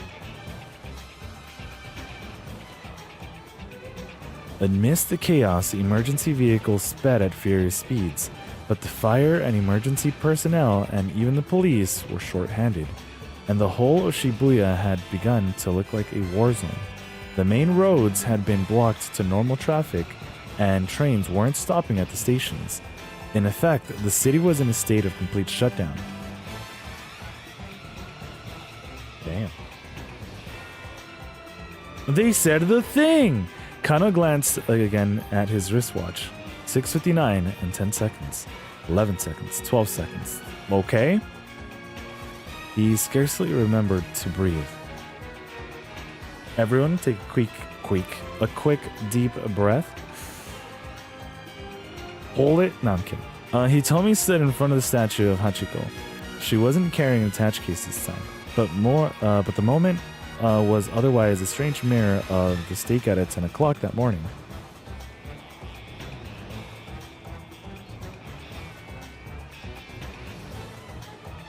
She looked terrified. Kano couldn't blame her. The criminals weren't after some case full of money this time. This time, they were out for blood. Her blood. Kano did a slow scan of the area. Achi was standing not too far away. His companions were stirring about here and there, carrying on as normal. Here in Shibuya, those guys fit right in with the crowd, and they had the area around Hitomi completely surrounded. Yet again, Kano looked at his watch. 6:59, 35 seconds, son of a... He forced himself to take several deep breaths. He focused on the sound of his own heartbeat and exhaled until the breath was expelled from his lungs. And then it all started. Kano's cell phone rang. I've got him. It was Daisuke, the organ trafficker who devised the kidnapping. It's him. Where is he? Kano said. Is he close by? I've got it on camera now. He's on the other side of the intersection. Kano looked across the scramble. There were so many people that it was hard to tell who wasn't suspicious. Can you describe him for me? A tall foreign guy, the one wearing glasses, a tall foreigner. Kano's eyes drifted over the crowd.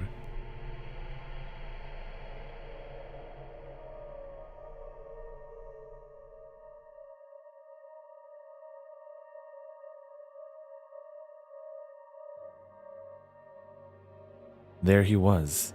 As he got closer, Kano's eyes went wide. This man was someone he'd met before.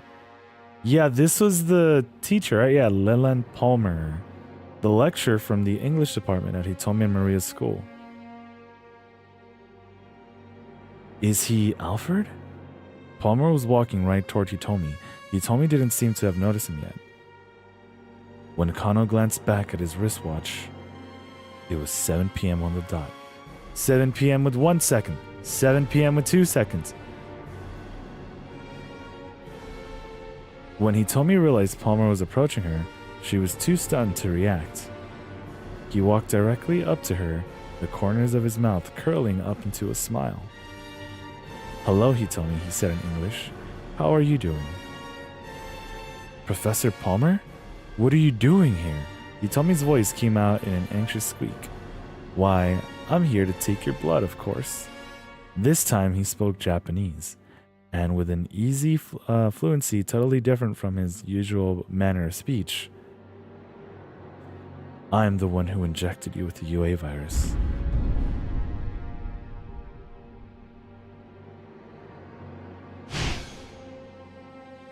I had been waiting so long for the opportunity to arise. It's been quite agonizing, you know, spending 6 months and more pretending to be a mild-mannered English lecturer. Professor, you're Alfred, aren't you? Let's get down to business, shall we? Neither of us has much time. Hitomi stiffened. Please, tell me the laboratory password. After I have your blood, this will only take a few seconds.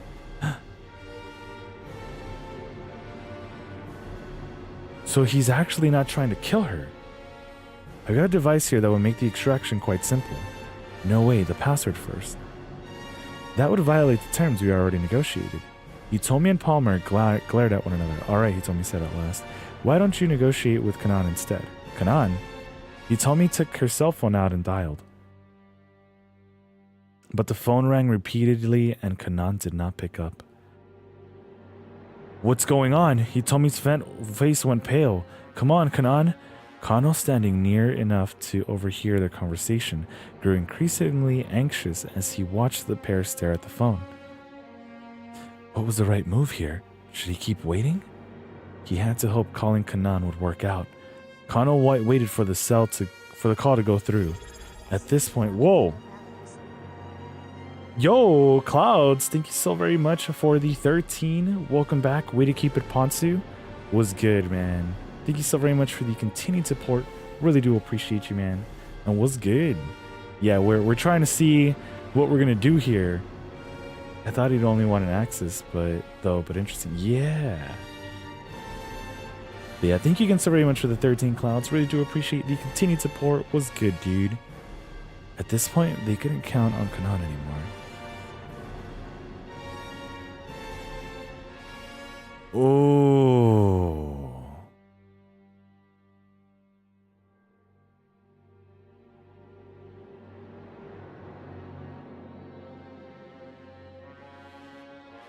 But Kanan never answered. Had something happened to her in Tatano? Kano felt his heart pounding. Now then, shall I take what I came here for? Palmer took a step closer to Hitomi. Kano reacted instinctively. Freeze! He drew his gun and trained it on a criminal. Trained it on the criminal. Nearby pedestrians scattered in fear. Seizing the moment, Achi darted in to protect Hitomi. Palmer let out a tiny sigh. So, you're breaking the terms we agreed upon then. I don't negotiate with terrorists. Kano inched his way closer, his point of aim never wavering. Hitomi, he shouted. Call Kanan again! Again, Hitomi dialed her cell phone. Palmer opened the attached case he was carrying. One more move and I shoot, Kano shouted. But the terrorist ignored while the warning, producing a set of small glass vessels from within the case.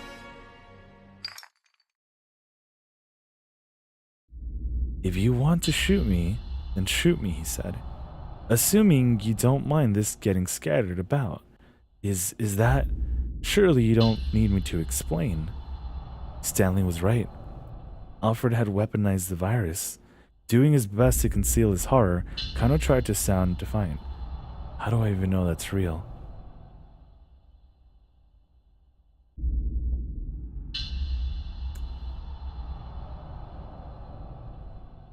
How you? I'm doing well, thanks, Clouds. Just trying to get further and further into this mystery. 428, the huge. What about you?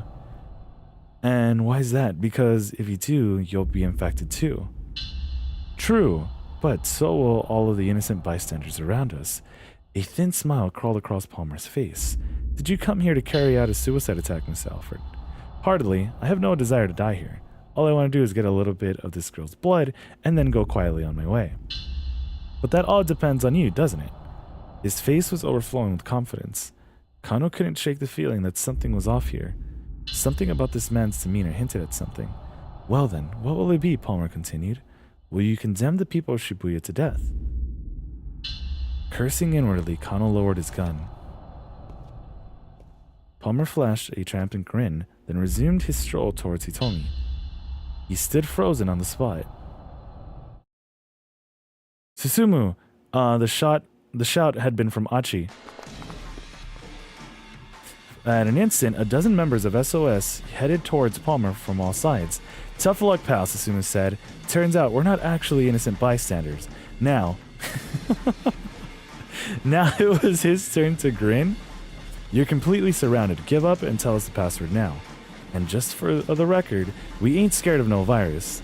The tough-looking young man radiated bravado. Without hesitation, they closed in on the kidnapper. Surrounded? You certainly don't look like police. Palmer casted a bemused glance around himself. You're right about that, Achi said. I mean, just take a look. I'd gather up a bunch of people who love Shibuya more than their own lives in order to take your ass down. He kept Hitomi shielded behind him while he spoke. There's no escape, he declared. You've lost. Lost? Me? Well, it sure doesn't look like you're gonna get away. Palmer grimaced at Achi's words. I see, then it appears our negotiations are at a close. Enough of the high and mighty act. Suzumi stomped aggressively towards Palmer. Hey, Kano snapped. Easy now. They could risk a scuffle, sending the virus crashing to the ground. What a shame. Palmer swung his right arm up high. Please tell me they all catch the... Yep. They don't explode, right? Everyone's gonna catch one, right? Everyone watched in dismay as his hand shot up. The vials he'd been holding sailed upward against the backdrop of the evening sky. Look out, Achi shouted. Catch them! Catch them all, Pokemon! The hurtling vials scattered and began to fall. It seemed impossible that Kano's team would be able to keep them all from shattering against the ground. Did it though? The SOS members fanned out, positioning themselves as best as they could to intercept the falling vials. This is when what's-his-name makes the run, right, Palmer? Kano likewise prepared to catch one that was headed straight towards him. You know what I can also imagine? If basically he still has one more on him. Maybe. As he did, he caught sight of Palmer speeding away. Kano made up his mind on the spot. There was only one right call here, and he needed to make it. He had to protect the lives of the people nearby. He had to chase Palmer. He had to chase after Palmer. It didn't matter if he didn't grab the vial. Something about the way this is playing out made Kano sure of it. Calling upon his rugby training, he broke into a sprint. Deftly dodging through the crowd, Kano kept Palmer in sight. He would catch him. One way or another, he was going to bring the bastard down. Steadily, he gained on his quarry. At last, he drew within striking range and immediately dived into an expert tackle. He caught Palmer around the waist. Their bodies collided with violent force. I still feel like he's carrying one of them on him, though. I don't know if this is a good call, or the call. Palmer went down, flailing as he hit the pavement hard. Even then, he tried to resist, but Kano straddled and held him down. Tell me the password, Kano snarled. The kidnapper sneered triumphantly. You made the wrong choice. Wrong choice? The UA is out now. Now nobody can be saved. You just killed everyone in the city. No, Kano shot back. No one's going to die. And what makes you so sure of that? The way you fled the scene just now. If the virus had really been in those vials, you could never have hoped to escape infection. Running off on foot would be pointless. Palmer said nothing, which means there was no virus in those vials. They were just a decoy in order to buy you time to escape. Now Palmer gritted his teeth and glared up at Kano. The look on his face confirmed the detective's hunch. But more importantly, it was your eyes. You didn't have the eyes of a man who was ready to put his life on the line. My eyes? Who do you think you are, Sherlock Holmes? I know full well the look of a man's eyes when he's willing to die. In the back of his mind, Kano replayed the moment when Tatano doused in gasoline had marched into that financial office to talk down a would-be arsonist. Now, the password! Give it to me now! Kano tightened his grip on Palmer's collar, but the man just gazed back at him with an icy glare. Let me have Hitomi Osawa's blood. That was our original deal. Kano wasn't surprised. He'd know it wouldn't be easy to get him to talk. Maybe it really would be impossible to strike a deal with Kanan.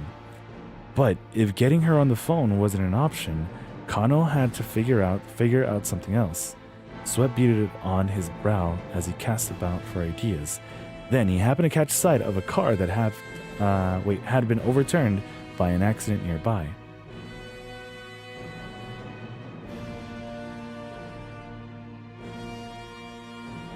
Was that a gasoline had spilled from the vehicle, creating a broad, dark puddle in the pavement? Kano took out his handcuffs and cuffed Palmer's arm to his own. Come with me. Jerking his captive back to his feet, Kano led him over to the car. Then, without hesitation, he sat down in the pool of gasoline. Yanking the handcuffs, he pulled Palmer down beside him. Kano pulled a lighter from his pocket. Palmer snorted. And just what's that supposed to be, You've never used a lighter? Weirdo. Tell me the password, or else what? You'll light the gas? You'll be burnt to a crisp yourself. Yeah, probably. Kano heard the casual desperation in his own voice. What the hell are you thinking? The smile vanished from Palmer's face. Kano scowled down at him. I just want to know the password. I'm getting revenge for my partner. Even if I die, my friends will avenge me. Just give me the password. If that's really what you're after, then you can't kill me. Palmer and Kano locked eyes, both refusing to back down. The scent of gasoline fumes filled the air around them. Kano knew that the slightest spark could set off a massive fireball.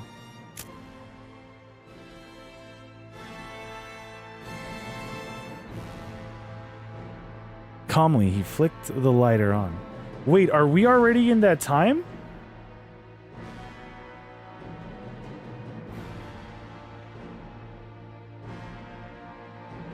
Whoa!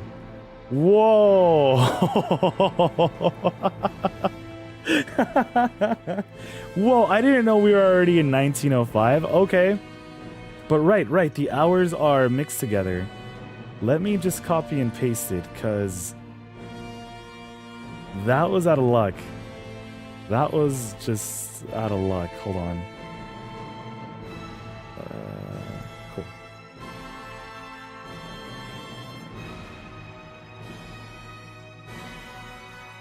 Yeah. I don't know why I was still expecting that change to come up. So I was like, okay, we'll be fine. Oh, calmly he flicked the lighter on. Okay. But I'm assuming that's the only one I have to answer here, right? For Kano? Okay. You can't be serious. Palmer's eyes fixed on the tiny flicker of flame. The password. You value your life so little? The password! In his mind, Kano could see the pages of the Dick Diary clear as day. Dictum. One, never lose sight of what you're supposed to protect. Ever.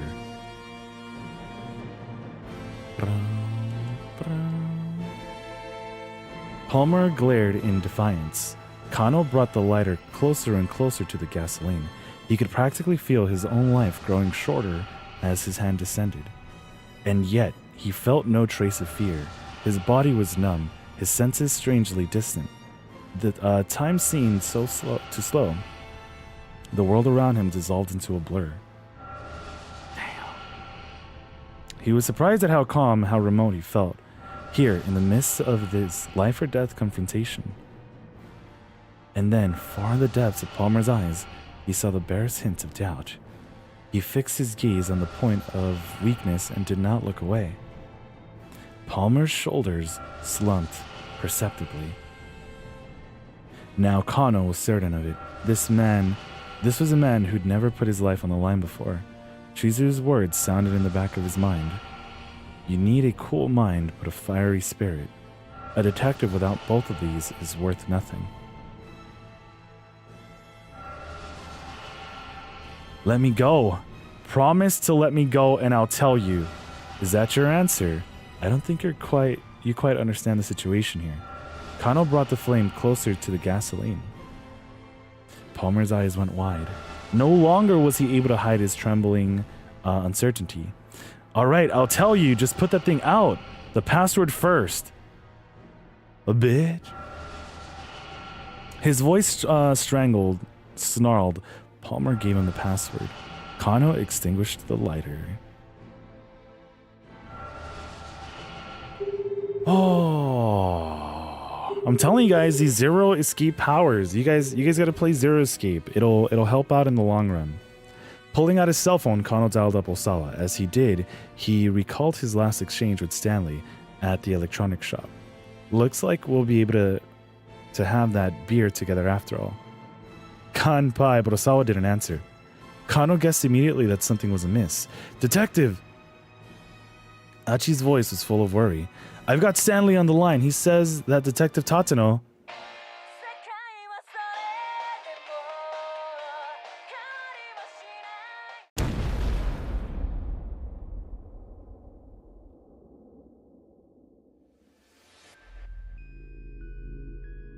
Did we get a bad end? Kano didn't get to hear the rest of Achi's words. A thunderous blast hurled him to the pavement. Where had the explosion come from? His lighter certainly hadn't set the gasoline ablaze. Kano hadn't been that clumsy, so what had happened? Only one possible answer came to mind. Palmer had blown himself up. But that only confused Kano further. His captain had already given him the password. What would prompt him to set up the bomb at this junction? You got a bad end, but not the bad end? Okay, because we're not, like, locked out, right? As he was losing consciousness, Kano continued to rack his brain, but he found no answers. So this dude placed a bomb somewhere, right? A mysterious explosion. Bruh. Well, you can go back and change your decisions, but there's no indication that the specific choices do anything, for sure. So we can jump into Achi's mode.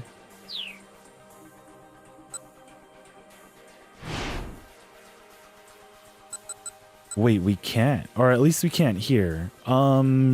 Screw it. Let's go chill with Stanley. Oh. Dude, this is crazy. But okay. So this one here, that's Achi.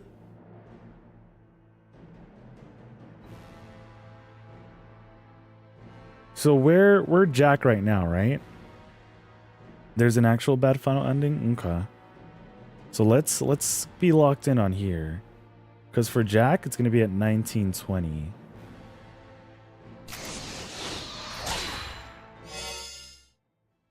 Whoa, this is way far back. Well, the achievements call it the normal ending. Okay, I call it the bad ending? Oh, man. Turning his attention back to the handbag, Stanley. Oh, right. We saw the picture. What the hell? He stared at the picture, swallowing the lump in his throat. It was a photo of Maria standing next to another young girl. There was something written on the marker on the back.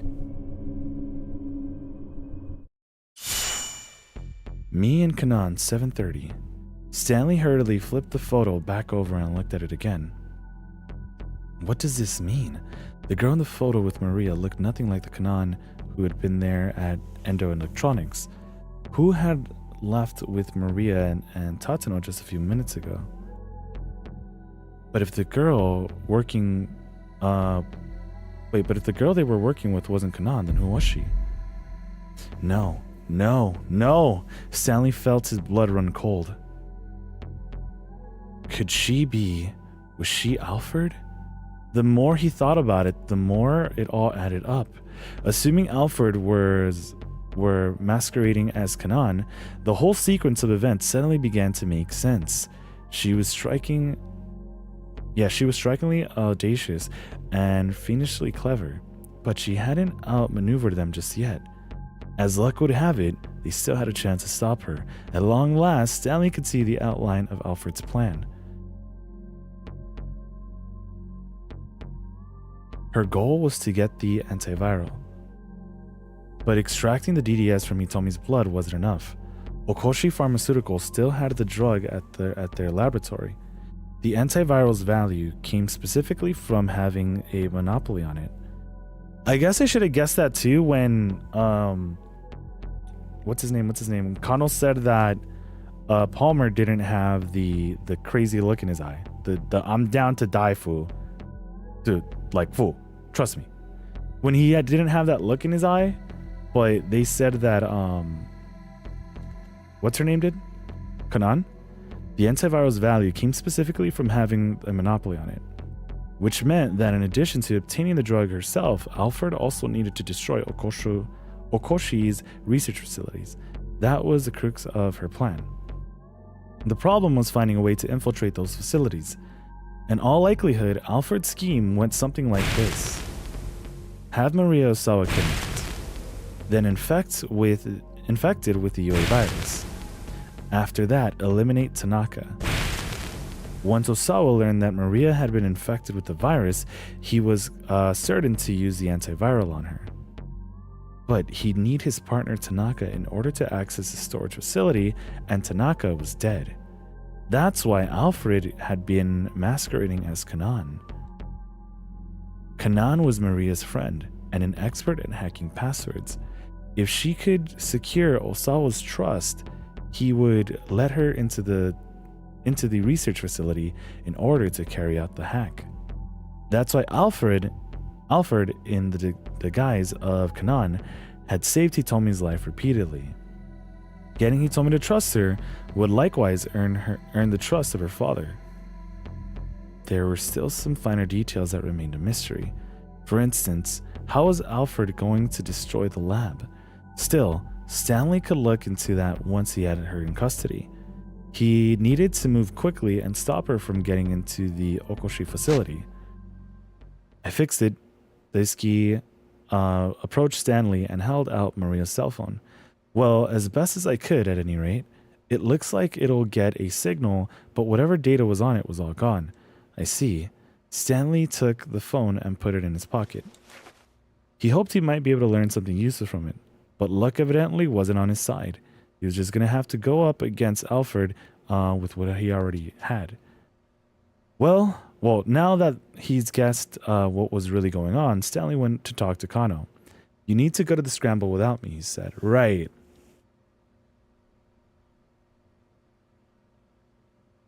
It's crazy that he didn't just tell him, but I still feel like we were being listened in on.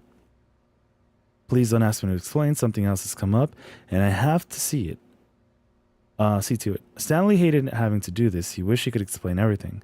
But if he made any unusual moves now, there was a risk that Alfred would pick up on it. It was better to keep his companions in the dark just in case. I understand, Kano said. Do what you have to, and come back soon. I'm sorry. I wish I could tell you more. All right. I'll find a way to get by. Could he have just shown him the photo? Kano gave him the thumbs up. The sight brought back some painful memories. Up until just a few hours ago, Stanley had instinctively seen Kano as all too naive. And now he fully knew why. Kano was just like his younger brother, Frank. Damn. I wish I could see what time we were on right now. Easier. Because, okay, we're still not at 19. But yeah. I mean, he could have. To be fair, Kano and Frank look alike. I feel like they do give me the same energy. Younger energy compared to Frank. They might have looked very different, but in the way they mix up their responsibilities with their personal feelings, they were totally alike. Stanley couldn't discount that naivety. In the end, it was all part of the human condition. Jack, are you really okay with this? Frank cast an anxious look at his older brother as they made their way onto the University of Chicago. Private university in Chicago, Illinois, lauded as one of the foremost research institutions in the U.S. More than 90 alumni have been awarded the Nobel Prize.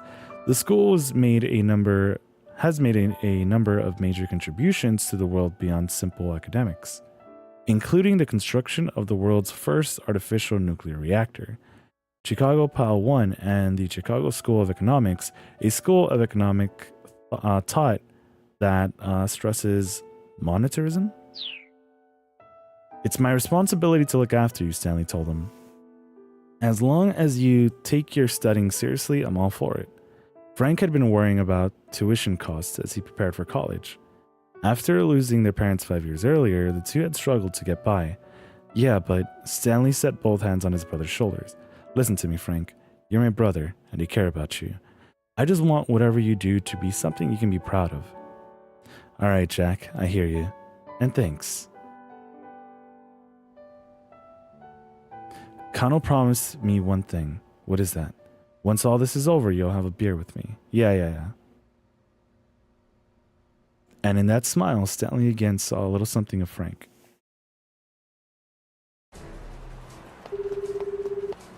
Hurrying out of Endo Electronics, Stanley dialed up Tatano as he ran along. Listen carefully, your life may depend on it, he said as soon as Tatano picked up. He knew that the detective wouldn't be able to respond openly since Alfredo was right there with him. In the spur of the moment, Stanley devised a simple code for how he should answer yes or no. He told Tatano to respond with "that's right" and to mean yes. and will do meant to mean no. There was no time for anything more complex. Right now, Stanley just needed to stop Alfred from getting into the lab. He quickly explained his suspicious about Kanan. Tatano sounded distinctly unnerved. At any rate, Stanley said, you need to find a way to get back without her realizing what's going on. Will do, Tatano replied. So, he was going to head to the library despite Stanley's instructions. Saving Maria is your top priority, isn't it? That's right. The detective's affirmation was firm. All right, then. I guess I'll have to head that way myself. In the meantime, do not let her inside that lab. That's right. Tatano was no match for Alfred. If she figured out what was going on, she'd probably kill him on the spot. Reassurance or encouragement would be meaningless right now. Instead, Stanley left Tatano with one final warning. If it comes down to it, just shoot her. If you hesitate for a moment, she'll have you dead. Find some way to stall until I get there. If she realizes we're onto her, you're done for. This isn't one of the decisions, right? Because we're still not in the 19th hour? Okay.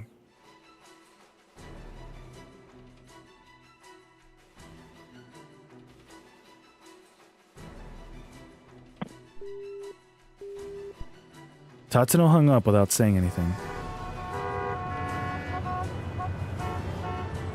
The area around Dojinzaka was in disarray.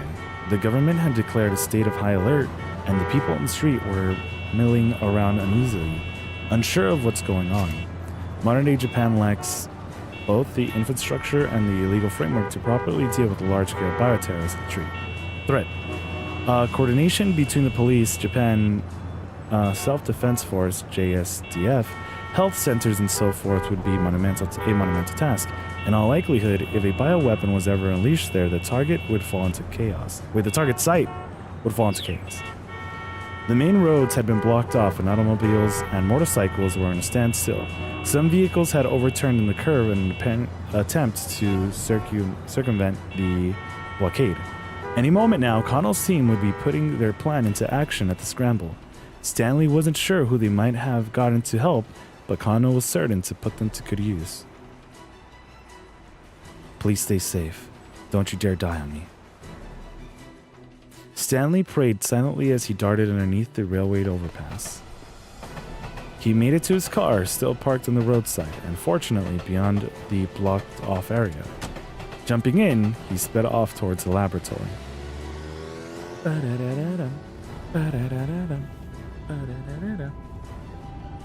As he drove along, Stanley again tried to deduce Alfred's plan of action. If Alfred herself was on the way to the lab now, then what was the objective of the fake who'd be sent to the scramble?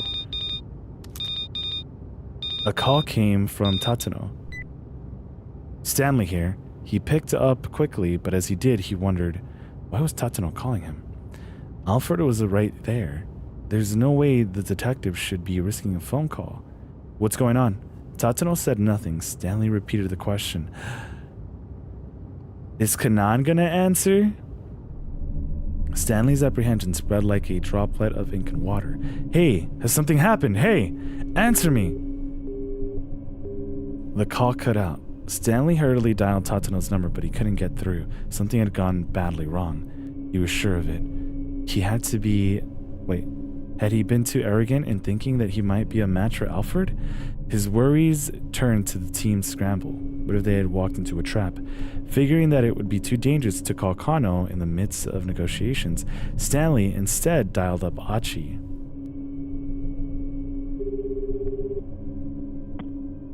Mr. Stanley, what's going on? To Stanley's relief, it sounded like things down at Scramble had gone well enough, so he asked Achi to put the phone with Kano. But this is where things go wrong. There was a sudden tremendous boom and the call cut out. Stanley's jaw dropped. So... Oh, and we are at hour 19 already. Oh, this is going to be a lot to jump through. But wait, I can't jump to Achi.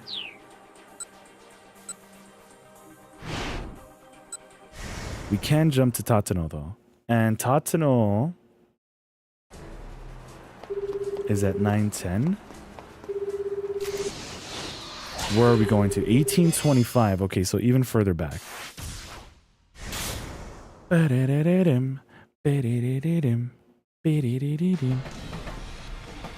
Once they'd made it past Shibuya Station, the roads were relatively clear.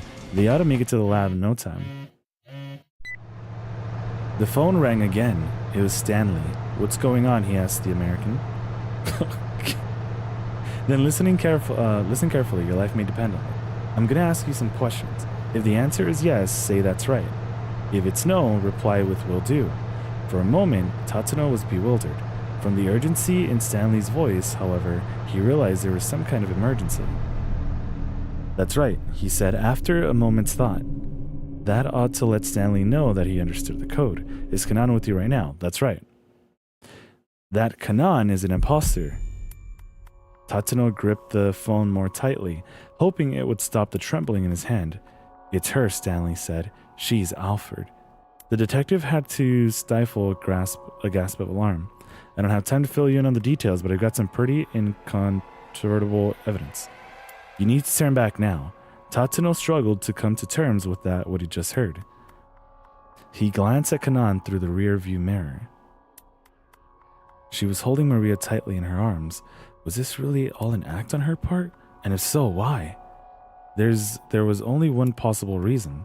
If Kanan really was Alfred, then she had only one goal. She was pretending to help Maria in order to get into the lab, where she would be able to steal the antiviral. But wait, hold on. Kanan was Maria's friend, wasn't she? He told me had said as much herself. Kanan is my sister's friend. Maria certainly knew what her friend looked like.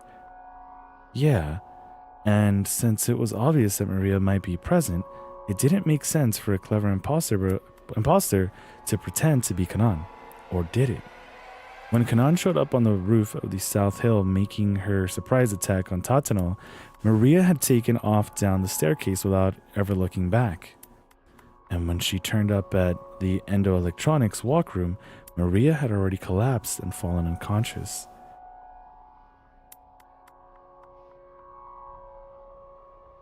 She wasn't in on it too, right?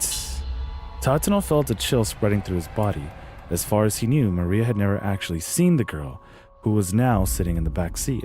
But then, what about Hitomi? Shouldn't she have known what Kanan looked like? Tatsuno tried to remember what Hitomi had said. Kanan is my sister's friend. I just met her for the first time today. Damn. If they'd never met each other before today, then maybe Hitomi didn't know what the real Kanan looked like. But then why would she trust this person with a tracker? Because wasn't there a GPS device planted on like her thing? That was the only explanation that made sense. Hey Tatsuno, are you still with me? Stanley sounded like he was on the verge of panic. At any rate, you need to find a way to turn back without her realizing what's going on. Even if Kanan really was Alfred, Tatsuno had to keep heading toward that lab. He went over the coded responses in his head. Yes was "that's right." No was "will do." "Will do," he said. "Saving Maria is your top priority, isn't it?" "That's right," Tatsuno confirmed. "Alright then. Guess I'll have to head that way myself. In the meantime, try not to let her get in the lab." "That's right." "Who was that?" Kanan asked. Tatsuno felt his heart skip a beat. That was Kuze, a cop from earlier. He tried to keep his voice as level as possible. He was worried about us and wanted to check up. "Oh, okay," Kanan muttered, sounding disinterested. Tatsuno could only hope she hadn't guessed the truth. It felt like the specter of death himself was breathing down his neck. Coolio was good, dude.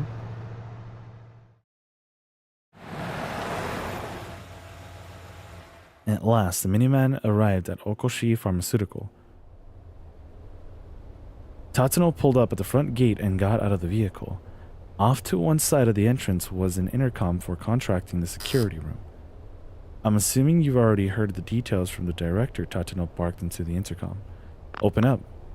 "We haven't heard anything from Director Osawa," the security guard spat back. And moreover, the laboratory is currently on lockdown. "I'm sorry, but not even Director Osawa is allowed inside." "That's ridiculous." Tatsuno scowled at the intercom in frustration. Chillin', let's go, Coolio. Did you get anything good on the Pokemon TCG today? I got a Moltres, but not one of the good ones. I guess just a regular Moltres. Nah, okay. Then a car came racing towards him along the street. The sound of screeching brakes filled the air. The vehicle skidded to a halt, and then Kenji Osawa jumped out from the driver's seat. Maria!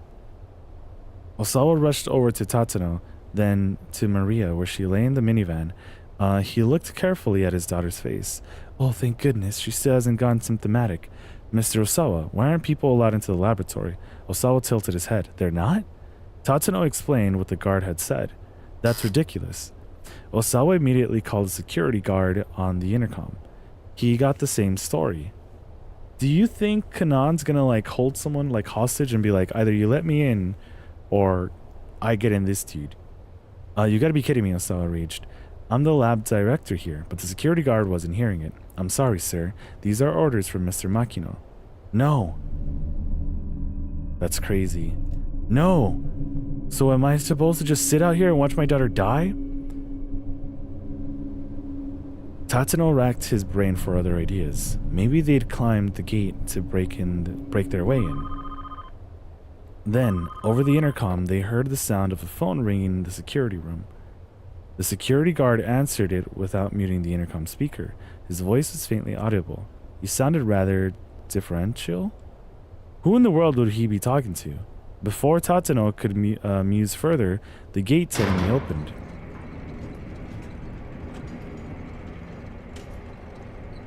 Why? Tatsuno and Osawa looked at one another in surprise.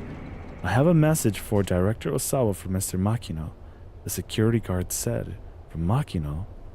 Osawa huddled over the intercom and had a brief, subtle voice exchange with the guard. What was that all about? Tatsuno asked. It would seem that my wife was able to pull some strings for us. After Osawa left home, I had a change of heart. Even if it meant losing everything, she decided she wanted to save Maria's life. Although Maria was not Ai's real daughter, it turned out that at the time they'd spent living together had sowed the first seeds of a familial bond. Tatsuno didn't have the time to wonder what that might mean. He has that lock been open for us as well? He asked. The smile disappeared from Osawa's face. No, she wasn't able to do anything about the final layer of security. I see. Well, let's regroup inside for now. Very well, Osawa said. By the way, who's going to be hacking the password? I am, Kanan replied. Ah, so you're Kanan. We should get you to the laboratory then. Osawa began to lead the way inside. Kanan followed. If Kanan really was Alfred Tatsuno couldn't get her into that lab. But without getting that lock open, there was no way of getting Maria the antiviral she needed to survive. What was the right call? Should he still pretend to be in the dark and let Kanan hack the password? I'm assuming this is the one?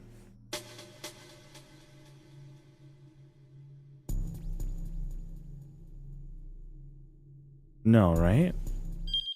Because we're still in 18 something? Almost there. 19 Achi, 1905 Kano, 1910 is Tatsuno. Okay. Okay, so we still have some time. So I guess this decision just doesn't matter, right? He was gonna have to have her look inside. Wait, they couldn't go anywhere until Stanley got there.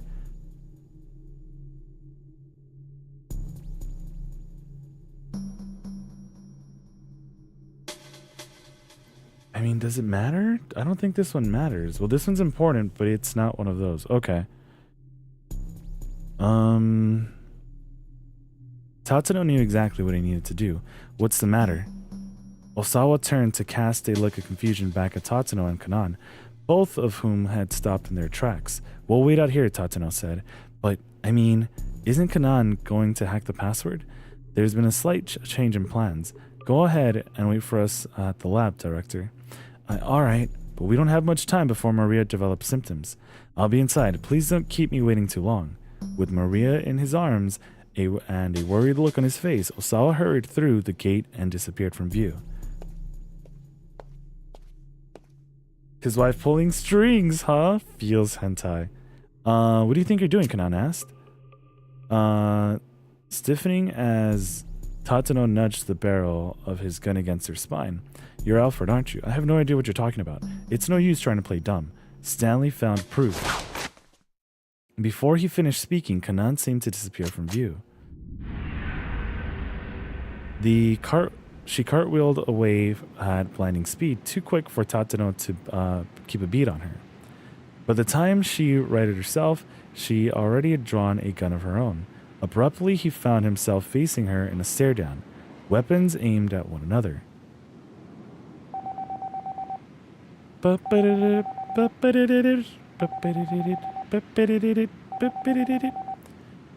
Sorry, I was thinking JoJo. Then Kanan's phone rang and she reached to answer it. Don't move, Tatano roared. Sheesh. Did you forget the plan? That might be Hitomi calling. I don't care. Don't you move. If Kanan really was Alfred, the whole plan might be a sham. Tatano kept the barrel of his gun squarely on its mark. Kanan let out a little sigh. Have you considered that Stanley might be lying to you? Yes, it's possible, but I need to make sure we avoid a worst-case scenario. If you don't let me into the lab, who's going to hack the password? You've got your little decoy. My friends will get the fake Alfred to cough up the password. Once her phone had stopped the ringing, Kanan sighed again. And what about Stanley then? Is he on his way here? Who knows, Tatano said. At that, Kanan lowered her gun. She seemed disturbingly full of confidence. Kanan flipped open her cell phone. Who do you think you're calling? Tatano adjusted his aim, pointed his gun at the young woman's head. Look, I'm going to call Hitomi and have her clear up these suspicions you have about me. We don't have the time for this right now. Wouldn't you agree? Kanan stared back at Tatano, cell phone in hand, waiting for his reply. And then...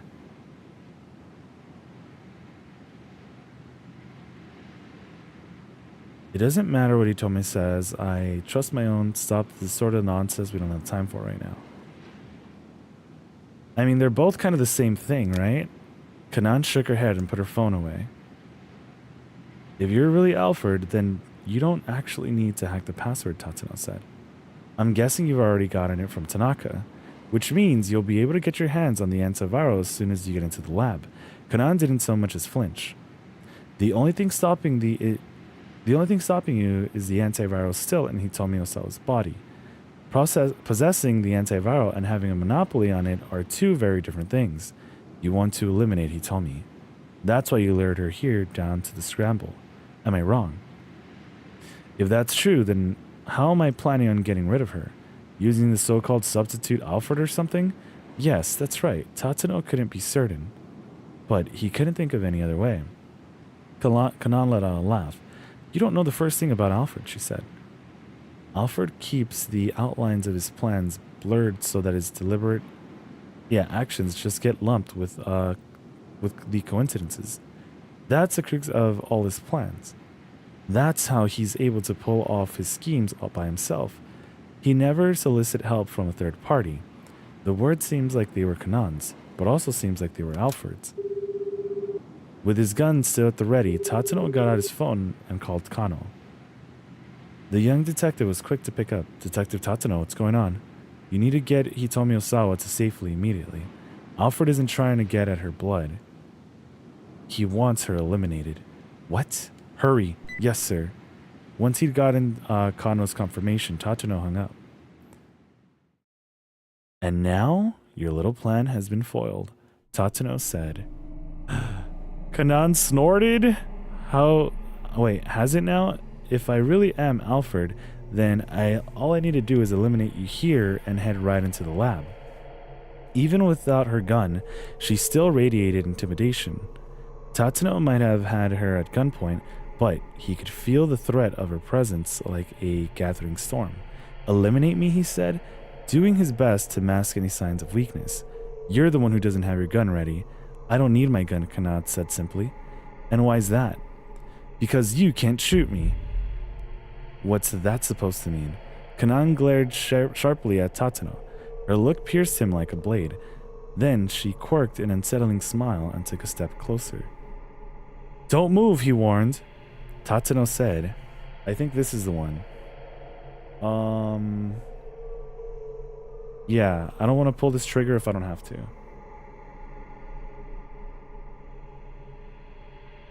It's not that you don't want to pull that trigger. It's that you can't pull that trigger. Kanan took another step closer. You're still traumatized from that time you let your friend's wife die. Of course, of course. B, I don't want to pull the trigger. Thanks, Star. Yeah, I scrolled up just in case. How do you know about that? Tatsuno was shaking now, his arm wavering. I heard you talking with the younger detective up on that rooftop. That was right, she had been there. Let's test my theory out. Kanan pointed her index finger at her own heart. If you think I'm Alfred, then shoot me right here. Huh? The corner of her mouth twisted up. You can do it. You can't do it, can you? Tatsuno's gun had shook all the more. You're afraid to pull the trigger. It was as if her words were a spell that she was casting over him. You can hardly even stand the thought of pointing your gun at someone. What do you mean? That's all he was doing before. I'm pretty sure he actually shot at someone earlier. Tatsuno shook his head violently back and forth, but couldn't get Kanan's words out of his head. Yeah, he actually shot earlier. Just keep Maria safe. That's your job. That's what Stanley had said, and he was right. Don't hesitate. Don't think. This was Alfred, a sadistic terrorist. He just needed to trust himself and pull the trigger. Let's go. Oh, there was a hard, visceral sound. Gastric fluid rushed up Tatsuno's throat. He pitched forward onto his hand and knees and vomited on the spot. I'm hoping it's because he shot and he's like shocked, but I'm also hoping he nailed the target. He did, but he didn't shoot at anyone. But he was ready to, right? Because he shot, but what was it because she got in the way? The sensation of pulling the trigger, the recoil in the wake of the shot, it was exactly as it had been all those years ago. He never wanted to fire a gun again. At this point, he probably'd never be able to. Where were you even aiming? God damn it, the voice had come from right in front of him. He looked up to see Kanan standing right there. His heart began hammering like mad. This was the end. He braced himself for oblivion, even as his body cried out to survive. There was a dull roar of a gunshot, and then silence. Bad end. One last shot. Okay.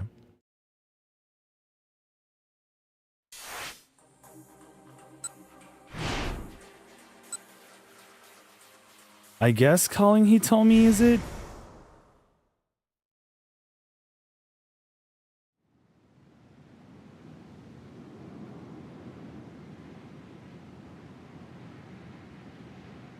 Said always correct. Kanan began punching numbers. She never took her eyes off Tatsuno. She waited for he told me to pick up. She's not answering. Kanan hung up and tried calling again. It's me. It looks like she'd gotten through this time, and the detective doesn't trust me. Apparently he thinks I'm Alfred and not Kanan. After a few moments, Kanan held the phone out to Tatsuno. Here, he told me, says, I'm definitely Kanan. Yeah, Tatsuno didn't reach out for the phone. Instead, he advanced on Kanan with his gun still on its mark. This is a farce, Tatsuno spat. He told me his words don't mean a thing. You might be Kanan to her, but you aren't to me. I don't even know if there ever was a real person named Kanan in the first place. So maybe you're Kanan, and you're Alfred. Damn it. I think this is gonna pretty much turn out to be the same thing.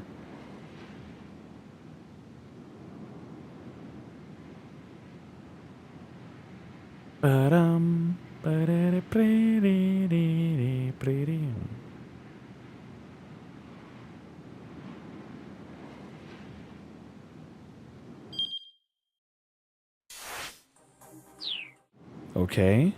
Well, let's see.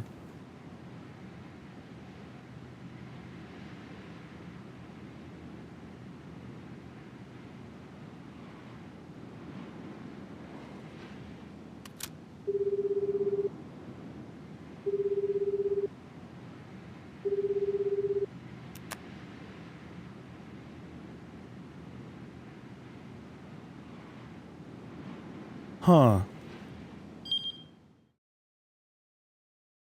I'm not letting you in there.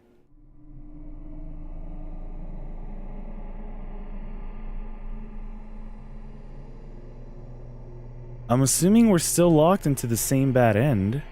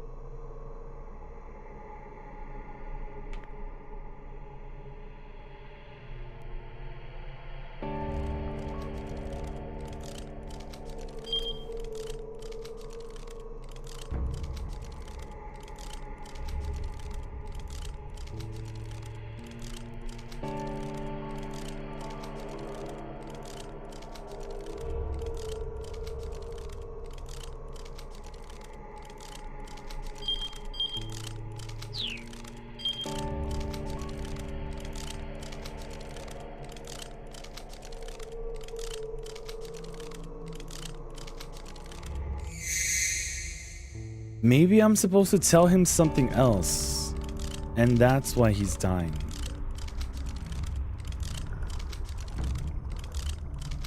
I think that's why he's ending up this way. Yeah, I think I have to tell him something else.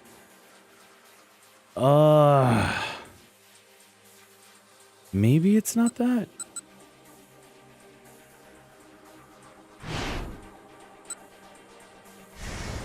I guess, what if we do send her in? That's probably going to be even worse, though. I probably have to do something else to someone else.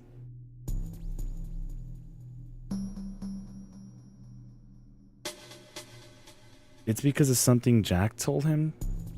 Was it actually that line? That we were just like, yeah, keep her safe. A warning? Because this is when we find out, right?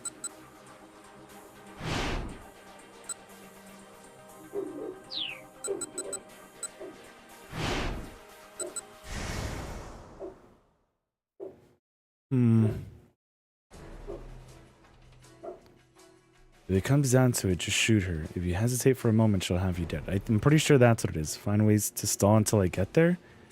If she realizes we're onto her, you're done for.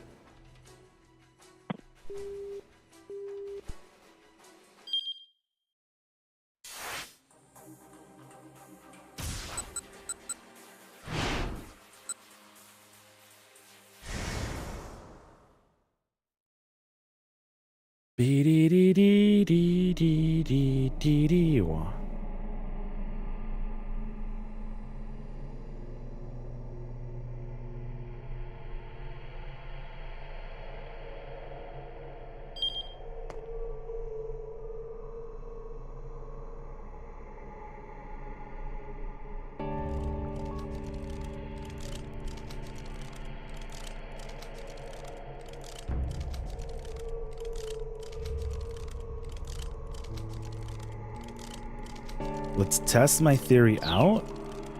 Okay, Kanan pointed her index finger. Okay, that's what she said. Huh? Okay, so it's the same thing. I thought there was probably like some kind of different dialogue, but no.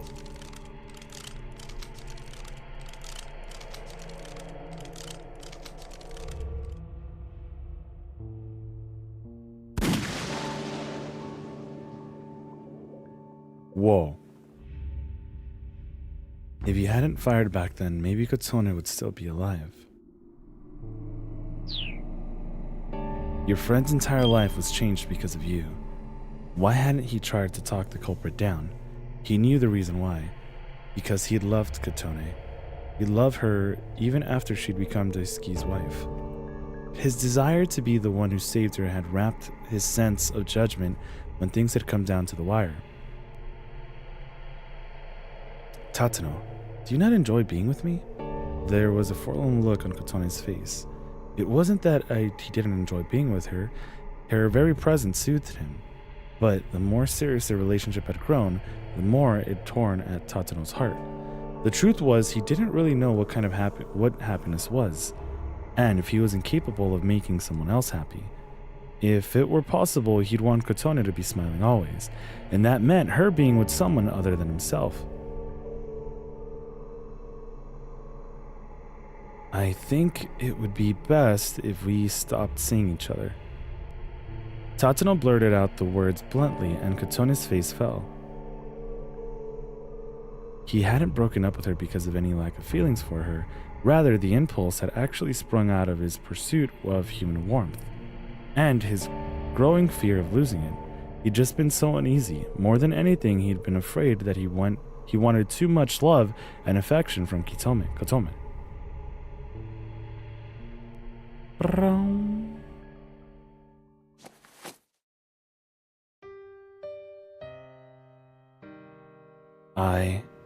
Bit by bit, Tatano lowered his gun, his hand ever more unsteady. His heart was on the cusp of breaking. And still, Kanan continued with her diabolical whispering. You can go ahead and kill me, but if it turns out I'm not Alfred, what then? Now she stared at Tatano with an almost pitiable look. You'll have once more done something you can never undo. Something I can never undo, Tatano repeated the words dully, feeling himself forced in a trance. That's right. Could you ever accept that? No, I couldn't. Couldn't make the same mistake. His whole body felt like it might fall apart. He wanted to drop down to the ground and curl up in a ball like Sonic. And that's why you can't shoot anyone. I can't shoot anyone. And Tatano muttered the words. Kano's face appeared in the back of his mind. I can! Tears fell from Kano's eyes as he looked down the barrel of his gun at Tatano. He'd become a detective who didn't lose sight of what he was supposed to protect, no matter the situation. I had to look up and see if it actually said Sonic. My bad. Tatano had nearly forgotten. Nearly abandoned his inward promise to be a detective worthy of that final salute Kano had given him. He brought his gun back up to bear. Don't be absurd, Kanan mocked. You can't shoot anyone. Actually, I can. The words creaked dryly from Tatano's throat.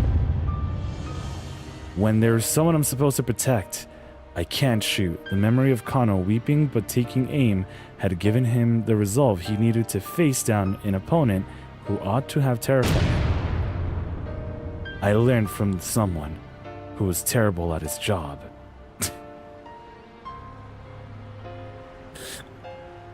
Kanan's eyes went cold immediately. She lifted up her gun.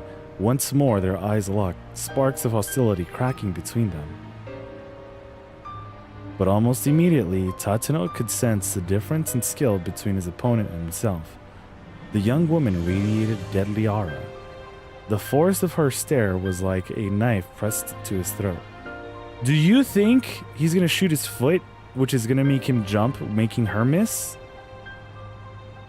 She had borne witness to carnage and bloodshed, the likes of which he couldn't even imagine. He couldn't win this. She would kill him guaranteed. Tatano braced himself for death, never taking his eyes off Kanan's. If nothing else, he needed to buy time for Kano to get the password.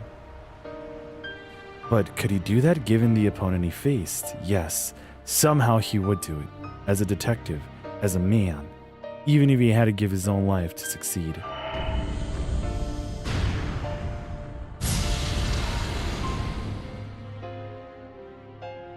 Even if I couldn't come close to making up for the sins he had committed. Even if it... Okay.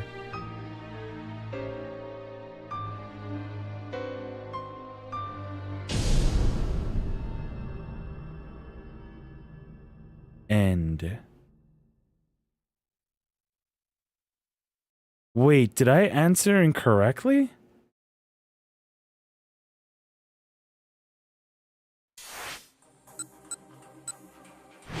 Or was this before?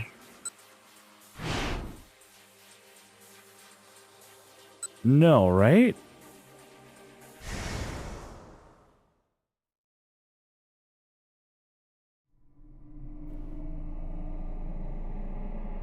Oh, okay, cool. So now...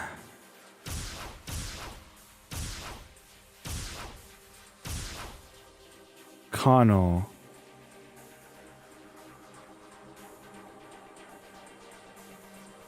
Who was it that made us swap over to Achi? Okay, cool. Because now we can go with Achi. Oh, man. Okay. Because Achi was also locked out for a bit. Okay. So for Achi, it looks like as soon as we get to the 19th hour, it's like the first decision we make, right?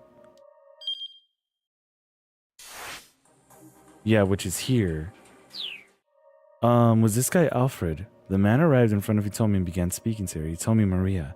Even Achi's father. This must be the guy who was responsible for everything. Achi felt a pressing urge to flatten him right then and there. Still, he knew he couldn't blow his cover until Kano gave the signal. Suppressing his raw emotions, he readied himself for action. Which it says, he hurt me? No. Protecting Hitomi? No. I have to set aside my hatred. Yeah. Yeah. Okay, so the only one I have to remember now is to go up for Jack. Okay. Why hasn't it happened yet? Why hasn't Kano given the signal? Freeze! Suddenly Kano rushed forward, his gun drawn. Ignoring the pain in his leg, Achi dashed for Hitomi as fast as he could. He cut between Kano and Alfred quickly, pulling Hitomi out of danger. Hitomi, Kano shouted, call Kano again. Shielded by Achi, now he brought up her cell phone and dialed the number. Wait, we didn't get another that this is his end and, right? But some time passed and there was no answer. Had there been some kind of trouble on Kanan's end? Looking increasingly worried, Hitomi tried calling several more times. Then Alfred withdrew some strange vials from the attached case he'd brought. Kano's face wavered with alarm. This has to be the terrorist trump card then. Kano and Alfred were having some sort of debate. Achi couldn't hear the specifics, but tensions were clearly running high. Kano hesitantly lowered his gun. Alfred flashed a haughty, confined grin. Looks like it's time for a trump card. Susumu, Achi shouted at the top of his lungs.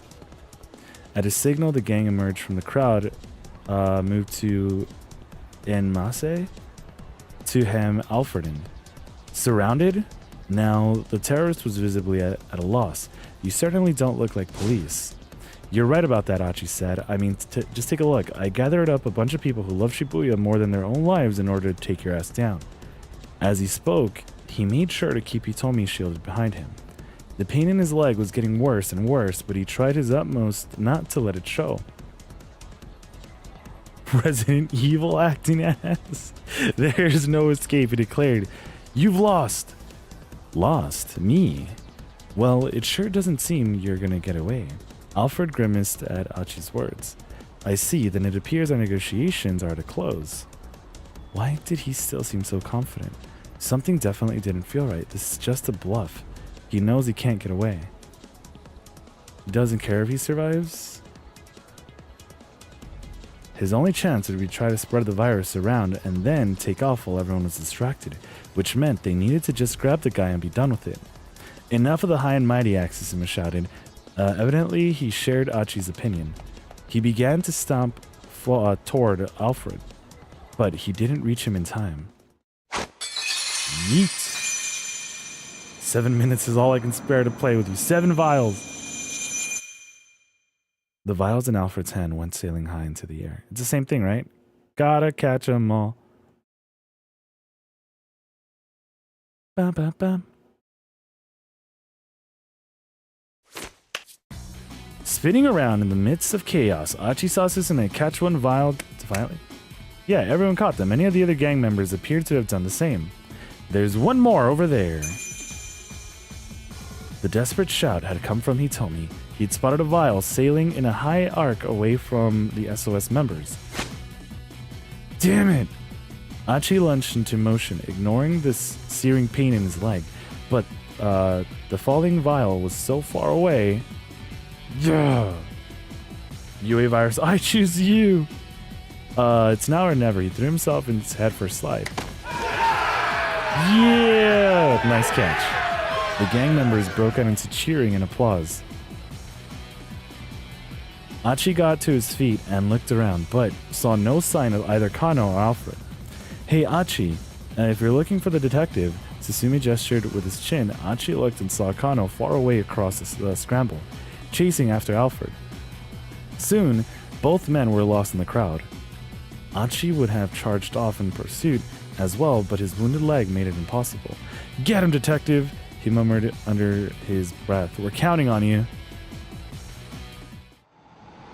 But the explosion still happens before he could complete his sentence. A massive explosion blasted Achi off his feet. Tiny bits of metal tore through his arms, legs, and torso. He crashed to the ground and crumpled like a tattered rag. There were screams coming from all directions, but as Achi started to fade from consciousness, the voices got softer and softer. Through the haze of pain, he saw a bloodied arm stretched before him. Are they holding hands? He saw a hand that had been clasped with his hand all day long. Don't tell me it's like also been severed. It took the very last of his strength. Then both hands subsided into stillness. Okay, I was gonna be like, don't tell me that we took off with her arm. A mysterious explosion. We still have to... Okay. Wait a minute.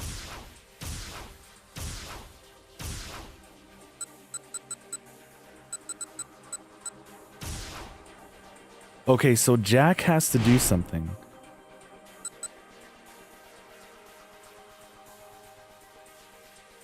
Yeah, Jack has to do something. What happened? I went away and they got exploded. So I believe what happens is that there's another bomb somewhere, or that there's a bomb that was planned to go off. No matter what. A lot of 19 is just he did something wrong and now everyone gets exploded and or shot. Yee, okay. Okay, so yeah, we're just gonna tell him the same thing. Tatsuno hung up without saying anything.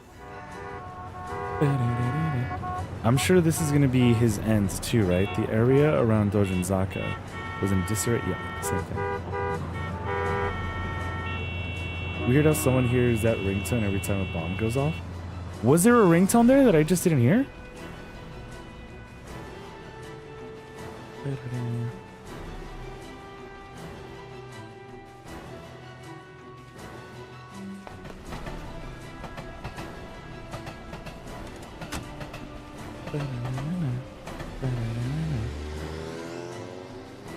Achi didn't hear it, but Kano did. Oh! Bro. Okay, a keep out. But this is... What?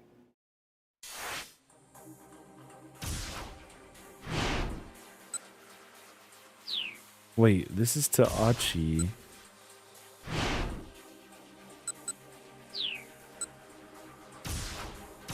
Who are we supposed to do the jump with? What?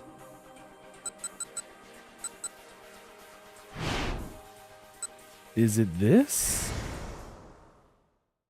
Oh, you know what? This might be actually be it, because I think this happens around that same time. Sweet. I think. Okay, cool. There's a lot of everyone gets exploded scenarios. We're gonna make sure we stay safe, I hope.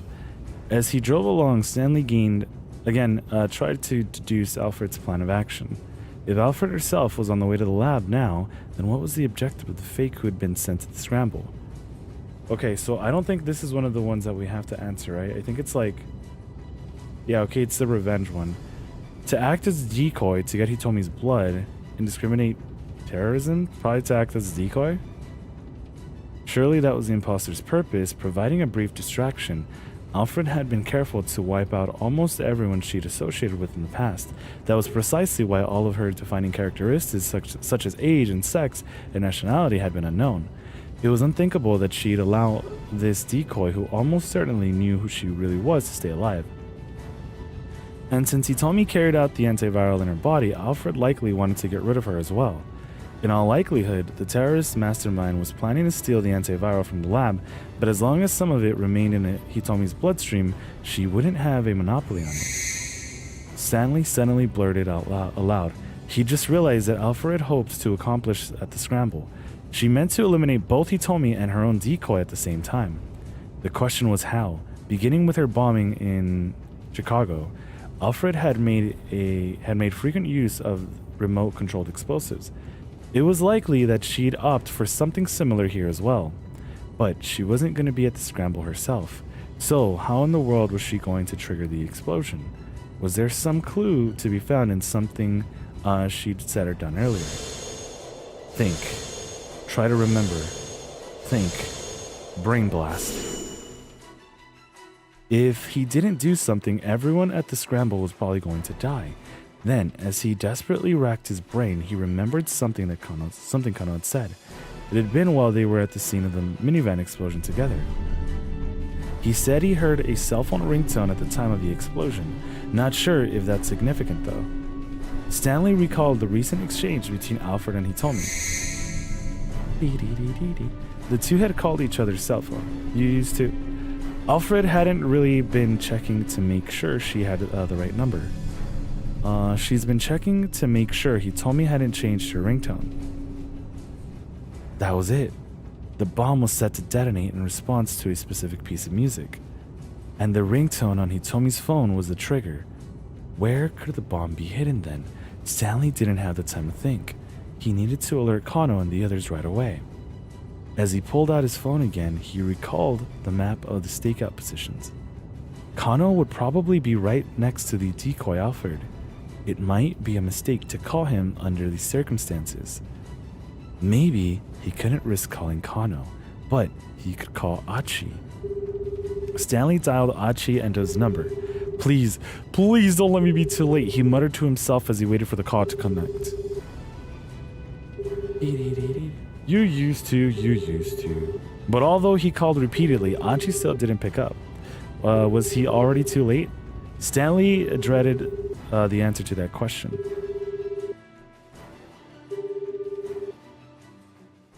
Another keep out? Okay.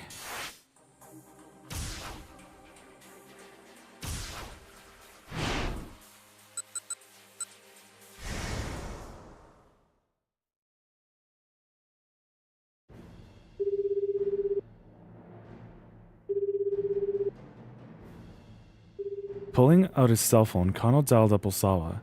As he did, he recalled... Okay, cool.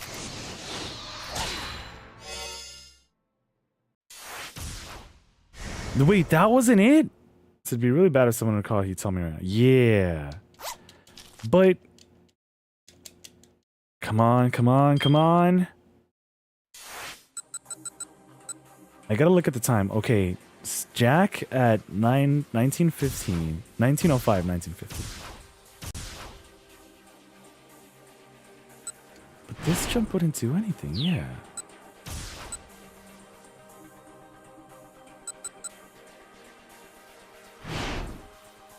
Achi. Does it actually have to be Achi?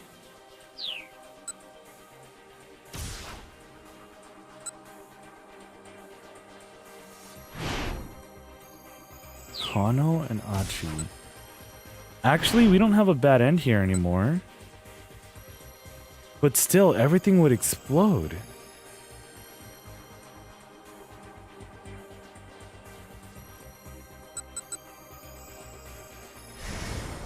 Wait, I meant to check the time, because this is what we did last time, right?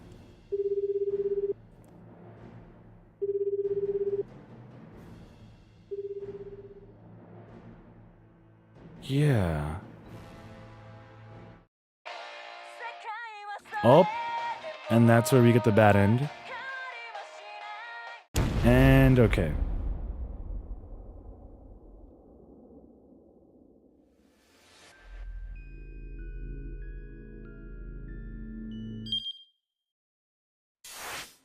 Okay. Wait, it doesn't say a bad end? Maybe because we haven't gotten that far? I'm assuming I have to tell him something else.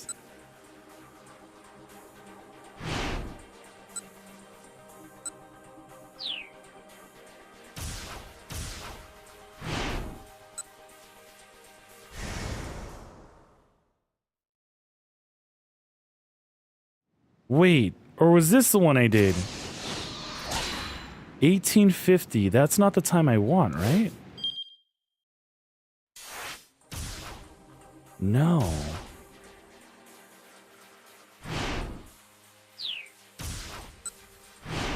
Maybe this is what I want. No. Is it?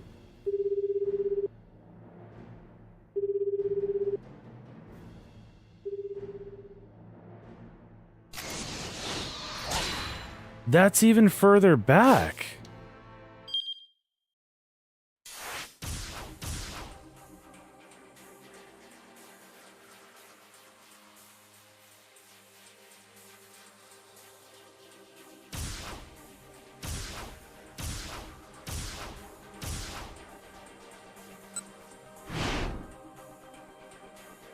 Do we really have to jump to Achi? No.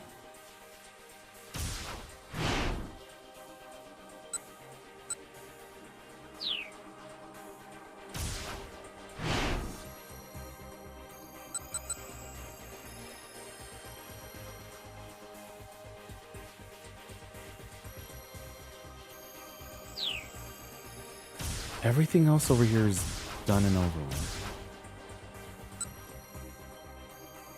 This again takes us further back.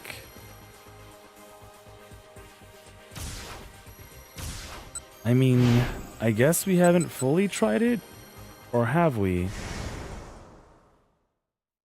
Yeah, because what if we call Stanley instead, right?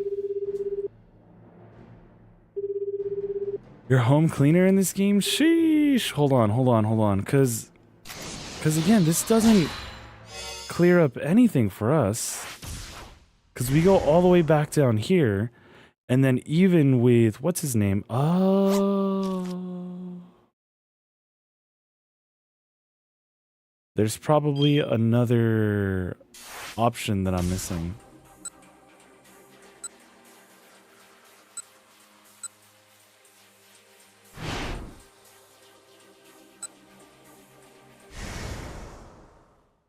Oh.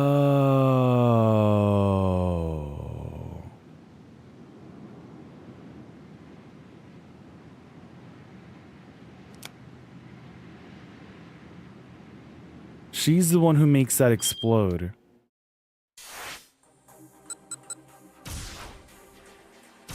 So now we're all safe here.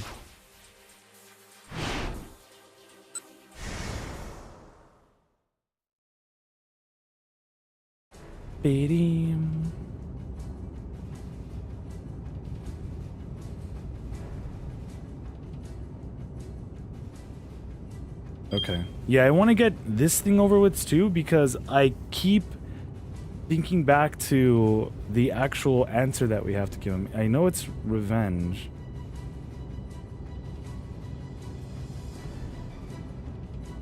Everyone's currently unexploded. Yeah. Man, I can't believe I answered correctly that other time too. But I was just like, no, this...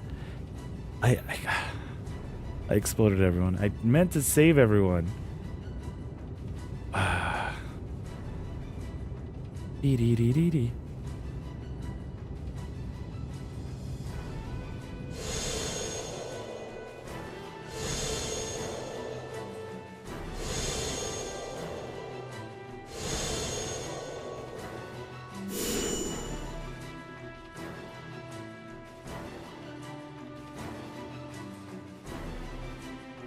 Dee-dee-dee-dee-dee.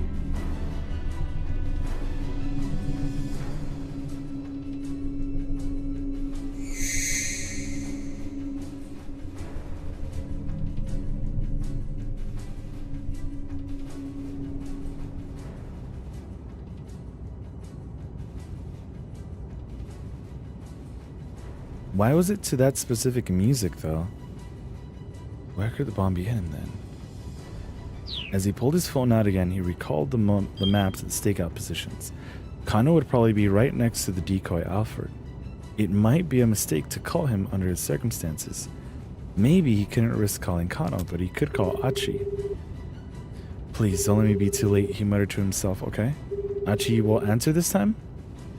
Achi was quick to pick up. Mr. Stanley, what's going on? God damn it. Okay, we're making progress.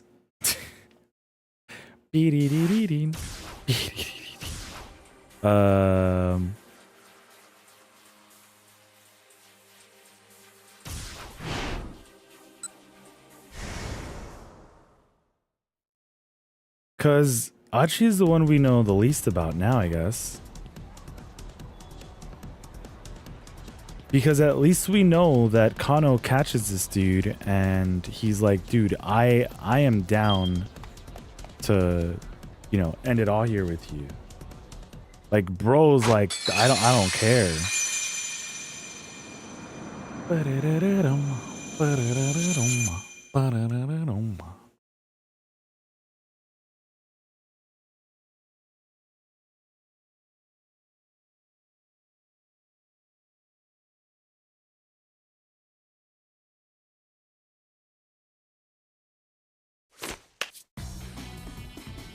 I really do like this song. I know it's like more on the simpler side, but it ain't bad.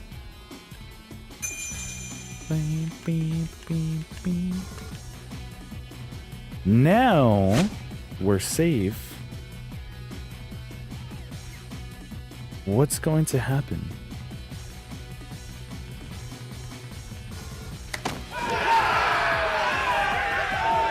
Nice catch. Her name's, he told me. Achi got to his feet, looked around, but no sign of either Kano. Okay, Achi, we're looking for the detectives. Adjusted with his chin. Achi, okay. Soon both men, okay. Yeah, get him, detective, he murmured with his breath. But this is pretty much the end, right? Like, what else are we supposed to do? Achi can't move. Is this end of story? You've got to be fucking kidding. It's kind of like the song you'd hear in Sonic True. It's basically Achi's theme. It's really good. Okay, so now...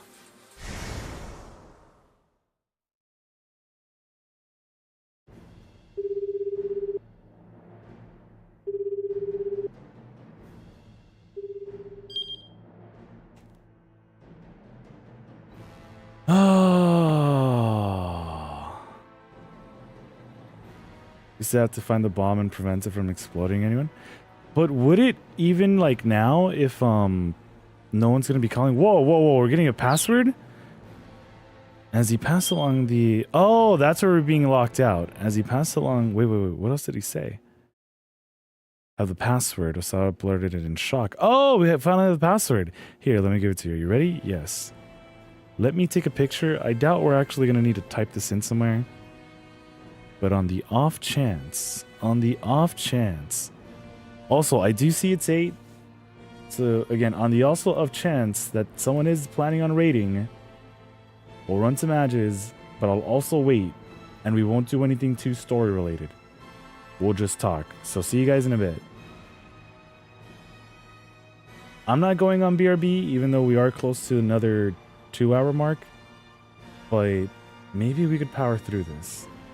Again, I just always worry, like, if someone's actually gonna, like, raid out to us, and they're like, oh, well, you know, it's the perfect time to raid out to somebody. But yeah, hopefully everyone's doing all right. Looking forward to not exploding, because, bro, this has been intense. This has been freaking intense. Oh my god. I had to take off my sweater. This was getting me air.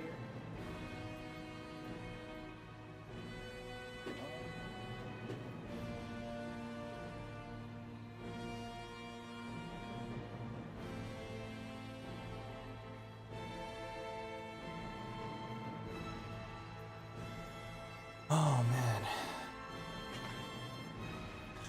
Pulling up more people like 10 more times? That's not gonna happen. We got them safe. We are gonna save everybody. All right.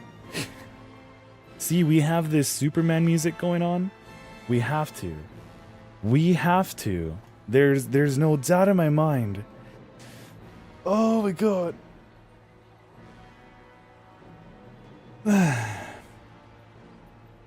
Yeah, I'm wondering. I am wondering.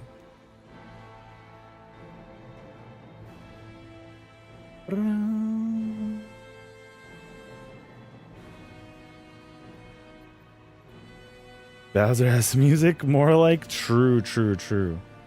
We just got to his castle, and it is time to save Peach and the Toads.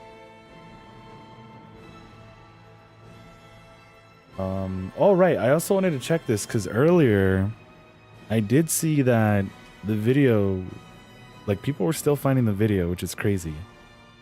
But the video actually reached 150,000 views, which is crazy. And also 30K likes. Thank you guys, that's crazy. That is freaking crazy. There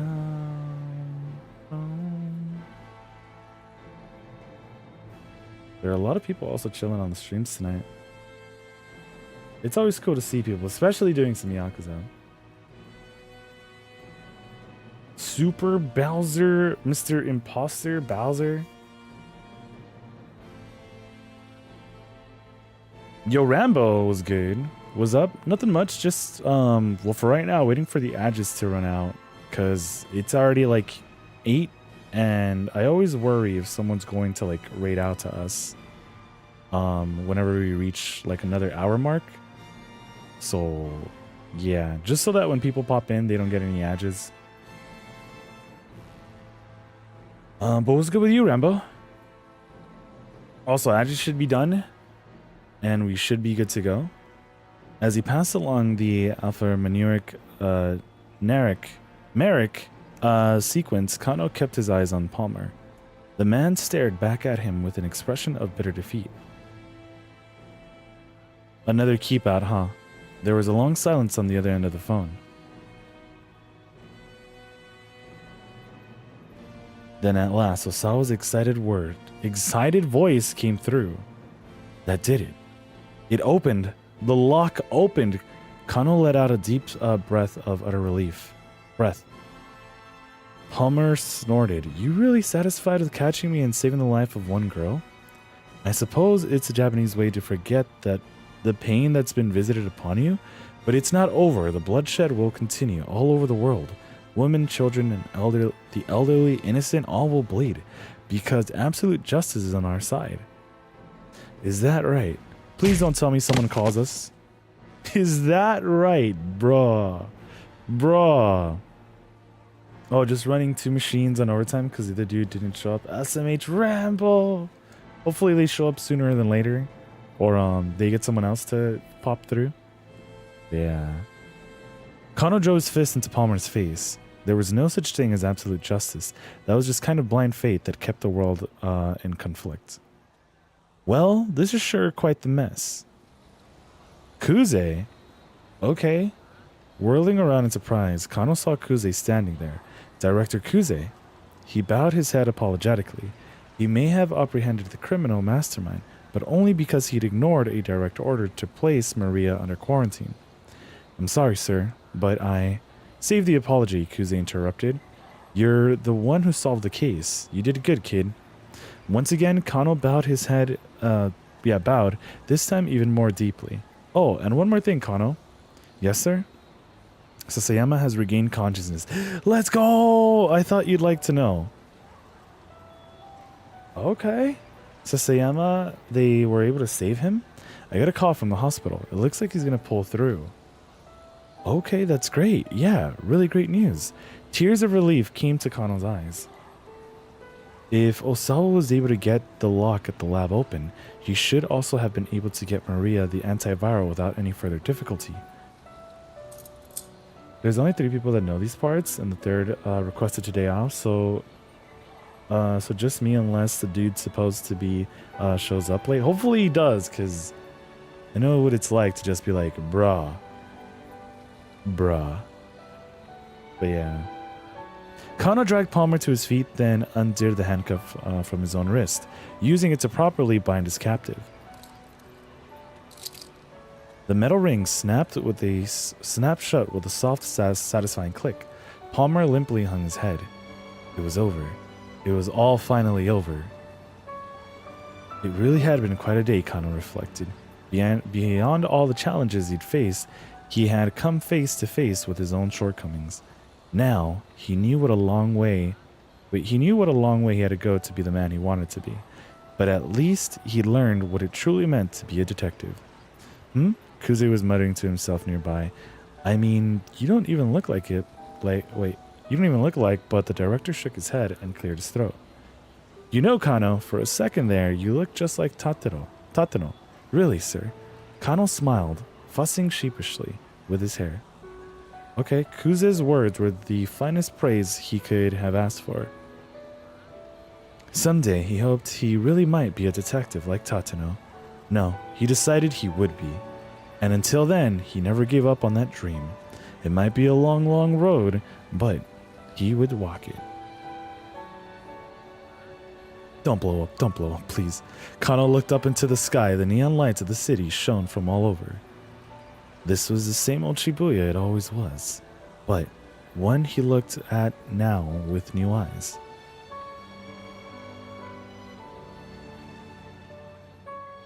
Thank you. Thank you.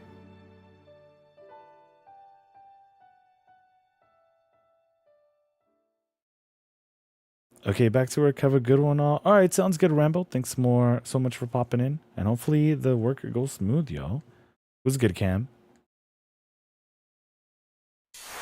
Okay, so we now have to swap back to Jack.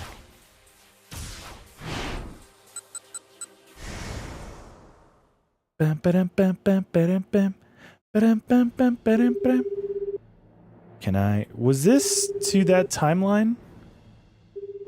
Because I forget how we got there. 1825. Okay, this isn't it. Was it Achi? Can't...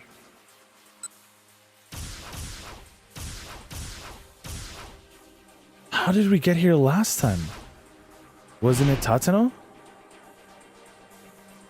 That was to not call.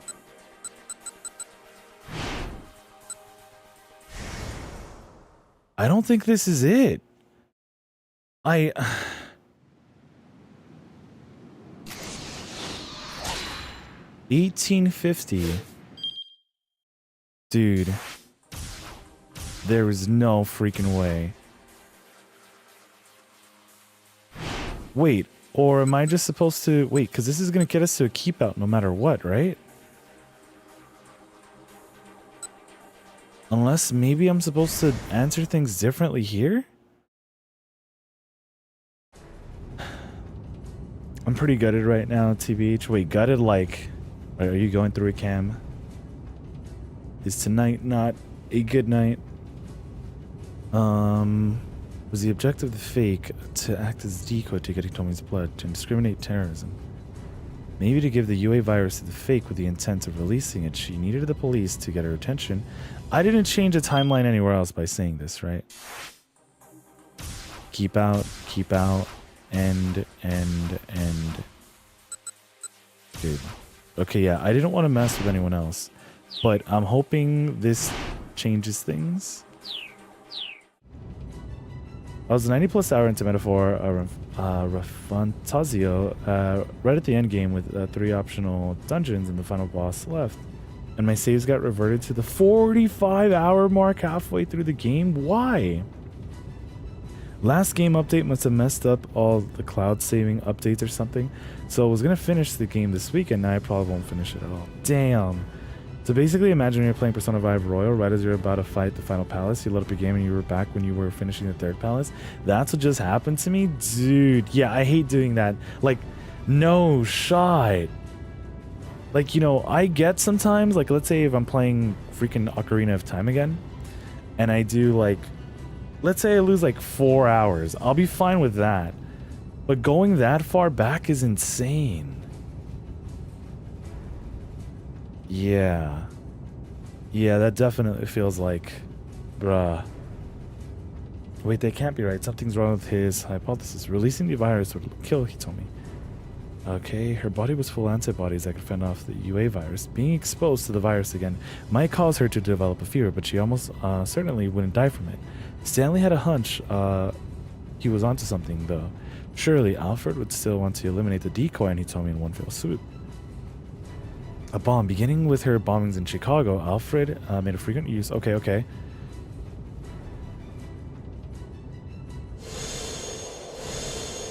Okay, I really wish we could skip this. Oh, if it was like 10 hours or less, it would suck, but ideal. This is an uninstall, and I'm upset I can't get a refund on what would be my goatee until 10 minutes ago. Yeah, that sucks, dude. Hopefully that doesn't happen to me in game. Yeah, I'd be freaking upset. Very upset. And this is like the fact that it's an update that messed with it. Have you seen anyone else like on like Reddit or something talk about it? That was it. The bomb was set to detonate in response to a specific piece of music. The ringtone on Hitomi's phone was a trigger. Where could the bomb be hidden then?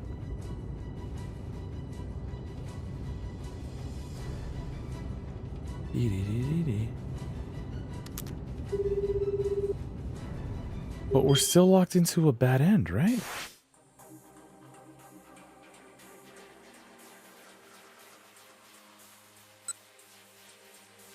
What are we doing wrong here?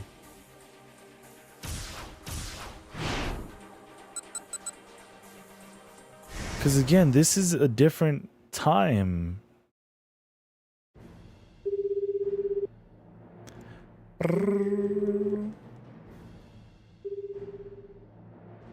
There's no way it's going to change to a different timeline.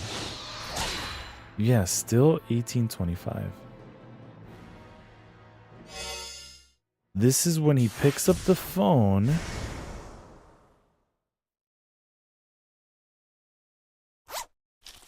What does this do?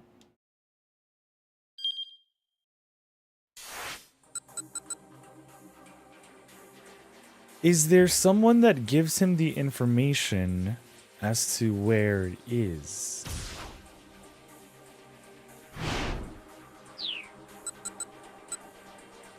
This is Takano.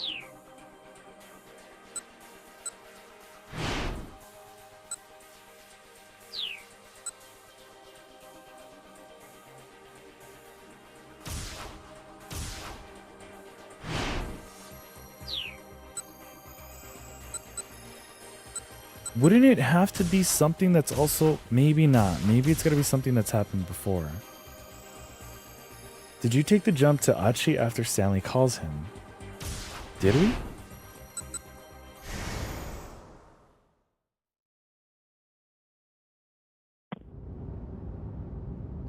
I did not. Right, we were supposed to unlock Achi's as well. I was just so focused on Stanley. GG's star.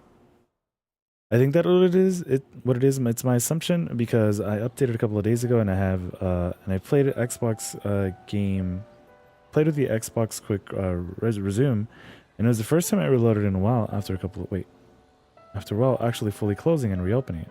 First time I've actually closed the game since that update. It doesn't appear to be very widespread. I just got lucky, I guess. Sorry about that, Cam. That's definitely a lot to just be like upset about. Or Stanley calls him, or while Stanley's in the process of calling him. There's a lot of happening around. Yeah. Oh my god. Eventually, Achi spotted Kano on the far edge of the crowd. The detective pumped his fist in victory. It looked like he'd gotten Alfred to cough up the password. Thank goodness. Finally, some really good news. Now Hitomi and Maria were both safe. A surge of relief ran through Achi's body. Unexpectedly, his cell phone rang. It was Stanley. Son of a... Mr. Stanley, what's going on? How did the negotiations go? Achi quickly filled him in on the good news. The detective caught Alfred. He got him to give up the password, and I think he's called the folks at the lab. Does that mean the case is closed then? No, not yet. Right now I need you to do exactly as I tell you. For a moment, Achi's head swam. This isn't over yet? Why? What's going on? If you want to save Hitomi, then shut up and listen, Stanley barked. Alright, tell me what to do. First, you need to power down Hitomi's cell phone. Turn off her cell phone? What for? Was Stanley serious or just messing with him? I'm pretty sure that there's a bomb somewhere near you located. A bomb? Achi's voice squeaked into falsetto. The guy that Kano just apprehended is a decoy. The real Alfred is planning to eliminate Hitomi and the false Alfred at the same time. Eliminate both Hitomi and his own decoy? Why was he going to do that? And if the guy they just captured was a fake, then who was the real Alfred? He couldn't wrap his head around it. The more he tried, the more his thoughts became a jumbled mess. Listen. First, turn off that cell phone. Then, go look for the bomb. Okay, got it. Right now, he just needed to do what Stanley told him to do. He didn't have time to make sense of the situation. Hanging up, he called out to Hitomi. Hitomi, yeet your phone. She stared back at him, too confused to act. Look, just hurry up and do it. Yeet. Pulling her phone out of her pocket, she switched the power off. Then Achi turned to in Kano's direction. Detective, he shouted. Kano was looking toward him, seemingly already aware that something was amiss. Detective, that's not the real Alfred. He's a fake. A fake? Kano looked understandably shocked. Yeah, I just got a call from Stanley. He said the real Alfred is planning to get rid of both Hitomi and the fake with some kind of bomb. Kano hurriedly turned back to the fake Alfred and began a fresh barrage of questions. Meanwhile, Achi's mind was racing again. If the bomb was meant to wipe out both Hitomi and the imposter, it would have been pretty powerful. So it couldn't be anything particularly small. Where could the bomb be hidden then? Achi scanned the area, but didn't spot any place that seemed plausible. Another keep out? Okay, Kano made his way over to Hitomi. Pardon me, miss. I just need to search you real quick. Wait, Hitomi had been planted a bomb? Achi, keep an eye on this guy, Kano said. If he tries anything funny, feel free to punch his lights out. Just do it already. Okay, sure thing. Achi took a watch over the decoy Alfred. The guy was handcuffed, but he was still a diabolical terrorist. Achi knew he couldn't let his guard down for a moment. He kept a close eye on the fake, ready to knock him cold at the first sign of mischief. Just do it! Meanwhile, Kano continued to search for Hitomi. Did you buy all the jewelry and accessories you were wearing yourself? Yes, most of them. The ring I got from my sister. What about your clothes? Oh, I bought them just this afternoon. The top I was wearing before got torn. I see. Then Kano continued to search, and he cried out suddenly in realization. It's not the cell phone. Is it the cell phone? It's a bomb. He told me, oh, it's such a cute phone too. Hitomi hurriedly pulled out her cell phone and handed it to Kano. Achi looked on the alarm, and as he realized the detective was going to turn the phone on. Stop, don't turn that thing on. Kano froze at Achi's sudden shout. Why not? The detective quirked a quizzical eyebrow. I don't know. It's just what Stanley said. He told me to make sure her phone stayed off. The blood drained visibly from Kano's face. Quickly pulled out his own cell phone, Kano dialed the police. Okay. He launched a discussion involving a lot of corp jargon that made no sense to Achi. But one thing seemed clear. Hitomi's phone itself might be the bomb. But wait. Achi found himself doubting the phone bomb idea. Yeah, isn't it her, like, necklace or whatever? Wait, that's Maria, right? If Hitomi hadn't brought the cell phone with her, what would have happened then? Would that just mean there'd be no explosion here? He didn't buy it. Surely Alfred Alfred would have thought of a way to eliminate Hitomi and the decoy crook, whether she had her phone on her or not. It was too worrying a prospect to ignore. Maria's the one with the giant necklace. Okay, okay. It is such a cute phone, right? Achi waited impatiently for Kano to hang up, then asked, well, what do we do?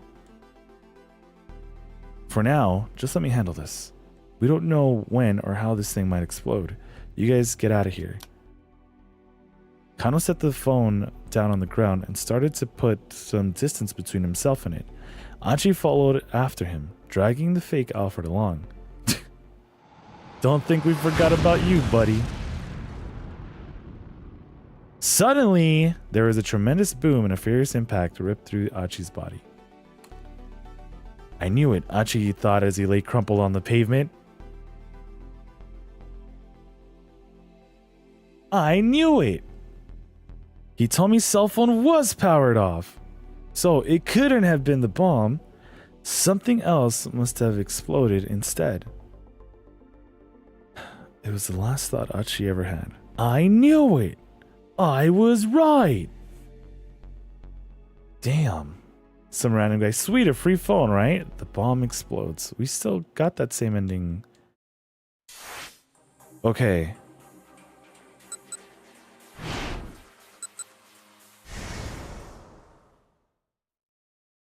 It was also the first thought Achi ever had. He cooked too hard. He cooked too hard. Okay. Maybe Stanley can do something to help us out. Must suck to be like, sheesh, I'm right, then died, right? See where being correct gets you? Don't let me be too late, he muttered to himself. He waited for the call to connect. Achi was quick to pick up. Mr. Stanley, what's going on? How did the negotiations go? The detective caught Alfred. Achi replied happily. He got him to give him the password. Yes, yes, yes, yes, yes. So he's gonna tell him about the bomb, right? Oh, man. Yeah, first you need to power down Hitomi's cell phone. I wonder if they were planning... Because, you know, that's a pretty big place. And a lot of people are familiar with this artist. Someone was bound to play it.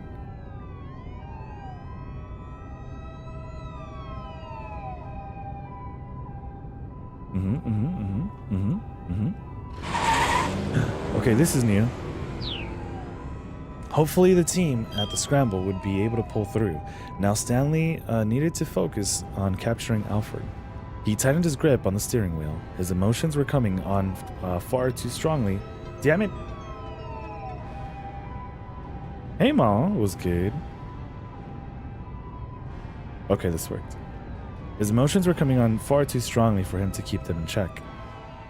In the back of his mind, Stanley thought about the last he'd ever seen of Frank. There had been nothing left of his brother but a bloodied hand reaching out from beneath the rubble.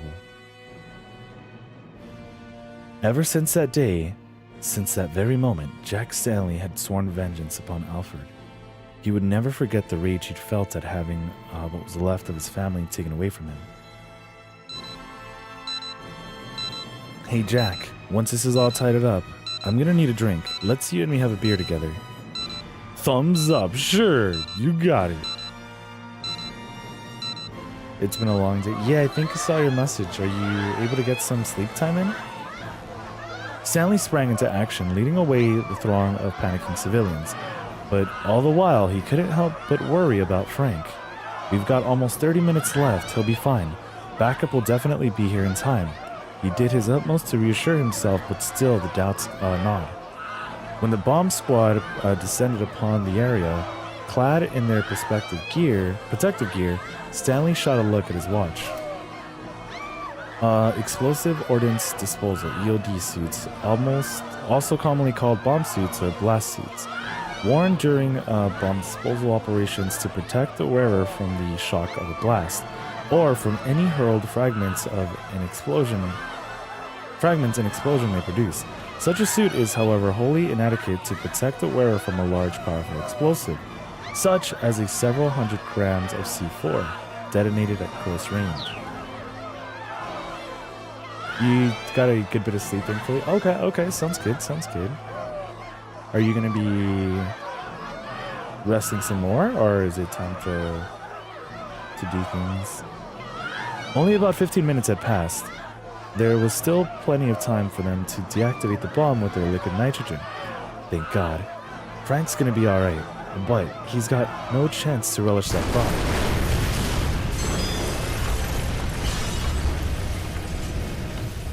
There was a near-splitting boom as a powerful shockwave shook the area. Stanley whirled back around, staring in horror at the place that his brother had been. Nothing remained but a mound of rubble. A later investigation would reveal that the timer of the bomb's exterior had been a mere ruse. The explosive had never linked to a timer at all. Instead, it had been detonated via remote control. When electrical detonators capable of triggering an explosive with electrical current were invented, they quickly rendered old-style fuses obsolete. In the modern day, many terrorists use small electronics such as cellular phones and keyless entry remotes for cars as explosive triggers. Alfred had deceived them, using a visible timer to lull them into a false sense of security. Stanley had managed to save many lives that day, to be sure, but it had come at the cost of his own brother's life. Had he really made the best decision he could have made? He was still asking himself the same question over and over, even now. But no matter how much he blamed himself, it wouldn't bring Frank back. If there was one thing he could still do for his brother, it was getting revenge on Alfred with his own hands. Stanley had been in constant pursuit of Alfred ever since. He would stoop to any level for information without remorse. His opponent was someone who would do anything at all to achieve a goal. It only made sense for him to do the same. At some point, he'd stop even hesitating to get his own hands dirty. Right? Okay. He would charge headlong into any danger he sensed Alfred's presence, even if his own life was the price he'd be willing to pay in the name of vengeance. Dude's crazy. I might nap for an hour before I leave. Okay, sounds good. And how's the stream going? Not bad, not bad. I think we might be finishing this up tonight. And it's been a crazy ride. He could never hope to latch his jaws onto his quarry's throat if he behaved like prey himself. He must be the greater predator. He would cast aside his humanity, would become a blood-stained beast if that improved his chances of the hunt. For the hunt was all that mattered. It reminds me of the hunt. Pursuit of Alfred had become his only purpose. Just got the beginning to the finale in Yakuza 0, and I don't want it to end. I feel you, Gizmo. But trust me, the story, there's still a good amount of games to go. I'm sure, this is only the beginning. But I get you. So it had been for the past 2 years. Now those years flashed through Stanley's mind in the blink of an eye. As he came back into the moment, he marveled at his own ferocity and at the depth of the wound he suffered. Wait. So this is the one, right? Arresting her isn't enough. If I do get revenge, what would Frank think? That's the one, right? Let me scroll up a little. I know it had something to do with revenge. Yeah, if I do get revenge, what would Frank think? Okay. Finally! See! If I do get my revenge, what would Frank think? When Stanley pictured his younger brother, it wasn't a smile on his face. The realization gave him pause. In the end, killing Alfred wouldn't bring his brother back.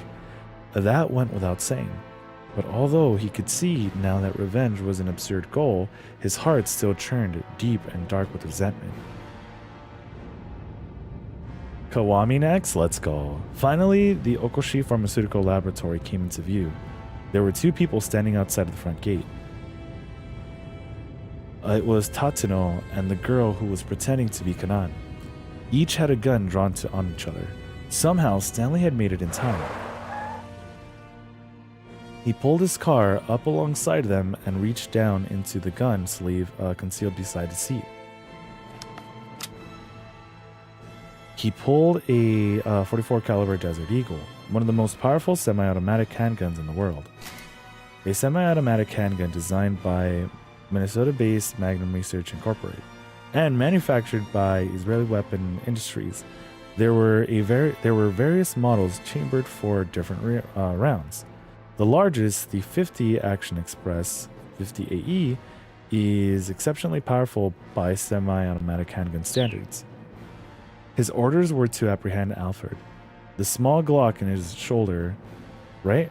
In his shoulder holster might be better suited than that. Even so, he opted for the Desert Eagle. Getting out of the car, he started pacing towards the young woman. Stanley. Tatsuno glanced over at him, his face pale. Stanley gave a silent nod in reply. He could see the hint of a smile on the girl's face. Probably a smile of overconfidence. Well, her brazenness would get her no further. I got in touch with the others, Stanley said. I told him to turn off Hitomi Osawa's cell phone. He continued to see her eyes react. I imagine that by now they also managed to deal with the bomb you planted on your decoy. The young woman remained silent. And of course, they managed to bypass the lock inside the lab. You know what this means. Your little plan has failed completely. Stanley could see the girl's stare sharpen. He'd chased Alfred all around the world, only to arrive here at last, in this little island nation. It had been a long, long journey, and he'd spent a long time suffering. Now, both the journey and suffering would be over.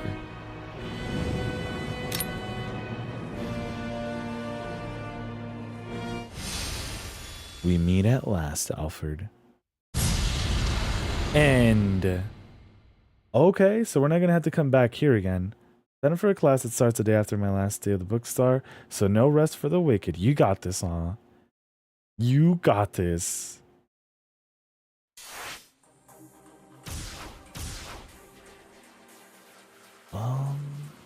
This is a keep out. This is a bad end.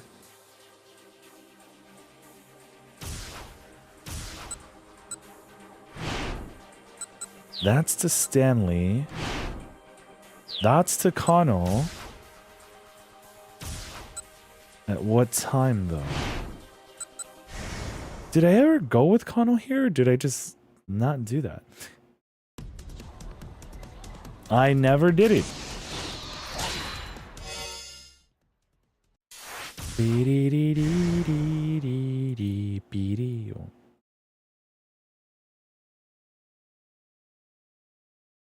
Susumu, shout had come from Achi. And in an instant, a dozen members of SOS. Okay, so we've read up all to this. Because we still catch him later on. Oh, man.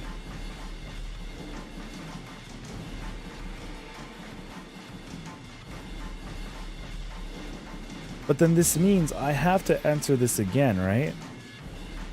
Because what was this, like at 1905 or whatever? Yeah, so I just want to know the password. So we're going to have to enter that again.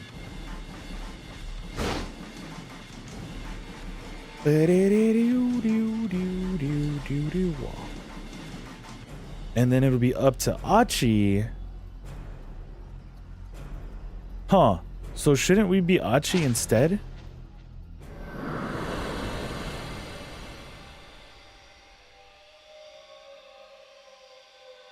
Because I'm sure Achi has to find the bomb.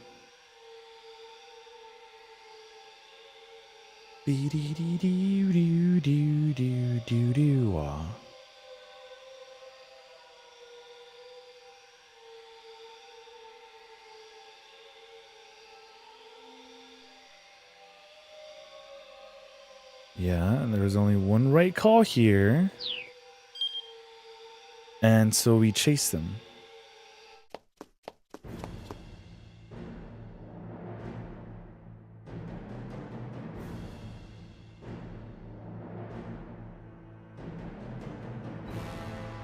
But then this means that we also did answer correctly for Achi, right?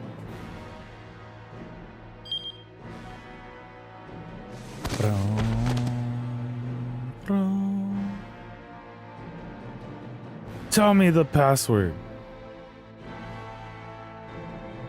You made the wrong choice.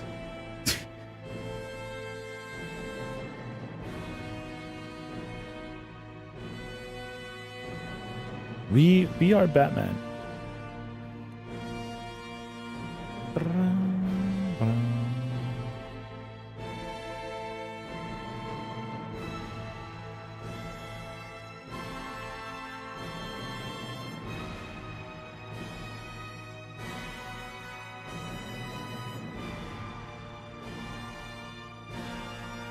Who do you think you are, Sherlock Holmes?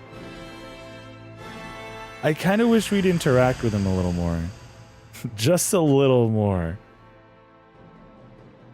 Like, I think for all the villains in the game, this dude's actually kind of funny.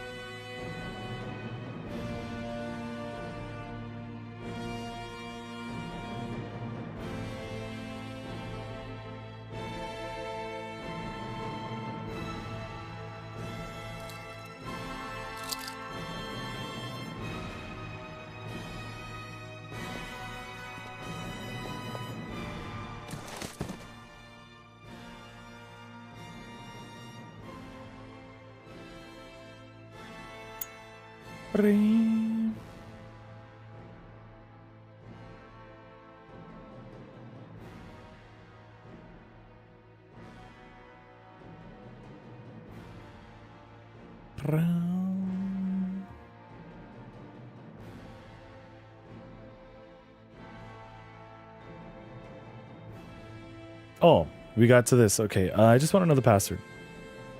I'm sure it's going to be the exact same thing.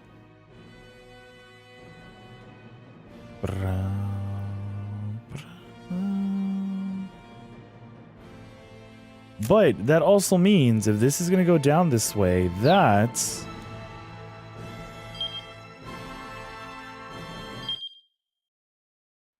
we're still going to get to a keep out, right?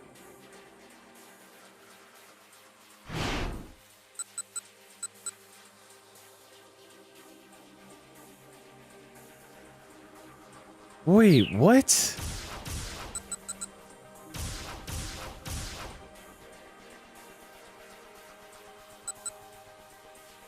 But why would Achi be screwed into a bad ending now?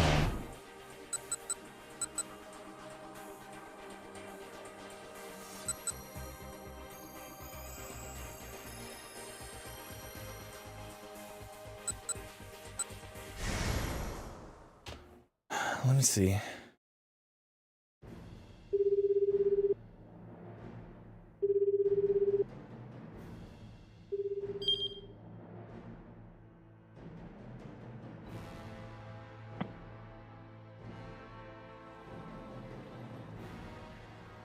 Because you need to still need to find the ball, and Kano thought it was a cell phone.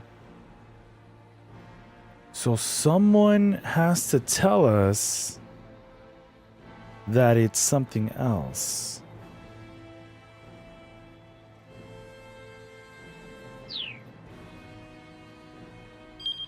What could make him think it's something else, though?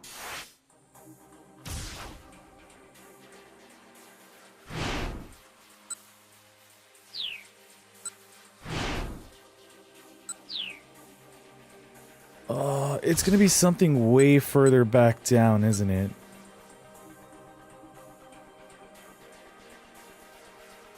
It's going to be something... No, we can't make a decision there? A warning? Because who calls Tateno?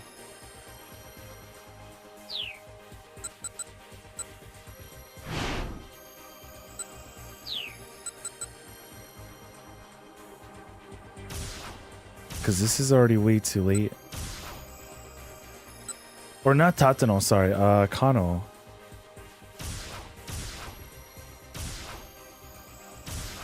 Okay.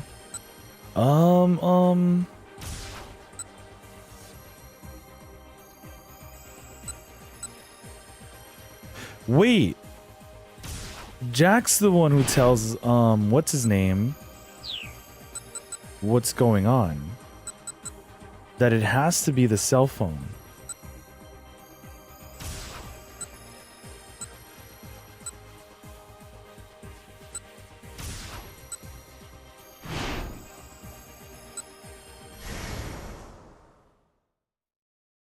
So what if it's here?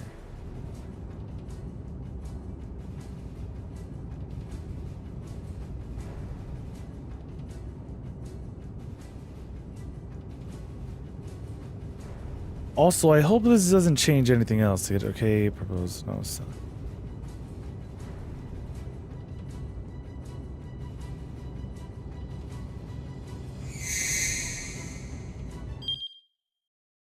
Right? No shot. Oh my god.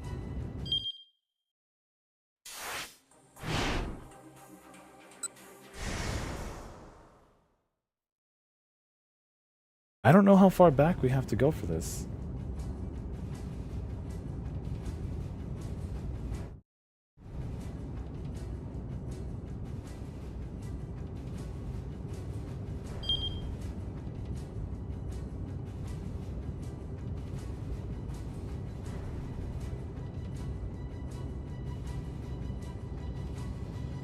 Wait, what's this time?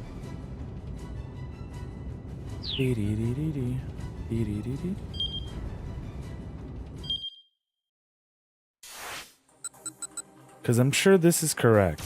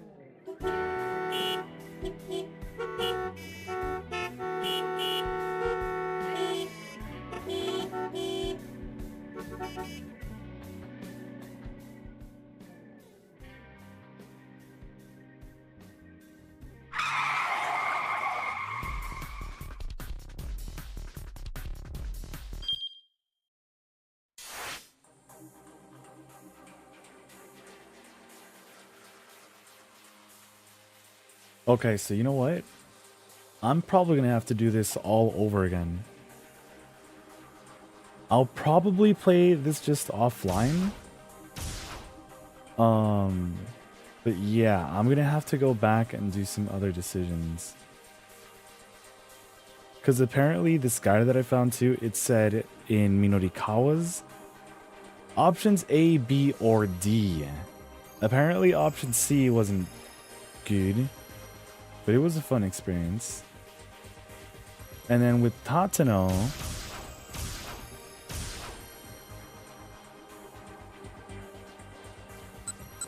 what is this? Yeah, we're gonna have to do a lot. Yeah, I'm gonna have to go back and I don't know why. This one just says option A, B, or D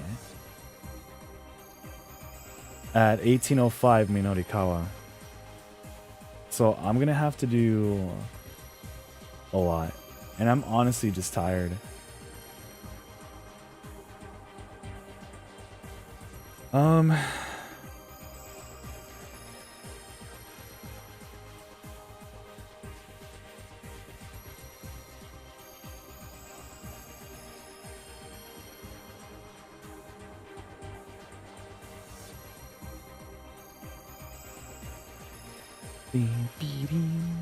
Let's see.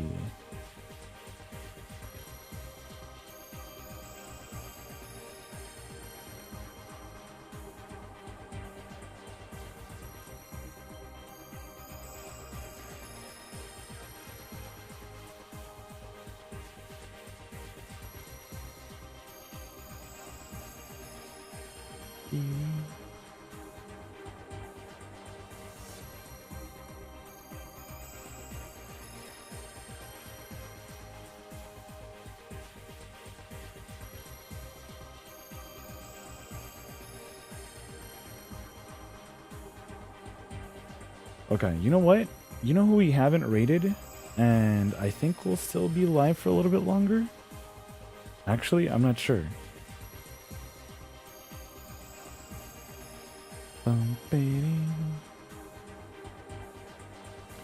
Okay, never mind. I think they're ending stream.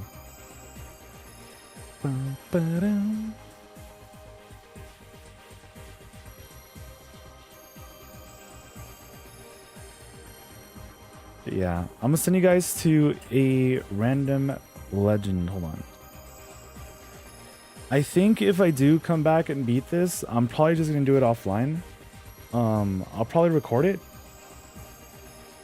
But thanks so much everyone for hanging out. I'll see you guys again tomorrow. Possibly. But if we do, it'll most likely be Sonic. But yeah, for today, Clouds, thanks for the resub. Gambino, thank you for the raid.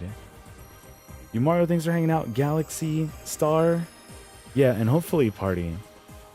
But yeah, because I'm gonna have to go through this all over again, and I am not looking forward to it. But yeah, take care, everyone. Have a good night. Hit up Random, who's currently playing some Mario Party as well, some Mario Party Jamboree. And yeah, hopefully I'll catch you guys again soon. Take care, everyone. Don't want this party work, dude. I would have done it earlier had this taken a lot less time, but about 9 hours in, and I'm pretty sure I'm gonna have to spend more time. It's saying the labyrinth did it because it was the one option that we weren't supposed to do. Yeah, because that's all it says. For Minorikawa's path, it's only option A, B, or D. So, yeah. Take care, everyone. Hit up Random, plays a lot of Nintendo stuff, a lot of the Mario Karts, a lot of Nintendo stuff. And hopefully I'll catch you guys again soon.